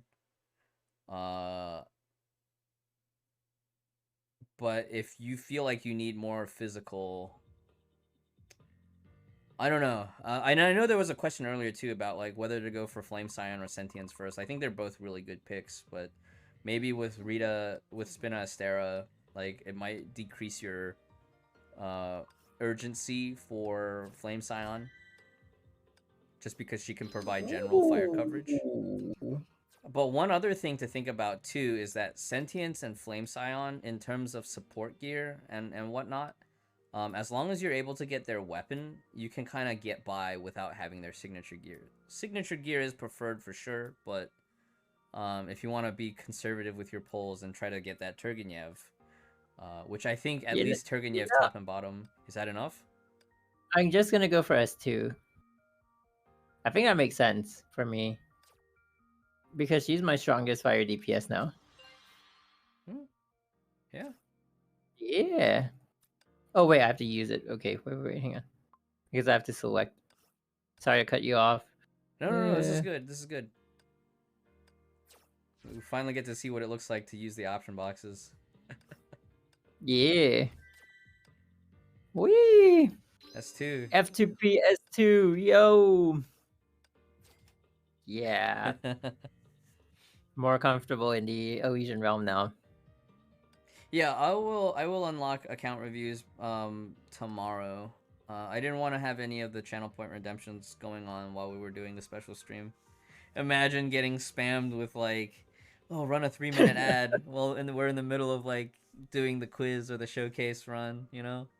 Oh my god. How many frags to SS Spina? Well, so Spina is a base S rank, non-awakened, so it is 100 total fragments, right? And if every benchmark is 25 each.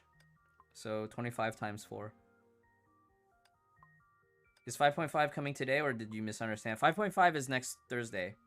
So if you're on your live in-game client, if you click on the news from the bridge, and then you go over to the announcements tab, the maintenance schedule will be announced. So it'll be Wednesday night, Thursday morning. Wednesday night to Thursday morning. Yeah. All right. Well, unfortunately, it wasn't PE. I guess I'm getting the next S rank probably. Hope it's a Pog one. Because 47 on the remaining, so you know, whenever. That's the way FTP plays, I guess. If so you 5.7, right? Yeah. 5.7. I know Flame from Repulsion, he usually as a monthly BP player, he always says like if you're low budget or F2P, you just wait till the Herrscher is announced and you save up crystals until the Herrscher is announced. yeah. That's the way. Yeah, I don't think like Durandal is I mean, like I think Palatinus is a really good option, but I think in general, to save for her is like saving for Hesha as well. Yeah. And I felt kind of for 5.2 when Mobius launched, it was really good that she launched on a spending event. I always feel like if it's a spending event, you might as well save up for whatever S rank Valkyrie is released on that spending event, because generally that way you'll get more for your crystals. What's a decent weapon for Spina if you don't have her scythe? Would you say just stick with Azure Storm for like 3-star / 4-star weapons? Yeah, any gacha scythe can be used as a stat stick. I don't think you should go out of your way to craft an onyx iron. Get Scotty or something. Scotty or like Iris will do. Yes, if you have Scotty either. has TDM, right? Scotty has TDM. Yeah. If you have an onyx iron from the starter event, that's okay. You can hang on to it, but I would not upgrade it past 35, so that if you need to, you can always salvage the onyx iron and get a cube to upgrade a gacha weapon. Because I know, like, starter event, they give you, like, Asterite plus 50 AE Imaginons if you craft an onyx iron, which costs 150. So your net gain is 50 AE Imaginons that way. And then if you don't upgrade it past 35, you can always salvage your onyx iron and get a cube back. That is the way. Yeah. Not bad for an FTP account. Oh yeah.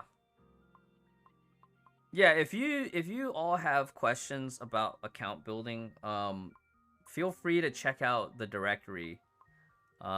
There's plenty of experienced players that stream pretty regularly throughout the week, and it's very exciting to see. There's always like new players playing through the story too. Two Anabis. Two Anabis. So if you catch like MG stream, I think Seraphim's streaming throughout the week. Any of the French streamers that are well established, like I know Rob streams, Rico still streams. Is Rob's like a high level player? I would say like maybe 7 to 2% on MA. Oh, okay. But he's been playing a long time, so at least for like for account building in general terms, I think the basics he would be able to cover. Cool. I don't know that he necessarily has the inventory to push higher. I mean, I've never really tuned into games for long, so I'm just curious. Where do you usually watch strats for rotations in MA and Abyss? So there's a few channels, but it's also like word of mouth via Discord, right? So like MG and I were both in Central. I'm also in the Nubskate Discord.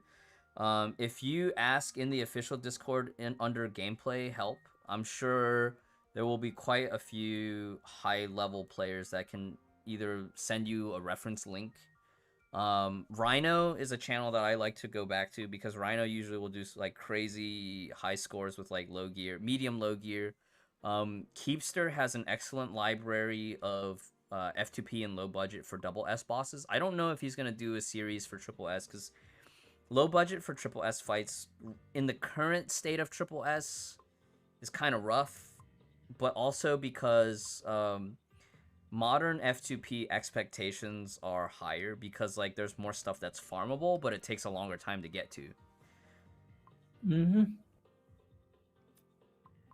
Okay. How often do they do spending events, by the way? So spending events, usually there will be 3.5 throughout the year, right? So like the two major ones will be Mid-Autumn Festival in the fall, which lines up with CN and SCA anniversary. And then Spring Festival, which is the Lunar New Year, which is our global anniversary. So global anniversary and JP anniversary line up. So JP is actually having their 5th anniversary for the Japanese server, which is really cool. And it's kind of nice because like yesterday when I was watching the 4th global anniversary special program, I was like, hey, these are the same things that the JP VAs recorded for the JP anniversary. So they get kind of little piggybacking, you know, doubling up and stuff that way. So fall and spring are the major ones. There will usually be a mini spending event over the summer. I don't remember if they do it twice, but usually like 5.7 might be a mini spending event, and then maybe 5.9. 5.9 I'm expecting is going to be the Hersher patch. Yeah, so see, this is what I was telling you about. Like, I don't know why nobody wants to use her signature weapon in the Masters, like, with 0-second kills. They're all using this one. They're all using Longinus, which you can't get anymore. Yeah. I don't know why. And it's endothermic or Longinus. I wonder if it has something to do with the passives. Because I know Longinus gives you, like, bonus crit damage on ult, right? On the ult finisher, but I can't remember if that was Asuka exclusive or not. Look at all these crazy people. Okay, here's your F2P options. Yeah, so F2P options. But see, here's the thing too. Kafka's a G3 and Elysia's a G4. My Triple God, S in Masters. Man. Or nuts. Look at the Armada. It's like these are like their sub accounts that triple S everything. Yeah, so these are players that have like triple S everything at level 88, and then they have a second account where they triple S everything in Masters. 太强了。太强了. Yeah. Oh very strong. God. Too strong. Look at all the wow. So this is cap score in Masters, right? 102k. Yeah. That's disgusting. 102, 122. That means they 0 second everything? I don't know. Who are they parodying? Oh, what? Interesting. Pinions. This is a rare strat. I've used this pinion strat once. Yeah, so in traditionally I've always recommended for new players, like, don't worry about crafting pinions unless you're desperate and you don't have Kikaku, because pinions was always like the farmable Kikaku. Oh, it's 840. Well, what are you doing with this one? Interesting. Wait, which boss is this? Oh, Kasumi. Yeah. Oh, okay. These people are nuts. Imagine having a second account and triple S-ing everything just to stay on top of Masters, while your main account is staying like top 100 in Exalted. This player, the main account I think is the same name. So you'll see like the same in both Masters and we don't even have this one, right? I don't think so. Wow. The craziness of these people, it is insane. I forgot to do MA this week. Look, Why I'm can't number they 80%. stay on top of Masters on their main account? Because their main account isn't Exalted. Yeah. So they're not in Masters tier. Oh my God. Do you know if Corrado maintains a Master alt account? Because he's usually like the 9S like thought leader for Exalted, right? I think they do. I think they at least do. Everyone in this Armada probably.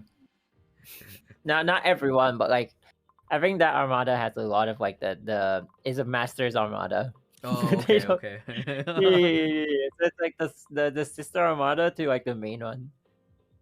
Crazy people. I mean, there's still like normal scores. Like 10139 for Masters is like normal-ish. So these are the legit Masters players. But at least the first 9 to 10 slots are all the Smurfs. I mean, who can complain? They're keeping the game alive, man. Yeah. Oh my God. EU is the chillest right now. EU is the chillest. NA Nirvana has actually been... Oh my goodness. Whoa, 4S Durandal. Oh my God. Wow. Oh my God. And this is a... This is a Masters account. They're not even breaking through. Endothermic, though. Oh my God. It's so weird to not see a PRI. I mean, okay, I'll admit, it's kind of fun to, like, you know, run the Master strat still.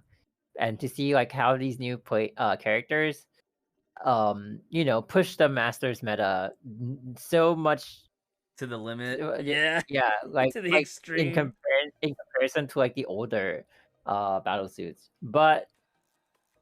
I mean, but you have to spend the money to like get them and all that. It's kind of like, even me doing it on this F2P account is already like, wow, it's a bit of a chore. But they're like, wow, I'm gonna pull on my main account. I'm gonna pull on my sub account. Holy crap! These people are nuts. Oh, not equipped, just for show. Oh, this is the old meta. Oh wow. So this is the 0 second kill strat, right? Yep, exactly how it is. Wow, they just left it there. Interesting. Wait, if Parvati is in the, did anybody run this on Parvati this week on the? Because he was. No, Parvati they're was in just the running list. the easy one. Oh. Yeah. They're running the opinions one. This one. Oh, that's right. That's right. You should. Yeah, you this one's actually way showed on easier. screen. This is way easier, less bald. BN strats are like super bald. Although it would be really fun if like you logged it and it's a BN strat. Nope. I don't think so.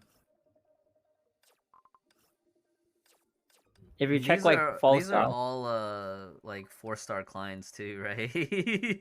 Most of them, yeah. Not all of them. Some of them just pull like 2 stars. Yeah. Yeah. A lot of them just go for 2-star Durandal. I think that's the bottom, like that's all you need for masters, really. Makes sense. Just the core stats, yeah. Okay, so it's good to know they have their limits. Even it's good to know they have their limits. But I think like at the bottom of the top 100 is all like the legit masters players. Was that an Artemis on Divine Prayer? Artemis is quite good for support if you know what you're doing with it. Because sometimes you need that time lock to trigger a QTE or something.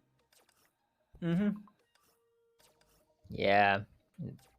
I remember even early on when I was in Masters, it was like, you know, I didn't have triple S Night Moonbeam, so like when you do the Night Moonbeam CH rotations on a low budget situation, you use Artemis Guardians to activate CH QTE on the second rotation, so that the third one you have your Night Moonbeam evasion up again. Yeah. Wow. This strat though. SK, Imayo Ritual, and PE. Huh. Interesting. Is it because because they don't need to run Lightning Empress here, right? Because they can use SK as a battery. Yeah. And Maya's there to impair. And then is that just like SK, you go in GTX active, Mjolnir for the impair, weapon active, activate those buffs, and then you just ult right away? Yeah, I think so. That's wild. Yeah, I think the ult just insta KOs at Masters. The ult is way too powerful. It just takes down the core immediately. You don't even have to touch the boss itself. 100% crit. 100% crit. Boom, off you go. They even said too in the Hyperion Lounge, he's like, no more white numbers on the crits. Yep. The golden child. Golden numbers. Kiana Blonde. Yep. Kiana B. Kiana Blonde. You know, Jiro, I have been thinking about picking up a wig or two for like future special streams and like doing like the low budget cosplays, because usually the FR stream they will have wigs for like to do a low budget cosplay on the special programs. Unfortunately, due to scheduling conflicts, Robs and Haru weren't able to make it this time. Haru was the one that was interviewed. Along with UD and Vital Zero and Ain, right? Ain was the other one from the RU side. Yeah. So yeah, Haru and Robs and Cellophim, when he used to do it, I think today Cellophim might be a one-off situation, because I know there's usually like some internal policy preventing him from doing that. But like Robs and Hana usually will have cosplay. My favorite from Cellophim was when he had the eye patch for the Honkai Cross Genshin. he did the whole pose and everything with the eye patch. He's like, I am the Prinzessin der Vertelung. Yeah. Yeah, I mean, yeah. For some reason, I was wearing the Raven merch today. Oh, Raven merch? Hey, it wasn't planned. Raven's got a new outfit in 5.6. That's exciting. Honestly, I need to set up an account and see about getting some more merch, more apparel, anyways. The Raven merge is very comfortable. I want a reborn jacket too. Oh my goodness.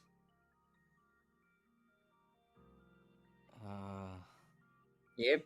I had this thought too. I was like, they're eventually gonna have to make a Flame Scion statue. I'm gonna feel compelled to acquire it somehow.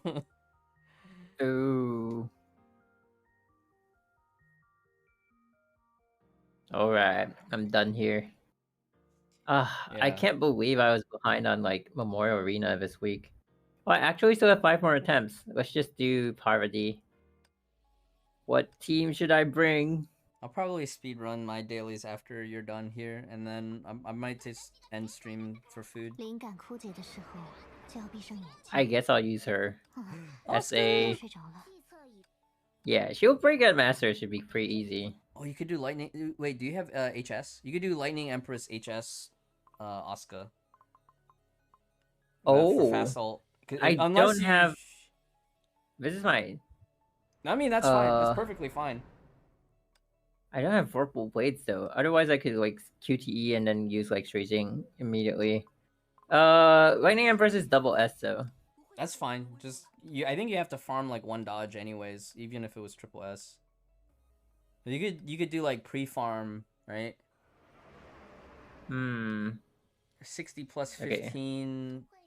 That's what 75. Wait, who is the leader here? Okay, I've traditionally just went Lightning Empress, but if you do like this, you could probably do like Time Fracture chaining. What equipment? Wait, what is the equipment I should bring? Let me think. Do you have T-Band Top and Beethoven M available on this account? I have Beethoven M. I don't have T. Oh wait, Beethoven could go onto like her, and then Gustav could go onto LE. Yeah. I have Beethoven B, I think. Do I have Beethoven B? Oh no! Okay, I'm 2 Turgenev Bs. 2 Turgenev B dupes. What? Where? Oh yeah. I was supposed to do the exchange. So this one, I was supposed to do the exchange, the wishing well, but then one of them was locked, and then by the time the 24 hours ended, the banner ended before it. Oh no! So stuck now. Otherwise, I'd have full Turgenev already. I have MBBB. So sad. Wow. MBBB.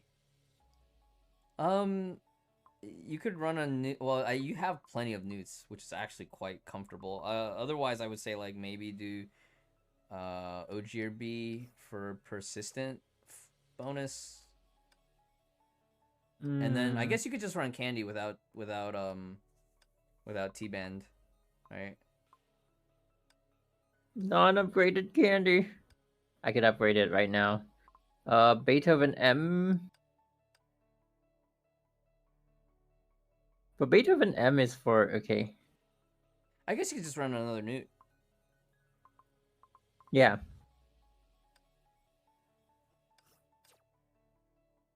Cool. And then run Ramasa? Yeah, that's perfectly fine. You might actually be able to just activate all the buffs with just switch entry, like right before the final thing. Let's see if this works.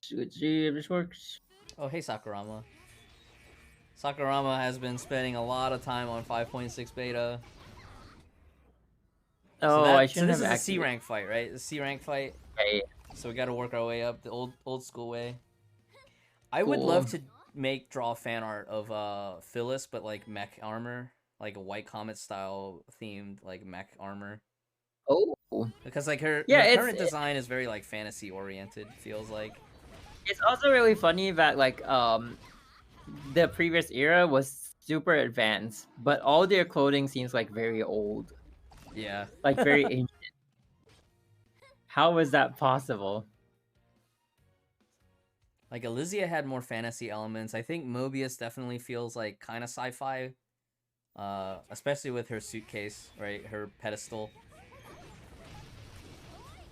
Yep. Ooh, still pretty comfortable. Okay. new the new video from Sakurama's out where he's trolling. For those that are interested, Sakurama does like goofy videos, Honkai themed, usually on the new beta patch and whatnot. So you can look him up, Sakurama _ on YouTube. Was there an underscore? You can just type in YouTube in the search bar, like Sakurama Honkai, and it'll show up.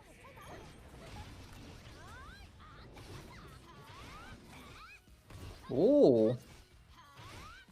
Oh, damn. Is that pretty much it? That's pretty much it, yeah. But So we don't even have... You might even be able to kill on the HS ult, right? Yeah, I'm also thinking, like, to make up for the lack of, like, to clean up, I'll just, like, HS back in. I needed the SP packs. Oh, right. Resist? What did it resist? Oh, there might be, like, an ice affix on one of your things, right? Oh. Ooh. Yeah, not bad. Not bad. Cool. Nice. You know, like, that's why funny. A year ago, in like even a year and a half ago in Masters, this would be like still a very insane score to achieve. That is true. Oh my god! But look at everyone. Yeah, this is the struggle of being on a populated server, right? Like the score inflation is dramatic. And you know that like CN even segregates like iOS and Android. Yeah. So we're on Android. So imagine there's another set of top hundreds in iOS. iOS has like more relaxed temperatures for Abyss, Yeah. though, right? iOS is less like Android is the sweaty server. The sweaty server. Oh my goodness. Oh, I think on that day I missed this one because I was doing the 5.6 CN beta, and then after that is like Spiral Abyss and stuff. And then after that, like Kato helped me farm out the rest of like the Yae Miko stuff. And then because like I wanted to, because she needed to log off, so I was like, okay, let's squeeze all of this in, like, so because like I need, like, since someone is free to help me out. So like once we were done with that, I think I just logged off and I forgot, like we were half an hour away from like CN reset, and I still had to do the 5 attempts. Oh man, what a waste! I could have ranked like 2% maybe. Oh well. I'll try not to forget next week. That is an interesting thing that that reminds me of, is like for those in the chat, like if you are looking for semi-competitive play, at a certain point, especially on a higher populated servers, because the ranking is based on server population, at a certain point, like 2% becomes easy to get to, but top 100 becomes harder, right? Because you have more people chasing for it. The good thing is that 2% will give you the same rewards other than the frame and the emblem, but most of the times for the emblems, you're looking for the Nirvana emblem anyways. Yeah. All right, you want to go do your stuff? I think I've done all my stuff on CN. Okay, yeah. Let me go pull up my account, and we'll briefly go over how to spam dailies like a madman. Dailies on Honkai has been really comfy. After that super like one quick daily patch thing. Yeah. Damn. That was awesome. I appreciate that so much.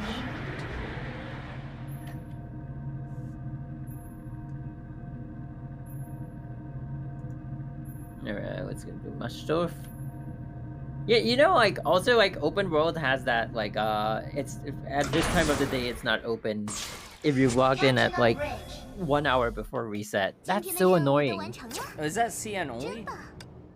No. Every server has that. You maybe you just don't log in at the or even if you're logged in at those times, you don't play open world to notice that happens. Oh, but no. I do remember, because I think it did happen to me a few times. I'm starting to recall. It's been a thing at the start of like Honkai. It's so annoying. Like So I'm gonna sometimes pick this up is my the only time I overworld. get to walk it. Yeah, no, J Nero used to complain about that all the time. Like, I only have this much like time window to play, and I can't, especially during the faction wars. Oh, it's the worst during faction wars. Oh yeah, because they're already closed out.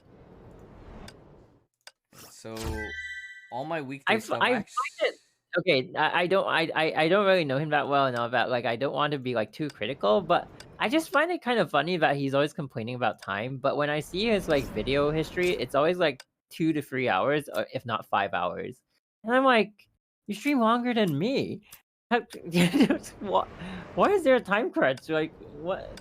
I don't know. I think he's been like what is that phrase when you start like avoiding sleep just to try to scrape more time out to do the stuff that you want to do? Like sleep procrastination? It doesn't make sense that like there's like a lack of time, right? I mean I don't want to go too far into it because it's like it sounds very like I'm criticizing, but it's just kind of weird because like I started streaming more regularly for Honkai because it really was the fact that like I was missing Abyss. That's why I was like in Red Lotus for so long. Like Yeah. people would see me like log in and like Abyss was already closed. And so like I had to like okay, let's do like Tuesday because Tuesday is open and stuff like that. So I mean I've mentioned a few times like if I don't stream this, I probably would just miss this out. Right. Yeah, and it's like and that's really the only time I get to play like at that part of the week. And so however long I'm streaming is actually just however long I'm playing. And I'm streaming for a shorter amount of time than him. That means I'm like if he's gonna add like offline gameplay, he's playing like almost 2 times as long as I am. Like how is there an issue with time? It's just like I don't know. It's just a little, you know, because we've had that discussion recently, like in Central about like that some of the players are like in some of the other Discord servers, like especially like the official one, and their players go like, Nirvana is impossible unless you triple S everything. Only like whales can play Nirvana and things like that. And they're Which like, isn't true because Razumu is like an S0 player, but he's really good at sniping. I mean, we all know it's not true, but it's like we're just discussing about like this is the general population's point of view. Like it's so different from like any kind of perception we have about the game because like I mean there's no even because there's just like it's just a huge difference in the level of understanding. Yeah. and you know just the game experience and mentality. I get that. Yeah, it's kind of like and I'm just thinking like is this like the gap of like our perception of like having enough time to play is vastly different. It could be part of it for sure. But I also just feel like, you know, in respect to like faction wars and stuff, like that's it's a more common experience where people like they get off work and you know it's late and now you know, faction wars is closed and they can't play the faction war stuff, and that's like I think all the time we always like every faction war or faction war style event we always leave that feedback. Yeah. Sajo Hara, welcome. So right now we are in the post show. The official program has ended, or the special program has ended. The codes are in the overlay, and if we type in !codes, make sure you plug in the code for your server, and plug them in fast. Tell your friends. Yep. Tell your friends to plug them in fast, because if they miss out, then they miss out. Oh, I forgot to do the expiration date this time again. I thought it was a good idea, but I just forgot. Yeah, I forgot to put that too. Like, it was. I think I got a little bit comfortable because last version stream they actually had the expiration time written in the PowerPoint. Oh. Damn, I just keep thinking back to like the second code thing. I feel kind of bad, but also it's like Not really my fault, right? Like, I don't think we're supposed to be checking whatever code is there. For the most part, I didn't even look at the code. But then I think about it, it's like, maybe the other streamers, they already, like, went to claim the code the moment we get it. And they're like, oh, let's get it now, let's get it now. Oh yeah, I can go redeem the codes on this account. We could go over, Okay, yeah, that's a great idea. I've missed a couple of, codes. Like, after you finish your stream, you just go offline, and then you just, like, you don't log into your main account. After it's expired, then I'm like, oh right, whoops, I released the code and I forgot to redeem it. Okay, so for those that aren't familiar, you click into your account in the upper left, and then you click on the account tab. There's a segment here where you can type it in. So I'm just gonna go straight up copy pasta. Get my codes. 60 crystals. Yay!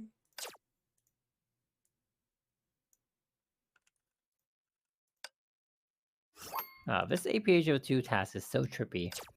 The one that, like, the one you have to chase the mage that's, like, flying away. Oh, the race. It's weird that they don't show the path directly for you. But, like, yeah, but it's also weird that it's also annoying that they do, like, they take away your ability to target it on purpose. Would you prefer that to the chase mode from APHO1 though, where it's like there's less pressure to get to the endpoint versus? I kind of prefer the chase mode just because of, like, you need to break the shield, but your character is not targeting the enemy. It's so annoying. Oh, I haven't done that one. No, for the one that I've done has always been like just get to the point before the mage does. Oh, you get to the point before the and then you just auto win. But it's like the mage doesn't attack you until you're in front of the mage. Okay. I didn't even notice it was a race. I was just like, kill, kill, kill, kill, kill. Apparently, I'm secretly helpless.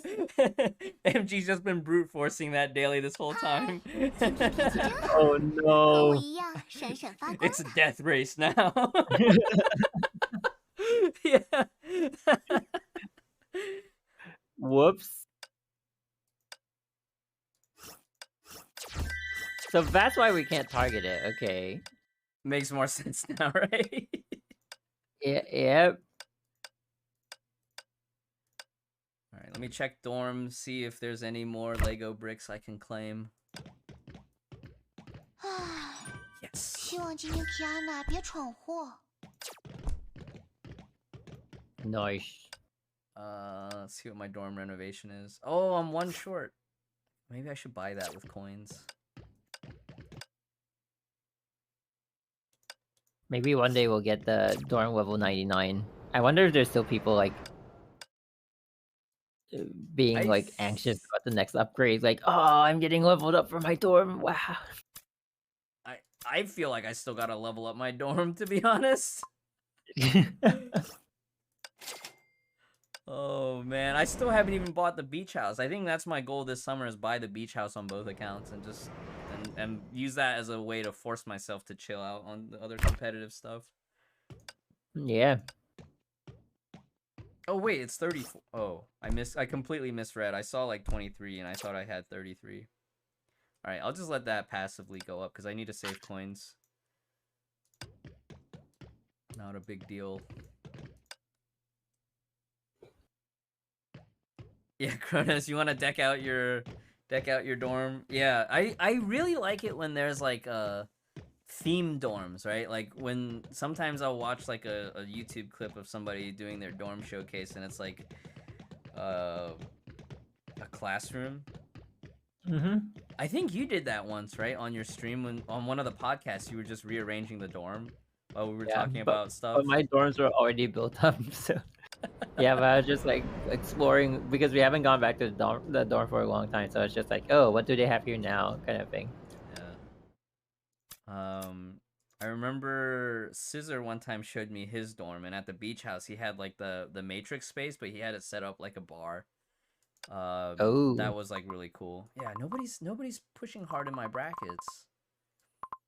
Nice.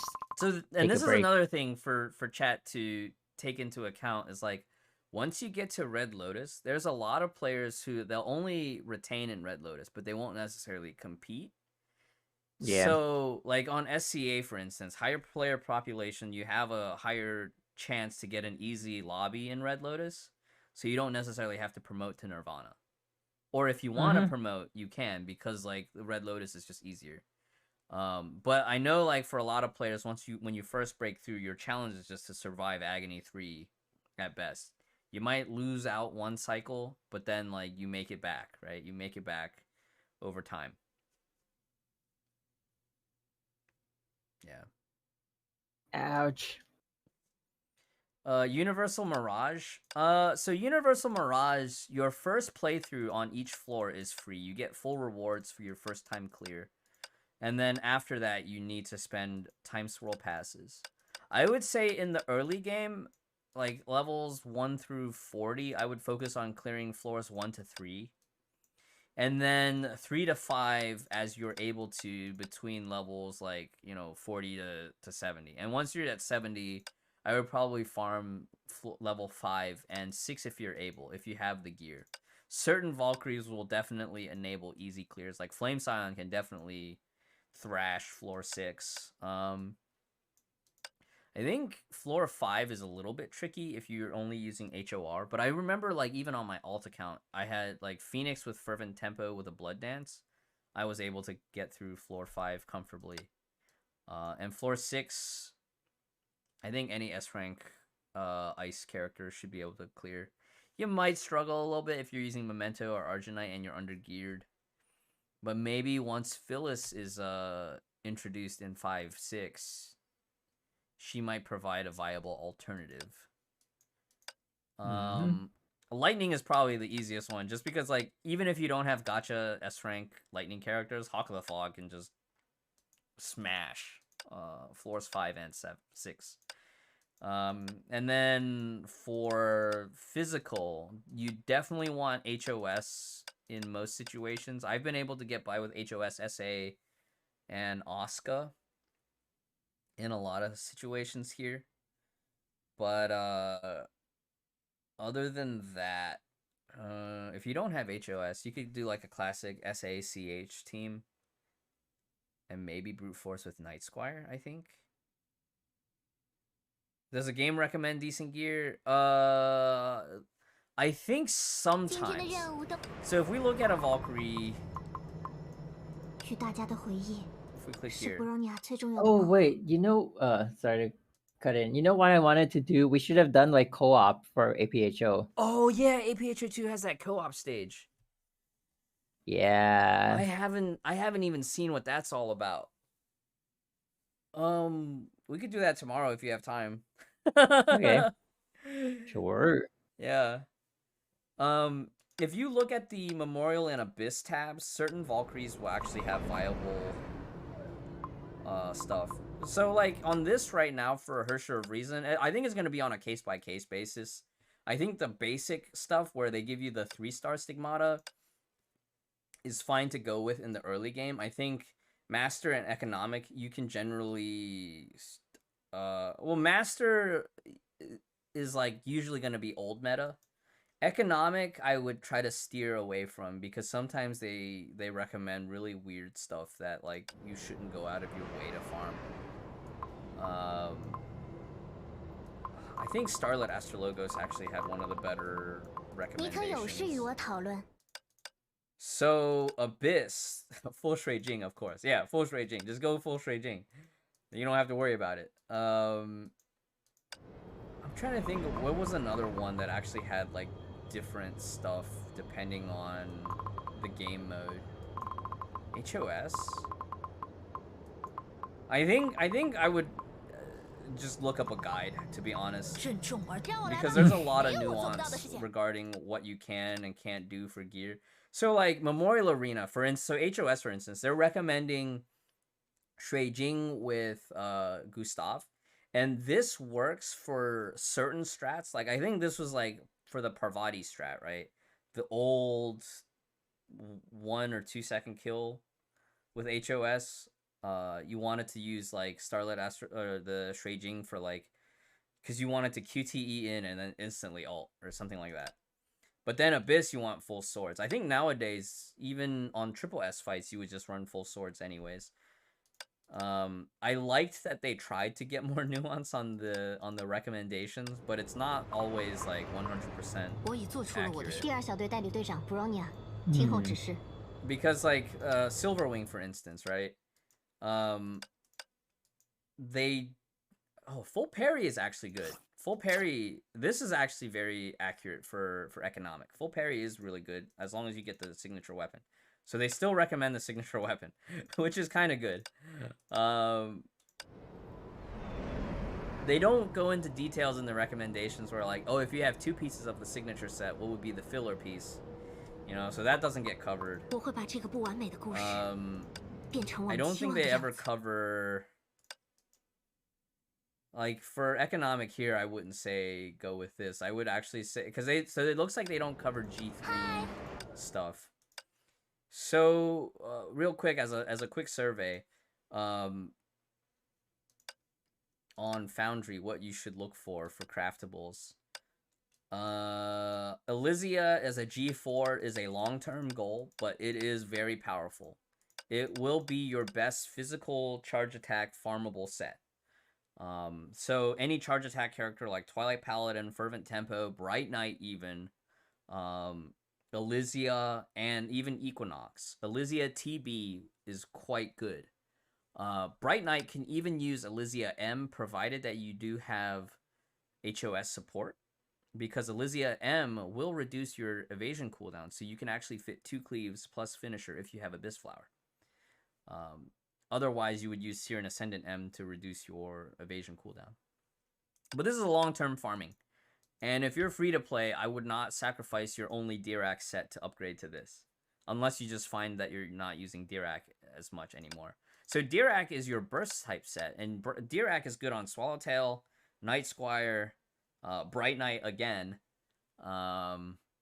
Who am I missing? Dirac M can be used on Shadow Knight and Hersher of Thunder and Hersher of Reason, as well as Hersher of Sentience. So the thing about Dirac as a farmable set is it's very versatile, especially Dirac M. Dirac M, incredibly good value. And that's why, like, if you're farming for Elysia, I would prefer that you make sure you either don't need Dirac that badly, or you farm a second set, which is very time consuming. I farmed the second set. And Argentite, right? Yeah, Argentite's burst mode. So Dirac M is good on Argentite. Poe is good for charge attacks, but I personally, unless you have Stygian Nymph, I wouldn't go out of my way for Poe currently. Kafka is farmable too. Kafka and Elysia kind of overlap. So if you had to pick between the two, I would probably 9 times out of 10 use Elysia. But if you're on Twilight Paladin, the 3-piece set bonus is quite strong for Twilight Paladin. Leywin Hook for fire DPS. For fire DPS, I would only go Leywin Hook top and bottom. You can skip farming for M because Thales is quite strong. Ana is worth farming 3 set for, but you have to transmute from parry. And Ana is not that good on Silverwing. So if you have Silverwing, parry is fine. But Ana is good for Argent Knight and HOR. So if you got HOR's weapon, you can skip trying to pull for Welt. Just farm Ana. Would you say that parry is like a decent filler for HOR? Yeah. It's not remarkable, but it's okay. Okay. I think what it was, I remember it was like, oh, if you have full parry, don't upgrade to Ana yet until you can guarantee at least Ana top and bottom. And then you upgrade Ana top and bottom together. Yeah. And we used to use parry for HOR anyway, initially. For a bit. Sometimes. Yeah. Sometimes. Like I mean, like not as a substitute, like I mean just for the people who didn't have Veld. Yeah. That makes sense. How many days you have to grind for a G3 Stigmata? It depends on if you're using your time swirl passes. So nowadays, when you do your dailies, when you turn in your dailies, you get time swirl seals passively. It used to be a little bit different, right? It used to be you used to have to jump through a bunch of hoops to get that material, but you get time structures, and you can use the time structures. I already bought all mine for the current version, but you can come in here and buy your time swirl passes with time structures. And this is basically how you speed up your farming for both ether fuel income and your stuff. And then you can also spend ether fuel to get back the one that you're targeting. Let me also showcase there's a recycle button too. So if you're surplus on a certain type but you need a different type, you can get ether fuel back and then buy it in the shop. Where do we leave off? Ice, right? So lightning. Lightning, your ideal setup is going to be Goemon T, and then... So Goemon T, and then you're going to do... No. I'm mixing myself up. Monet T. Oh my god. I had the right stigmata highlighted. I'm calling it by the wrong name. Goemon MB. Goemon MB is good. So for charge attack like FR, you can use them individually. You just won't get the set bonus. But the set bonus is for combo. So Official and Fallen Rosemary won't be able to take advantage of the set bonus, but they can still take advantage of the individual pieces. The set bonus will be good for Hawk of the Fog, Hersher of Thunder, and Mobius. Mobius's combo. Yeah, which is really weird. Yeah.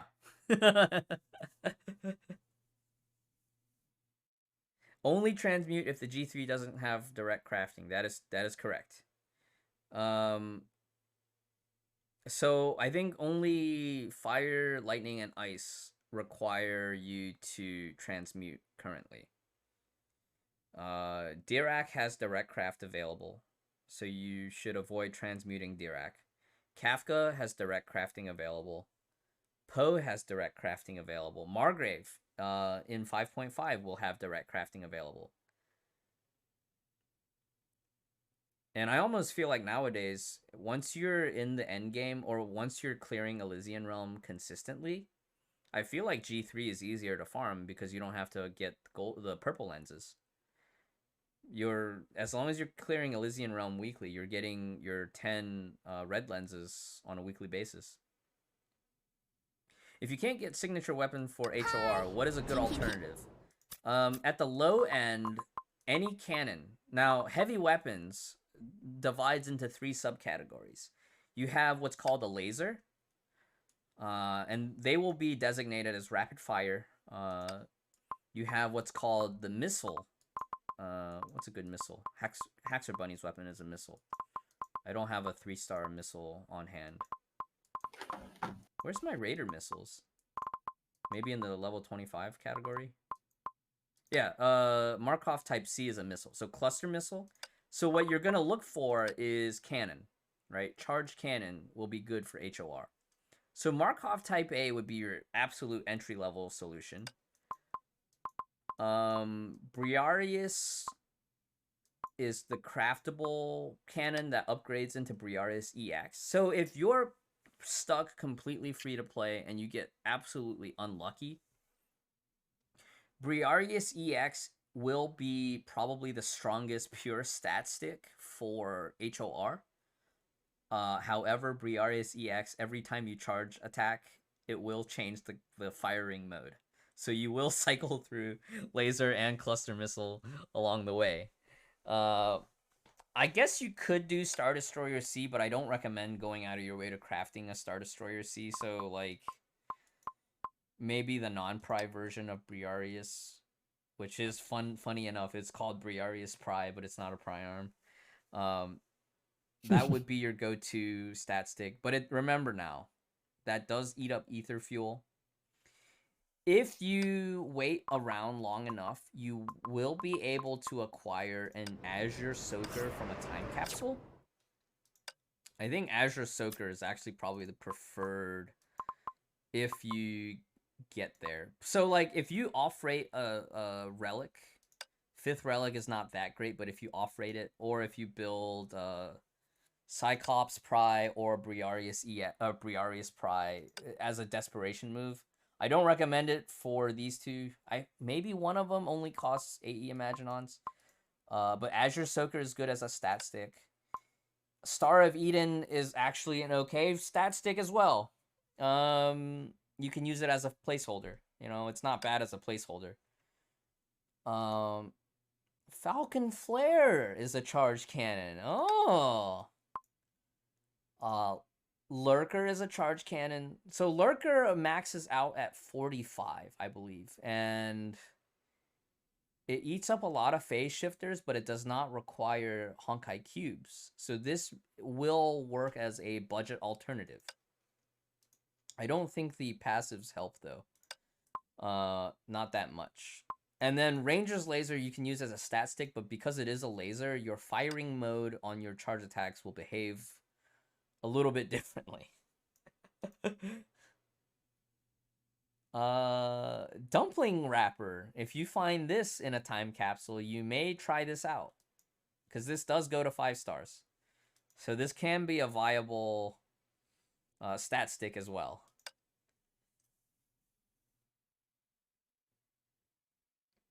Yeah.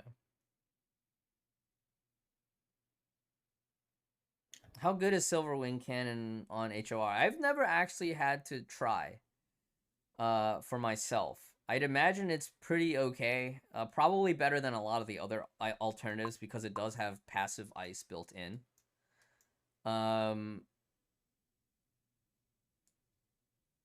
TDM passive is super nice too. Or I guess that's the weapon active. There will be some buffs that you just won't be able to take advantage of, but some buffs you will be able to because it is a matching ice type. Probably it is the second best option after Domain of Revelation.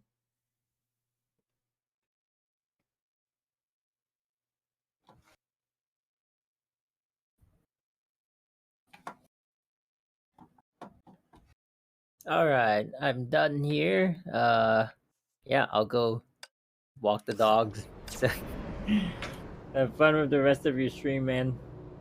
Thanks for hanging out, MG. Yeah, thanks for having me. Bye, chat. Bye, Finn. Bye, MG.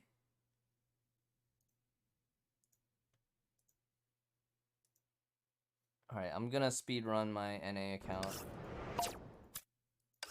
2B, you're still in Masters though, right? I think Falcon Flare on HOR will change depending if you're using the Pry Arm or not. I think the Pry Arm will definitely be a viable stat stick.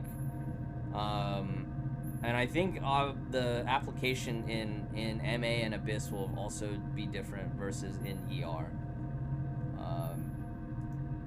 Mileage may vary. I do think so, Princessity. I think the 5.6 buffs for HOR are going to be quite nice. And I don't think it'll put her at the front of the meta, but it will definitely make her a very good, like, second pick or backup option.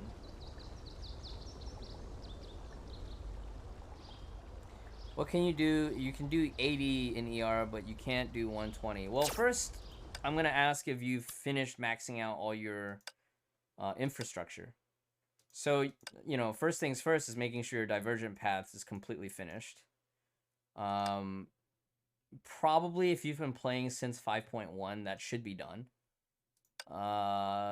Second is, have you completely upgraded the character, right? Is your character level 15 in ER levels? So that would be the second thing to check. And then if both of those are checked off, then the third, I would check your gear. You know, is your gear set up right? Are you using, like, Lucia with Leywen Hook, TB, Thales M, or are you using signature gear? That might have an effect on it as well. Third would be looking at your signets. And maybe you can, you know, mix and match the order that you're checking things. you know, follow the guides that other people have published. I actually don't do that much ER, so I haven't even played. I don't even have Day Encore on either account. So I honestly don't know how Day Encore plays. I know like fully geared at level, you know, max level with like full gear, the Day Encore run is supposed to be pretty comfortable. But if you're scaling down, accounting for the fact that you don't have a pry arm, you know, you might be missing some gear, things change a little bit, and you kind of have to like do a bit of, you know, trial and error to find the proper solution. All right, so let me post in the code again. Appreciate everybody still sticking around this far into the post show. We're like 3 hours after the stream, you guys are still hanging around. I appreciate that.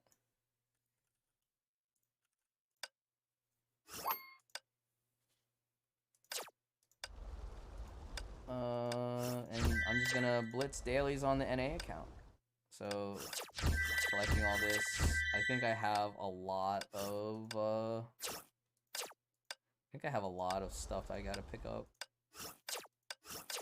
So, if you want to be very conservative with your stamina, when you do your daily activities for LTE or activity light, if you want to save stamina, but you want to get all your rewards, manually click in and manually do activity light so that you skip the time works. Generally speaking, every day, if you want to just purely max out and be stamina efficient, you want to do your weekday event, right? This will give you your Twin Sakura Souls or your Nano Ceramics. You want to do your EXP chip or, you know, weapon EXP one. At bare minimum, you want these two, and that'll give you a lot of daily points for your dailies. And then Drift World is just a good way to get gold pins without spending too much stamina. So those are my tips and tricks for that. And then if you have surplus afterwards, so then that way it saves you stamina if you want to try to catch up on story, if you're not caught up on story. And then that also lets you have stamina to do expeditions if you need to do expeditions, you know? Or if you're trying to do open world or you need stamina for raid. That's a great way to do that. Take a sip of water.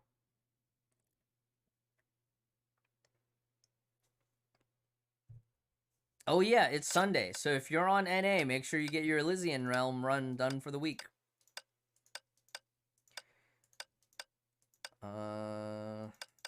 I'm out of onigiri. I'm hungry.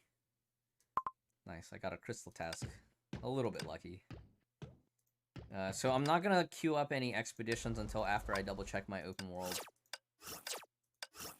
Let's see, if you are in an armada, make sure you post up your daily commission requests. If you're a vice admiral or higher, if you are the admiral, make sure you plug in all 10 commissions. I also need to send the letter out for my armada for the codes, huh? I guess I should do that. Rewards from last night. What did I get? A phase shifter. Okay, generally I pick the dorm card and the phase shifter. If you are lacking coins, you can try to ask for coins too. And then as far as your A rank and, you know, your A rank fragments, just pick whatever depending on what you need or what you want to farm. So let's go into here. Let me just go ahead and submit all these. Finish chains. Finish chains. Make sure your armada is finishing chains. If your armada is not active, it's up to you if you want to try to find a different armada. You know, finish chains so that everybody wins. Do your sim battles so that everybody wins. See, Chris did his sim battles and Stringbean did their sim battles, right? Make sure you do your sim battles. We might for the first time in a long time get close to getting that last reward again.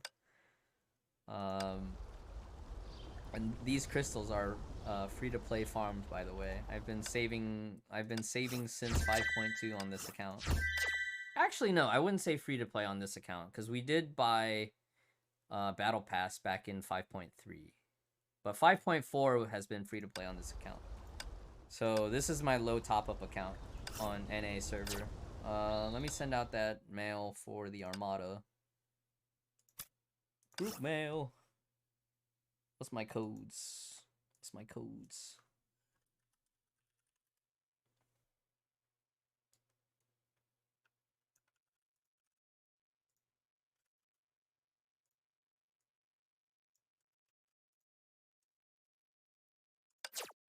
There we go. So my Armada is alerted. Open world. Open world. Let's check open world. Same thing here. We'll pick up 2 tasks, right? Oh, I gotta go play Genshin later. I might go offline and stream again later after I get food, or I might just play Genshin off stream, just get my dailies done.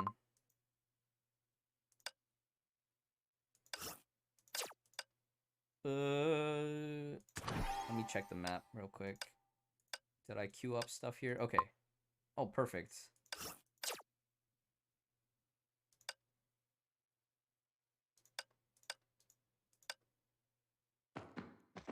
I can't wait to be done with APHO2. I like APHO2, but I don't like it that much.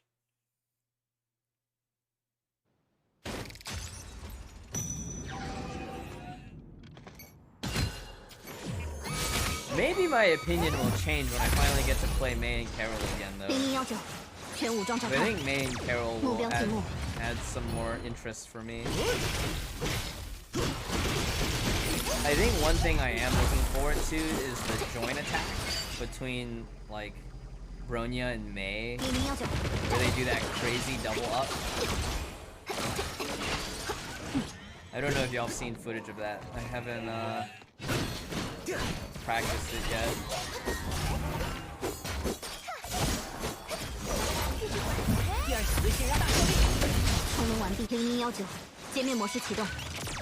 Yeah, still up? Hey! How's it going? Show my build? Wait, for what, Jiro?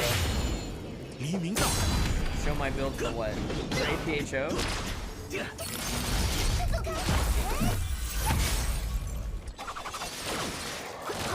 Chill stream now? Yeah, we've been chill for like the last 3 hours, I'd say. I need to find another Justice to take down. I think. Not interested in 5. Well, 5.6 is gonna be like a good rest patch, I think. Phyllis will be like a nice to have, but as far as her Stigmata set go, I don't think her Stigmata set is gonna be as universal as like Haxor Bunnies. So that's like less pressure for free to play. But for Phyllis, if you do want to have her weapon, I think her weapon is definitely... if you plan on using Phyllis for DPS, which, you know, depending on your situation is like a maybe, you're gonna want her weapon.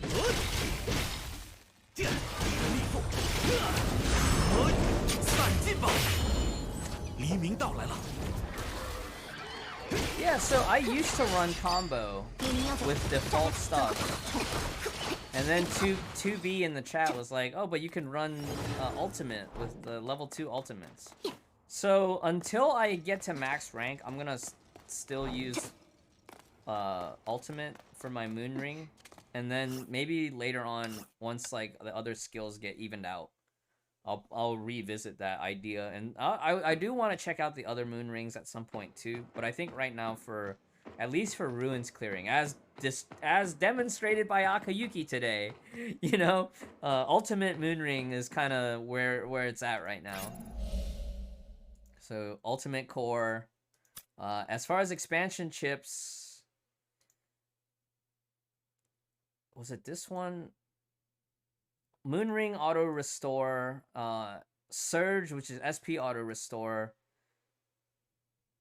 ultimate evasion leaps, and then Blade Edge. But I think you want that one that lets you do 2 mega ults on the same one, right? I don't think I unlocked that one yet on this account. I can check in the shop with Carol. Because I think that's definitely what you want for Ultimate Moonring. Oh, I just barely have enough.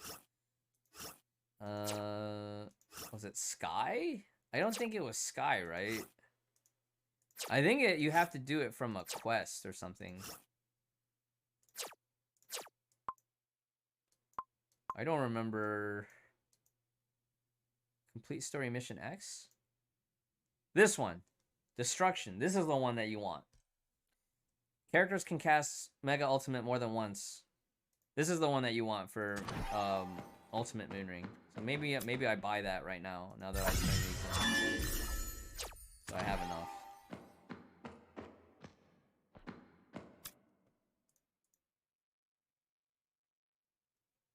Is Global gonna get a top-up reset with 5.5 patch? That's expected.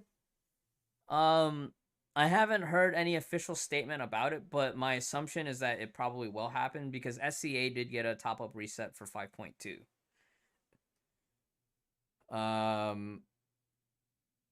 I can check with the CMs, but I'm sure they'll post an official announcement on Twitter about it as well. Is ER gonna get harder next patch? I honestly don't know the answer to that, Abesh. I honestly don't know.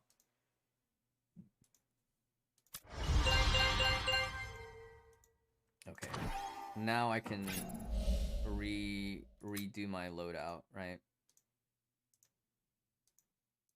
I think if I have 5 out of 7, I want to go Destruction first, and then I can reapply Blade Edge once I get my load up. My limiter. So Moonring and SP are auto-generating, and then Destruction lets me double ult. And right now I'm using Rhythm just because it fits, but it also gives me a little bit more security when I'm at the high floors of Ruin, where like the Empress hits pretty hard. Straight up, she hits pretty hard. And I still have enough to upgrade levels. Nice. Until now.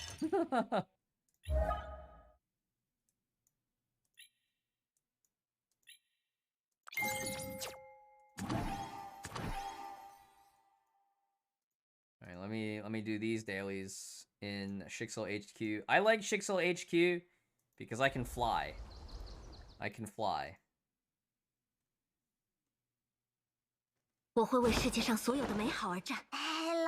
Hammer is also nice, yes, but Hammer means that you have to micromanage your rotation a little bit more, right? I like flying on Kurikata because then you can see the beacon of where all the tasks are at.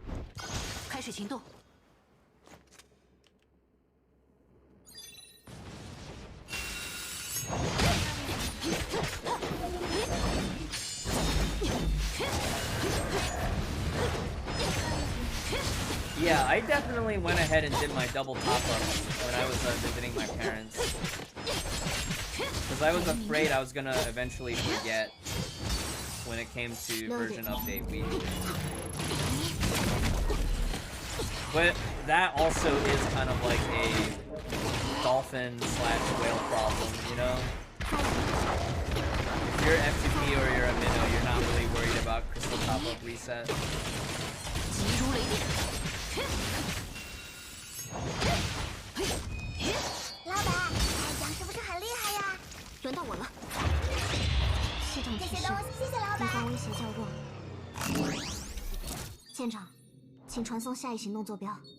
F2P for life.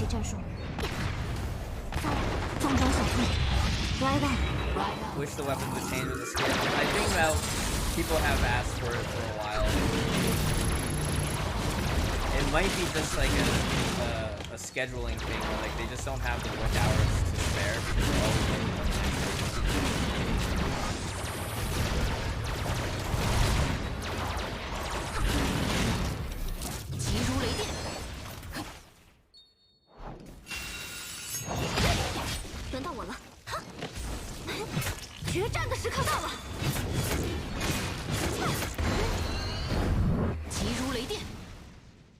Game is loud? Is the game that loud? Oh, it's because I'm leaning back.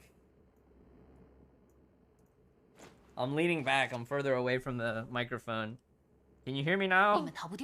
Can you hear me now? Check, check, check.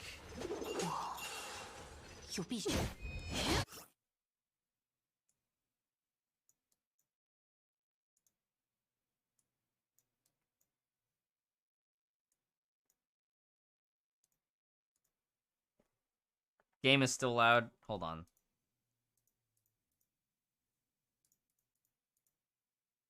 Now you can't hear the game at all, right?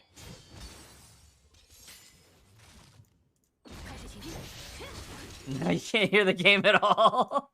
Right.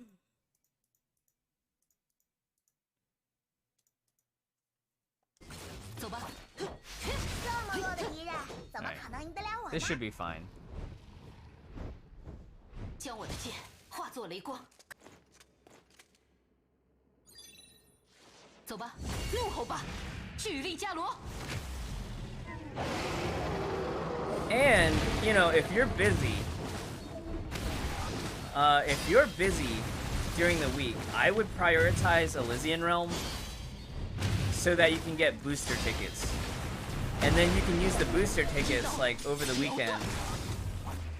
Or save it on a rainy day, or, like, you save it for, like, finals week, right? You don't have time to log in and play the game or whatever. Or, you know, you're traveling IRL and you don't always have, like, internet access. You can use your booster tickets and speed clear your open world, you know? Oops. So there's 2 more tasks on the downstairs, but... So booster tickets looks like... The interface looks like this.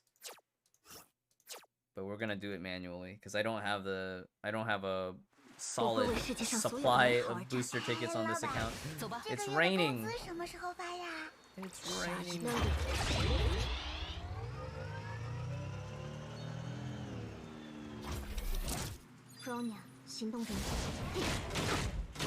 Yeah, I started using boosters on main because I started getting up to like the 130, 140 range.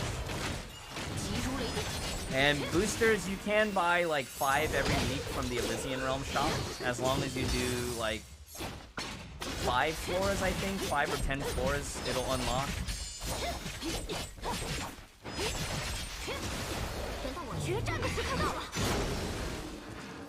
Oh yeah, there are quite a few in the Sensei shop too.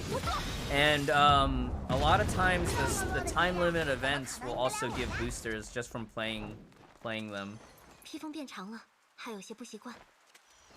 Rashid, no booster, no open world. But see, in Rashid's case, he's probably got enough of a supply stockpile where he's not hurting for the rewards from open world. I think open world rewards is more important the less established that your account is. You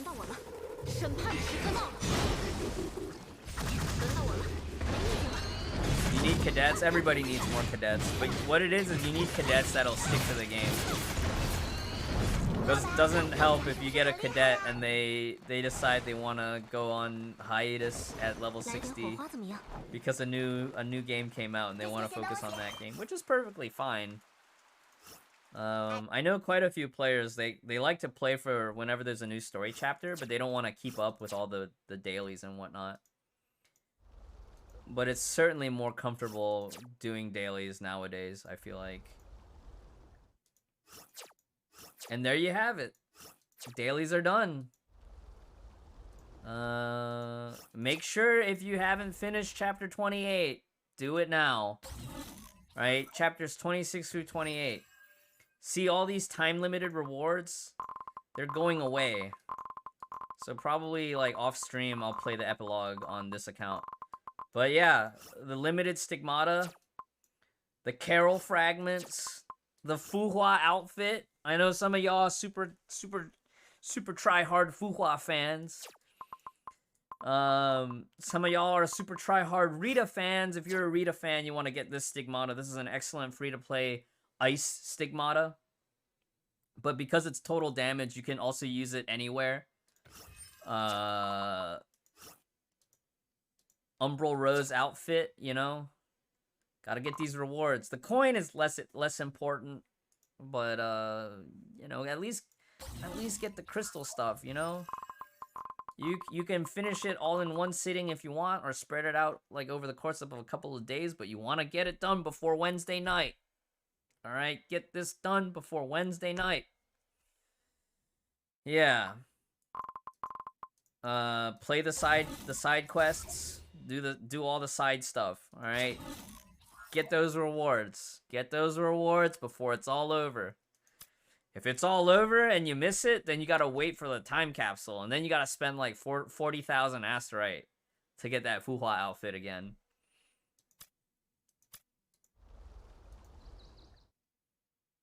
Yeah. Let me send out that letter on EU. Yeah, make sure you tell all your friends about the crystal codes too. Proliferate, right? Any MTG players, proliferate. Proliferate those codes.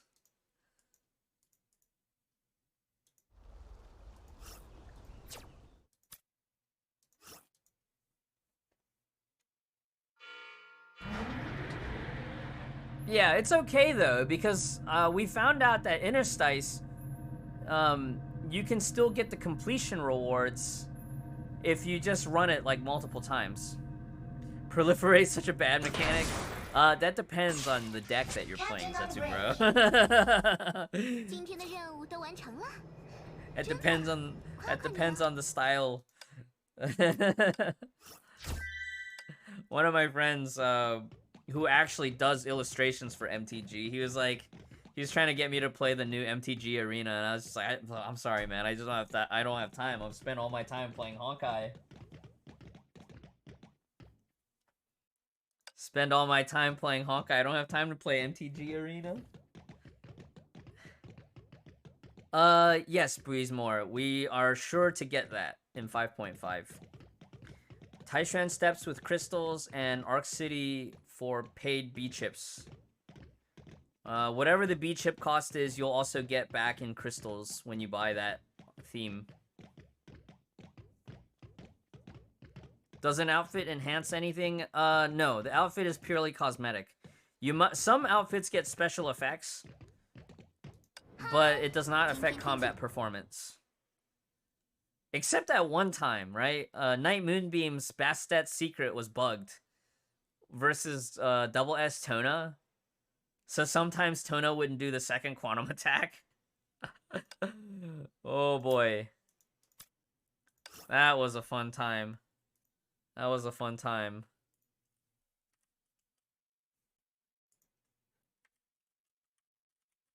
Yeah, so share your codes. Share the codes around.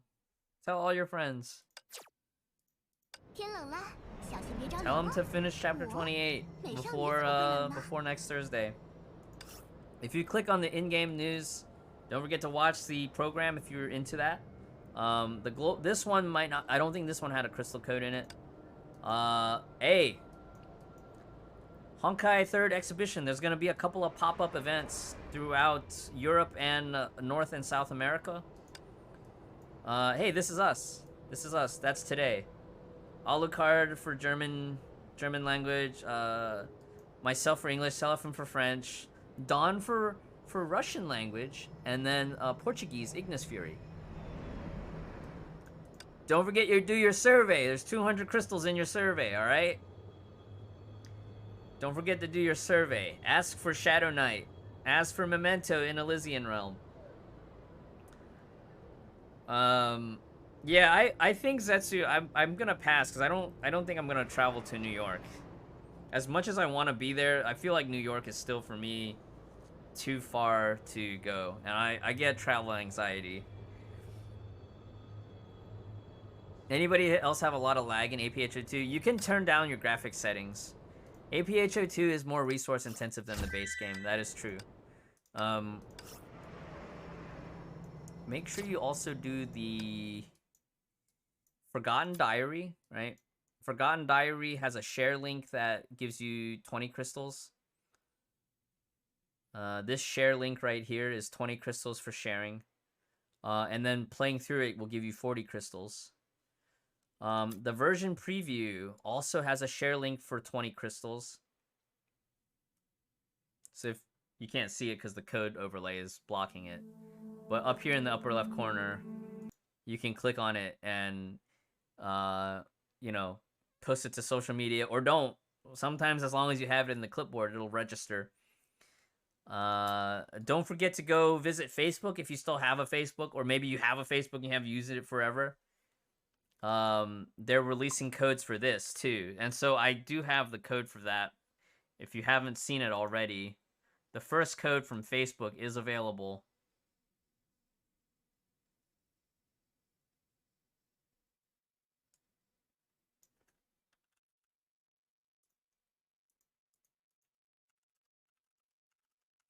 What is it? What do you mean, what is it? It's a code for crystals. They're doing... Oh, unless you were talking about the pop-up shop. The pop-up shop is kind of like a mini Hoyo Fest at certain physical locations where you can buy Hoyo merch without having to go through Taobao or Tmall. But the Facebook event is like you comment on their post and then they'll release more crystal codes depending on how much engagement they get. Oh, it's an art exhibition. Yeah, but there's still a store with merch attached to it, right? Selling a merch is just a side thing. I want to see the art too, but I already bought the art books.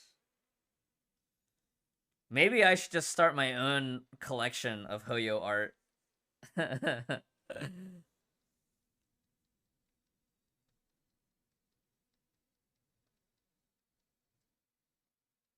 FTP Scott for HOR. Yeah. For F2P, you would go Scott TM, and then you would craft Rasputin B. I think Rasputin B is a little bit better than Scott B. But if you don't want to spend the mats to craft Rasputin B, 3-set Scott is perfectly fine. Keepster recommends it, so I trust Keepster. I trust the Keebs.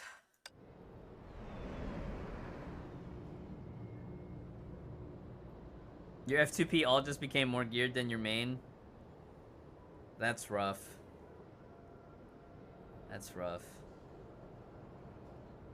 But if you're buying battle pass and stuff on your main, eventually your main will outpace your F2P alt 2B. Did they specify why they chose those countries? It's probably logistics, Blazing. I think it's part of it is probably logistics, and the other part is probably just based on their user data.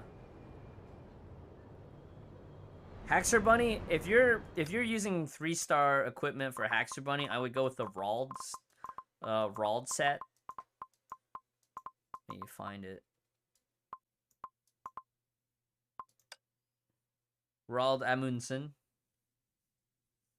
Will there be any special banners coming for the update? Yeah, we're gonna get Foca and Expa for Global. Global will get Foca Expa. So it'd be like short burst rotations for S ranks on uprate, and you can also pick from the pool. So it'll be like one S rank banner, but you get to pick which one you want to target out of a pool of 3.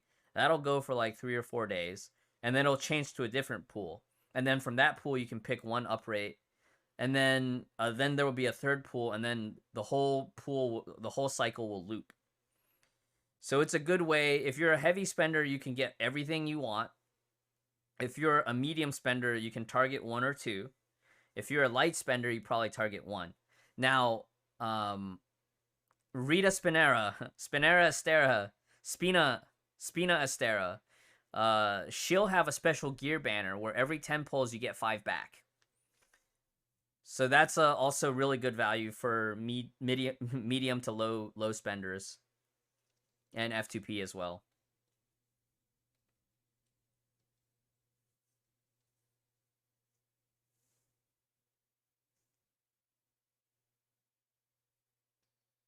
Parry TM next B should be fine for Silverwing.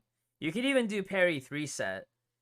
Not sure what weapon her signature weapon is going to be the best, definitely, but you can still use like Hersher of Reason or Haxer Bunny's weapon as a stat stick. But unfortunately, Hersher of Reason's weapon requires you to be on the ground when you cast. Luna Kindred, you can use like Ryunosuke 3-set or Bathory B, I think. I think Luna Kindred counts as a charge attack, Teresa. Alright, let me spend some stamina here. Oh, wait, did I do Taurus raid on alts? I might have to do that off stream later today. I can't miss out on Taurus. I need to go eat, though. I need to end stream and go get food. Thanks, everybody, for being here. I really appreciate everybody that's still hanging around.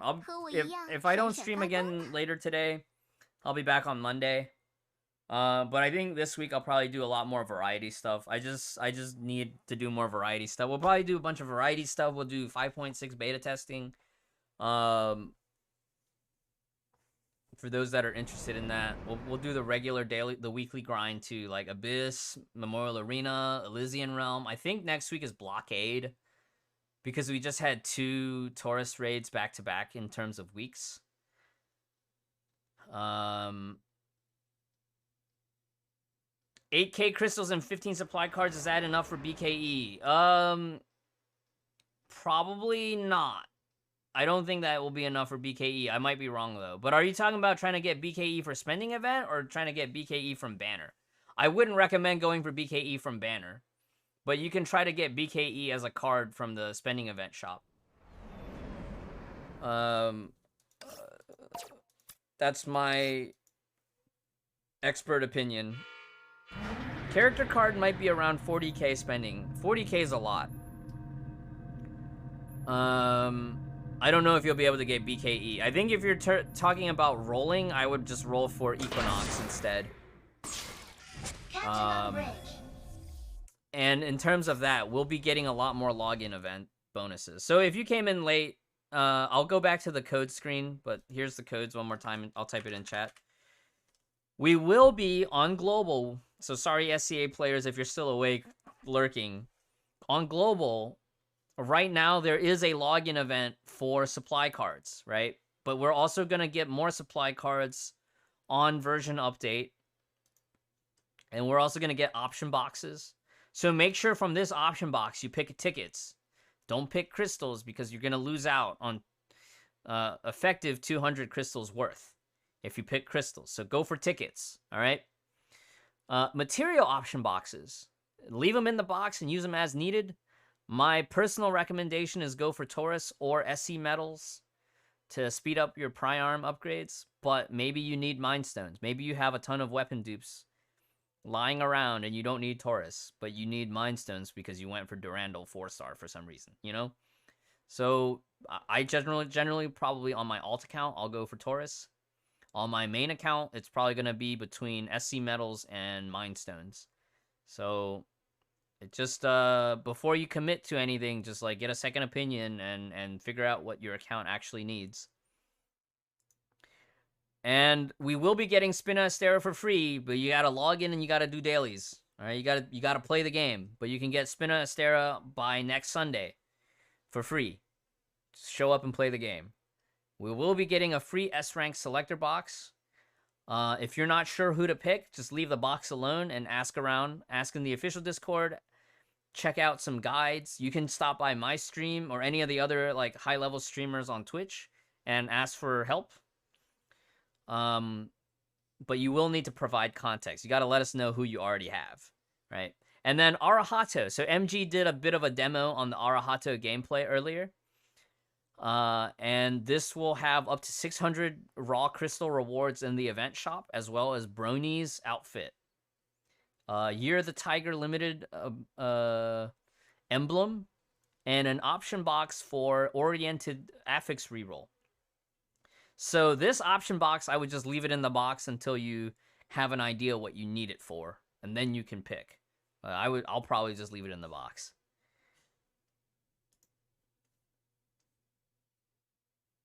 All right.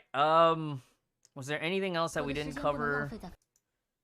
You need a ton of fuel. I mean, some people might be picking fuel, but for me, fuel you will always be getting. But Taurus is, I feel like Taurus is still more important for Priarms because Taurus can directly affect whether or not you can clear Abyss in time to get crystals. So my personal preference is like Taurus is still more important than fuel. Fuel, as long as you are managing your time structures and time swirl passes, you can get fuel back later. Don't ever spend crystals to buy fuel, though. That's not a good value. Any of the materials that cost asterite, if you're overflowing on asterite, that's okay. Don't ever spend crystals in the logistics terminal unless you're absolutely sure you can finish an S rank from the fragments. But even then, that's like really subjective. I'm at the point now where I would say like maybe hoard your battlesuit fragments for the gacha elf if you're budget, but if you're like a whale, then you probably spend it on affix mats. Here's the boosters I was talking about, the booster tickets. So the option box for the S rank covers everything that's in War Treasury, as well as HOV, VK, and I think Argent Knight Artemis was also one of the options, if I recall correctly.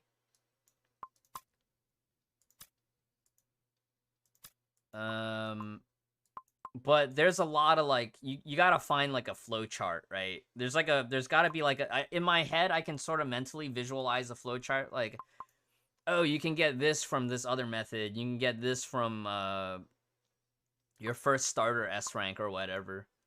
But I would say that if you're a medium player, like you're at 70 and whatnot, I think CH and SK are good picks, safe picks relatively.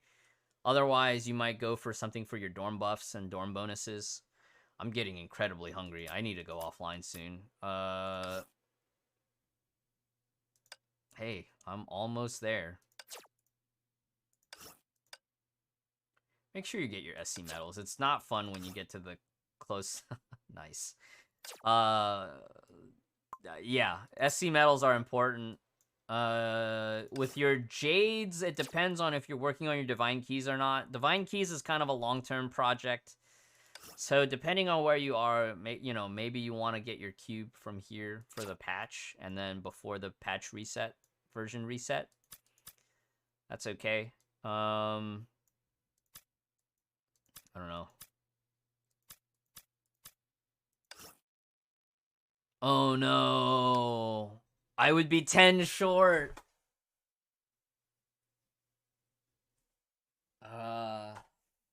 I might as well do it. I don't have anything else to do with my Asterite. 90 out of 100. So next week I can get triple S official on this account. It's great. It's great. It's okay. I'm not mad. Is there anything that you can buy with your remaining Crystalline before it expires? Yes, let's talk about that. Let's talk about that. I think on this account, I will just go for... How much willpower I have? I don't need to get willpower. I'm just going to go for SC medals then. 6 SC medals, not a lot, but it's whatever. Vintage. The weapons are great if you can afford them. Key of Reason if you don't have it already. Zither's pretty good. Maybe I wouldn't. Maybe do not get this. I only bought it because I have a specific use case in mind.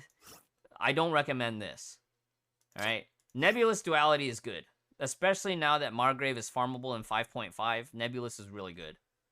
Shuijing B is good, right? Shuijing B is good. I would not go for Margrave now that we know that it's craftable next patch. They kind of baited us, though, the last patch, where it's like, oh yeah, Margrave's in BP, but now it's craftable. Dante, only if you have... I would go for Dante only if you can guarantee 2 pieces, so you want top and mid, and if you already have Abyss Flower and Bright Knight. I would not go for Welt, because you can craft Ana. Long time Horizon, but it's craftable. You don't have to spend any resources. And then, of course, like... Taurus, right? Taurus is always the auto conversion. So if you have any left over and it expires, it auto converts. Now, don't downrank. Don't downrank if you can't guarantee a piece.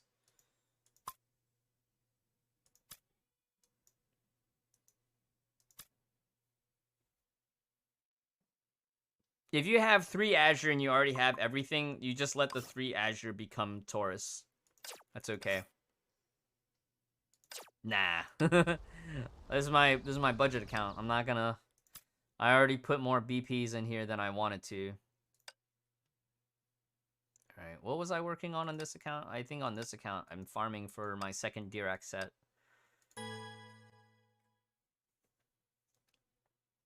I hope you get your HB stuff, Kuma.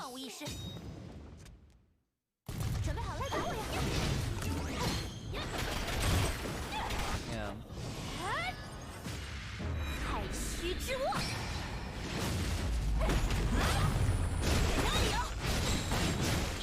Yeah, if you look at your the Azure Crystallum in your inventory, there should be some comment about it, like saying expiring soon, and then like there should be some text along with it that says like, you know, after expiring it'll auto convert into however many Taurus it is. I missed the timer.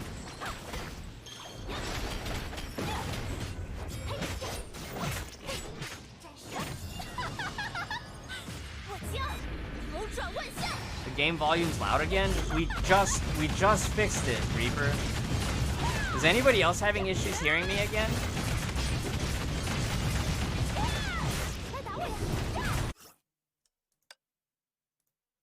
Are you sure it's the game volume or the music volume? Sorry, Reaper. That's a you problem. I'm raising my voice even right now. Is it the music that's loud or the in-game?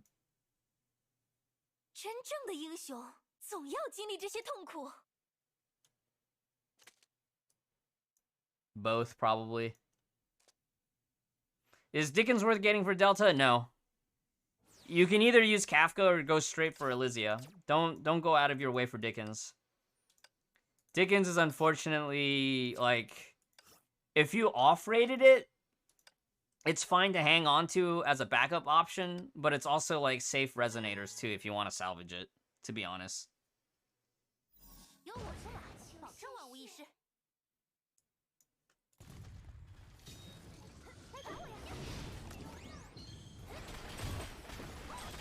Oh, I think I know why. I turned the entire desktop audio up on my mixer.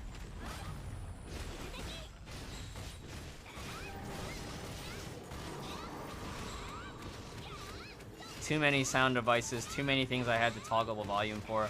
I had to turn up my desktop audio because in order to capture the YouTube feeds from Akayuki and Alfira. Yeah, I wasn't expecting Alfira to actually be able to clutch it out on the Stargate race. But that was actually really impressive that the very first run, Alfira managed to beat Akayuki by 1 second.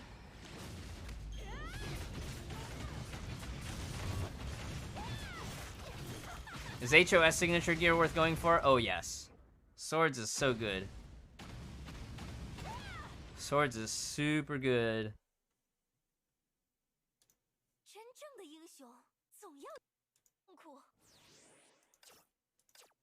Alright, I gotta figure out... Oh, there's no gear. I was like, why is my Asuka doing no damage? There's no gear. So, if you have Asuka and you didn't get Columbus, Elysia TB with, like, Marco M is also really good on Asuka. And if you want Asuka to come back, just keep putting it on the survey. But if you put it on the survey, you better be prepared to spend for it if they do make a comeback. Is there a way to watch the stream from the start? Yeah. I will have the VODs up. And I will also export it to YouTube.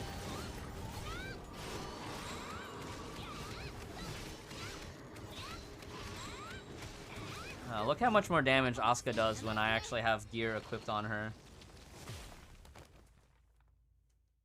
But yeah, redeem the codes first, though. Make sure you redeem the codes. The codes are on screen as well as on this macro command.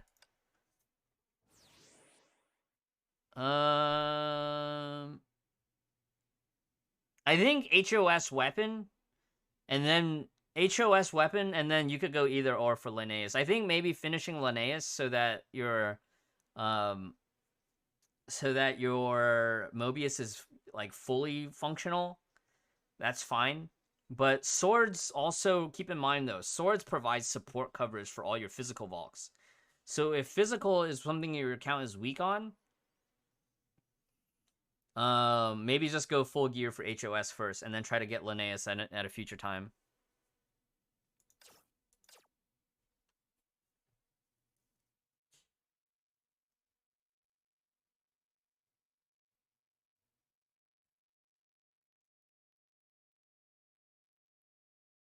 Yeah, Yojin, bro, that's actually a pretty reasonable plan.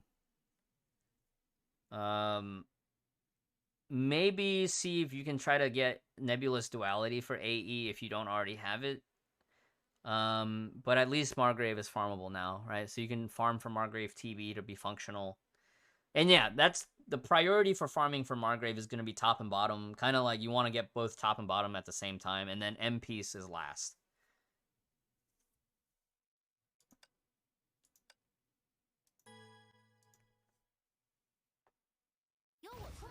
Alright, I'll just do one more, and then I'll see what my stamina situation is.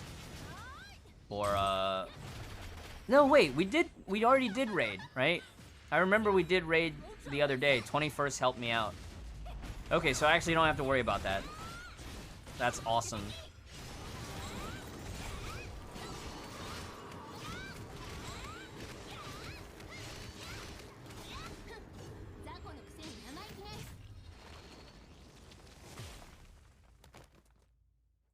Is it a bad decision to get PE before HOS? Not really. I mean, kinda, but not really.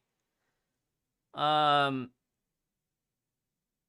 think depending on what level your account is, like, it might not be that big of a difference. I think if you're in Exalted, the expectation is that you already have HOS. But you can kind of, like...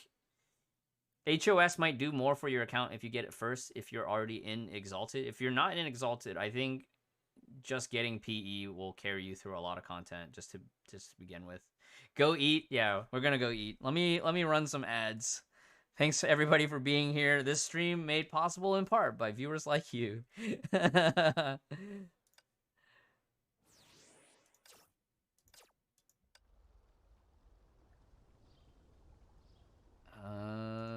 me just double check here.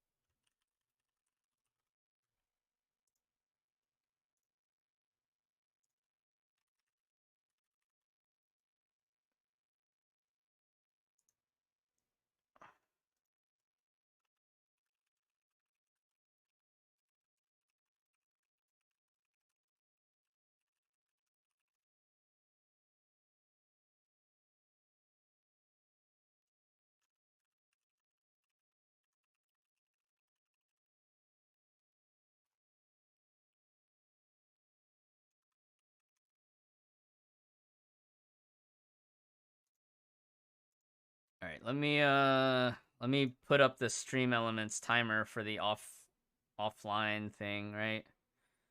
Crystal codes. Oh, hang on. Let me actually just direct copy from the chat command. This will be the last thing, I guess.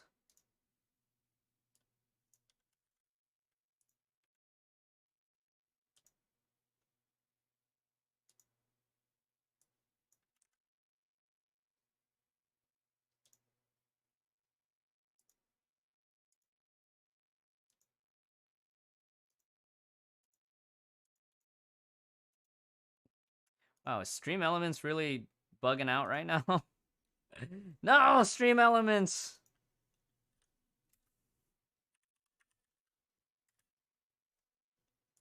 Alright.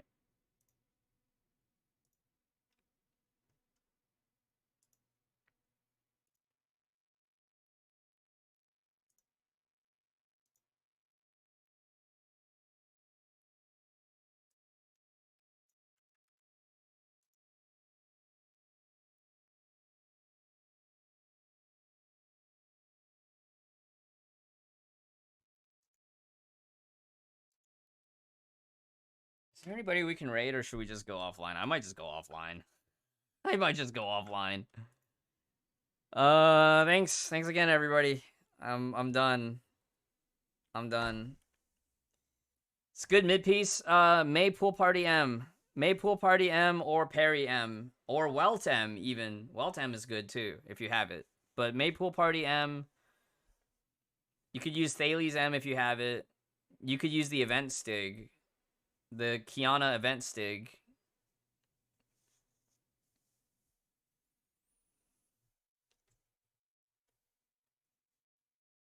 Alright, I'm done. I'll see you all later. Have a good one.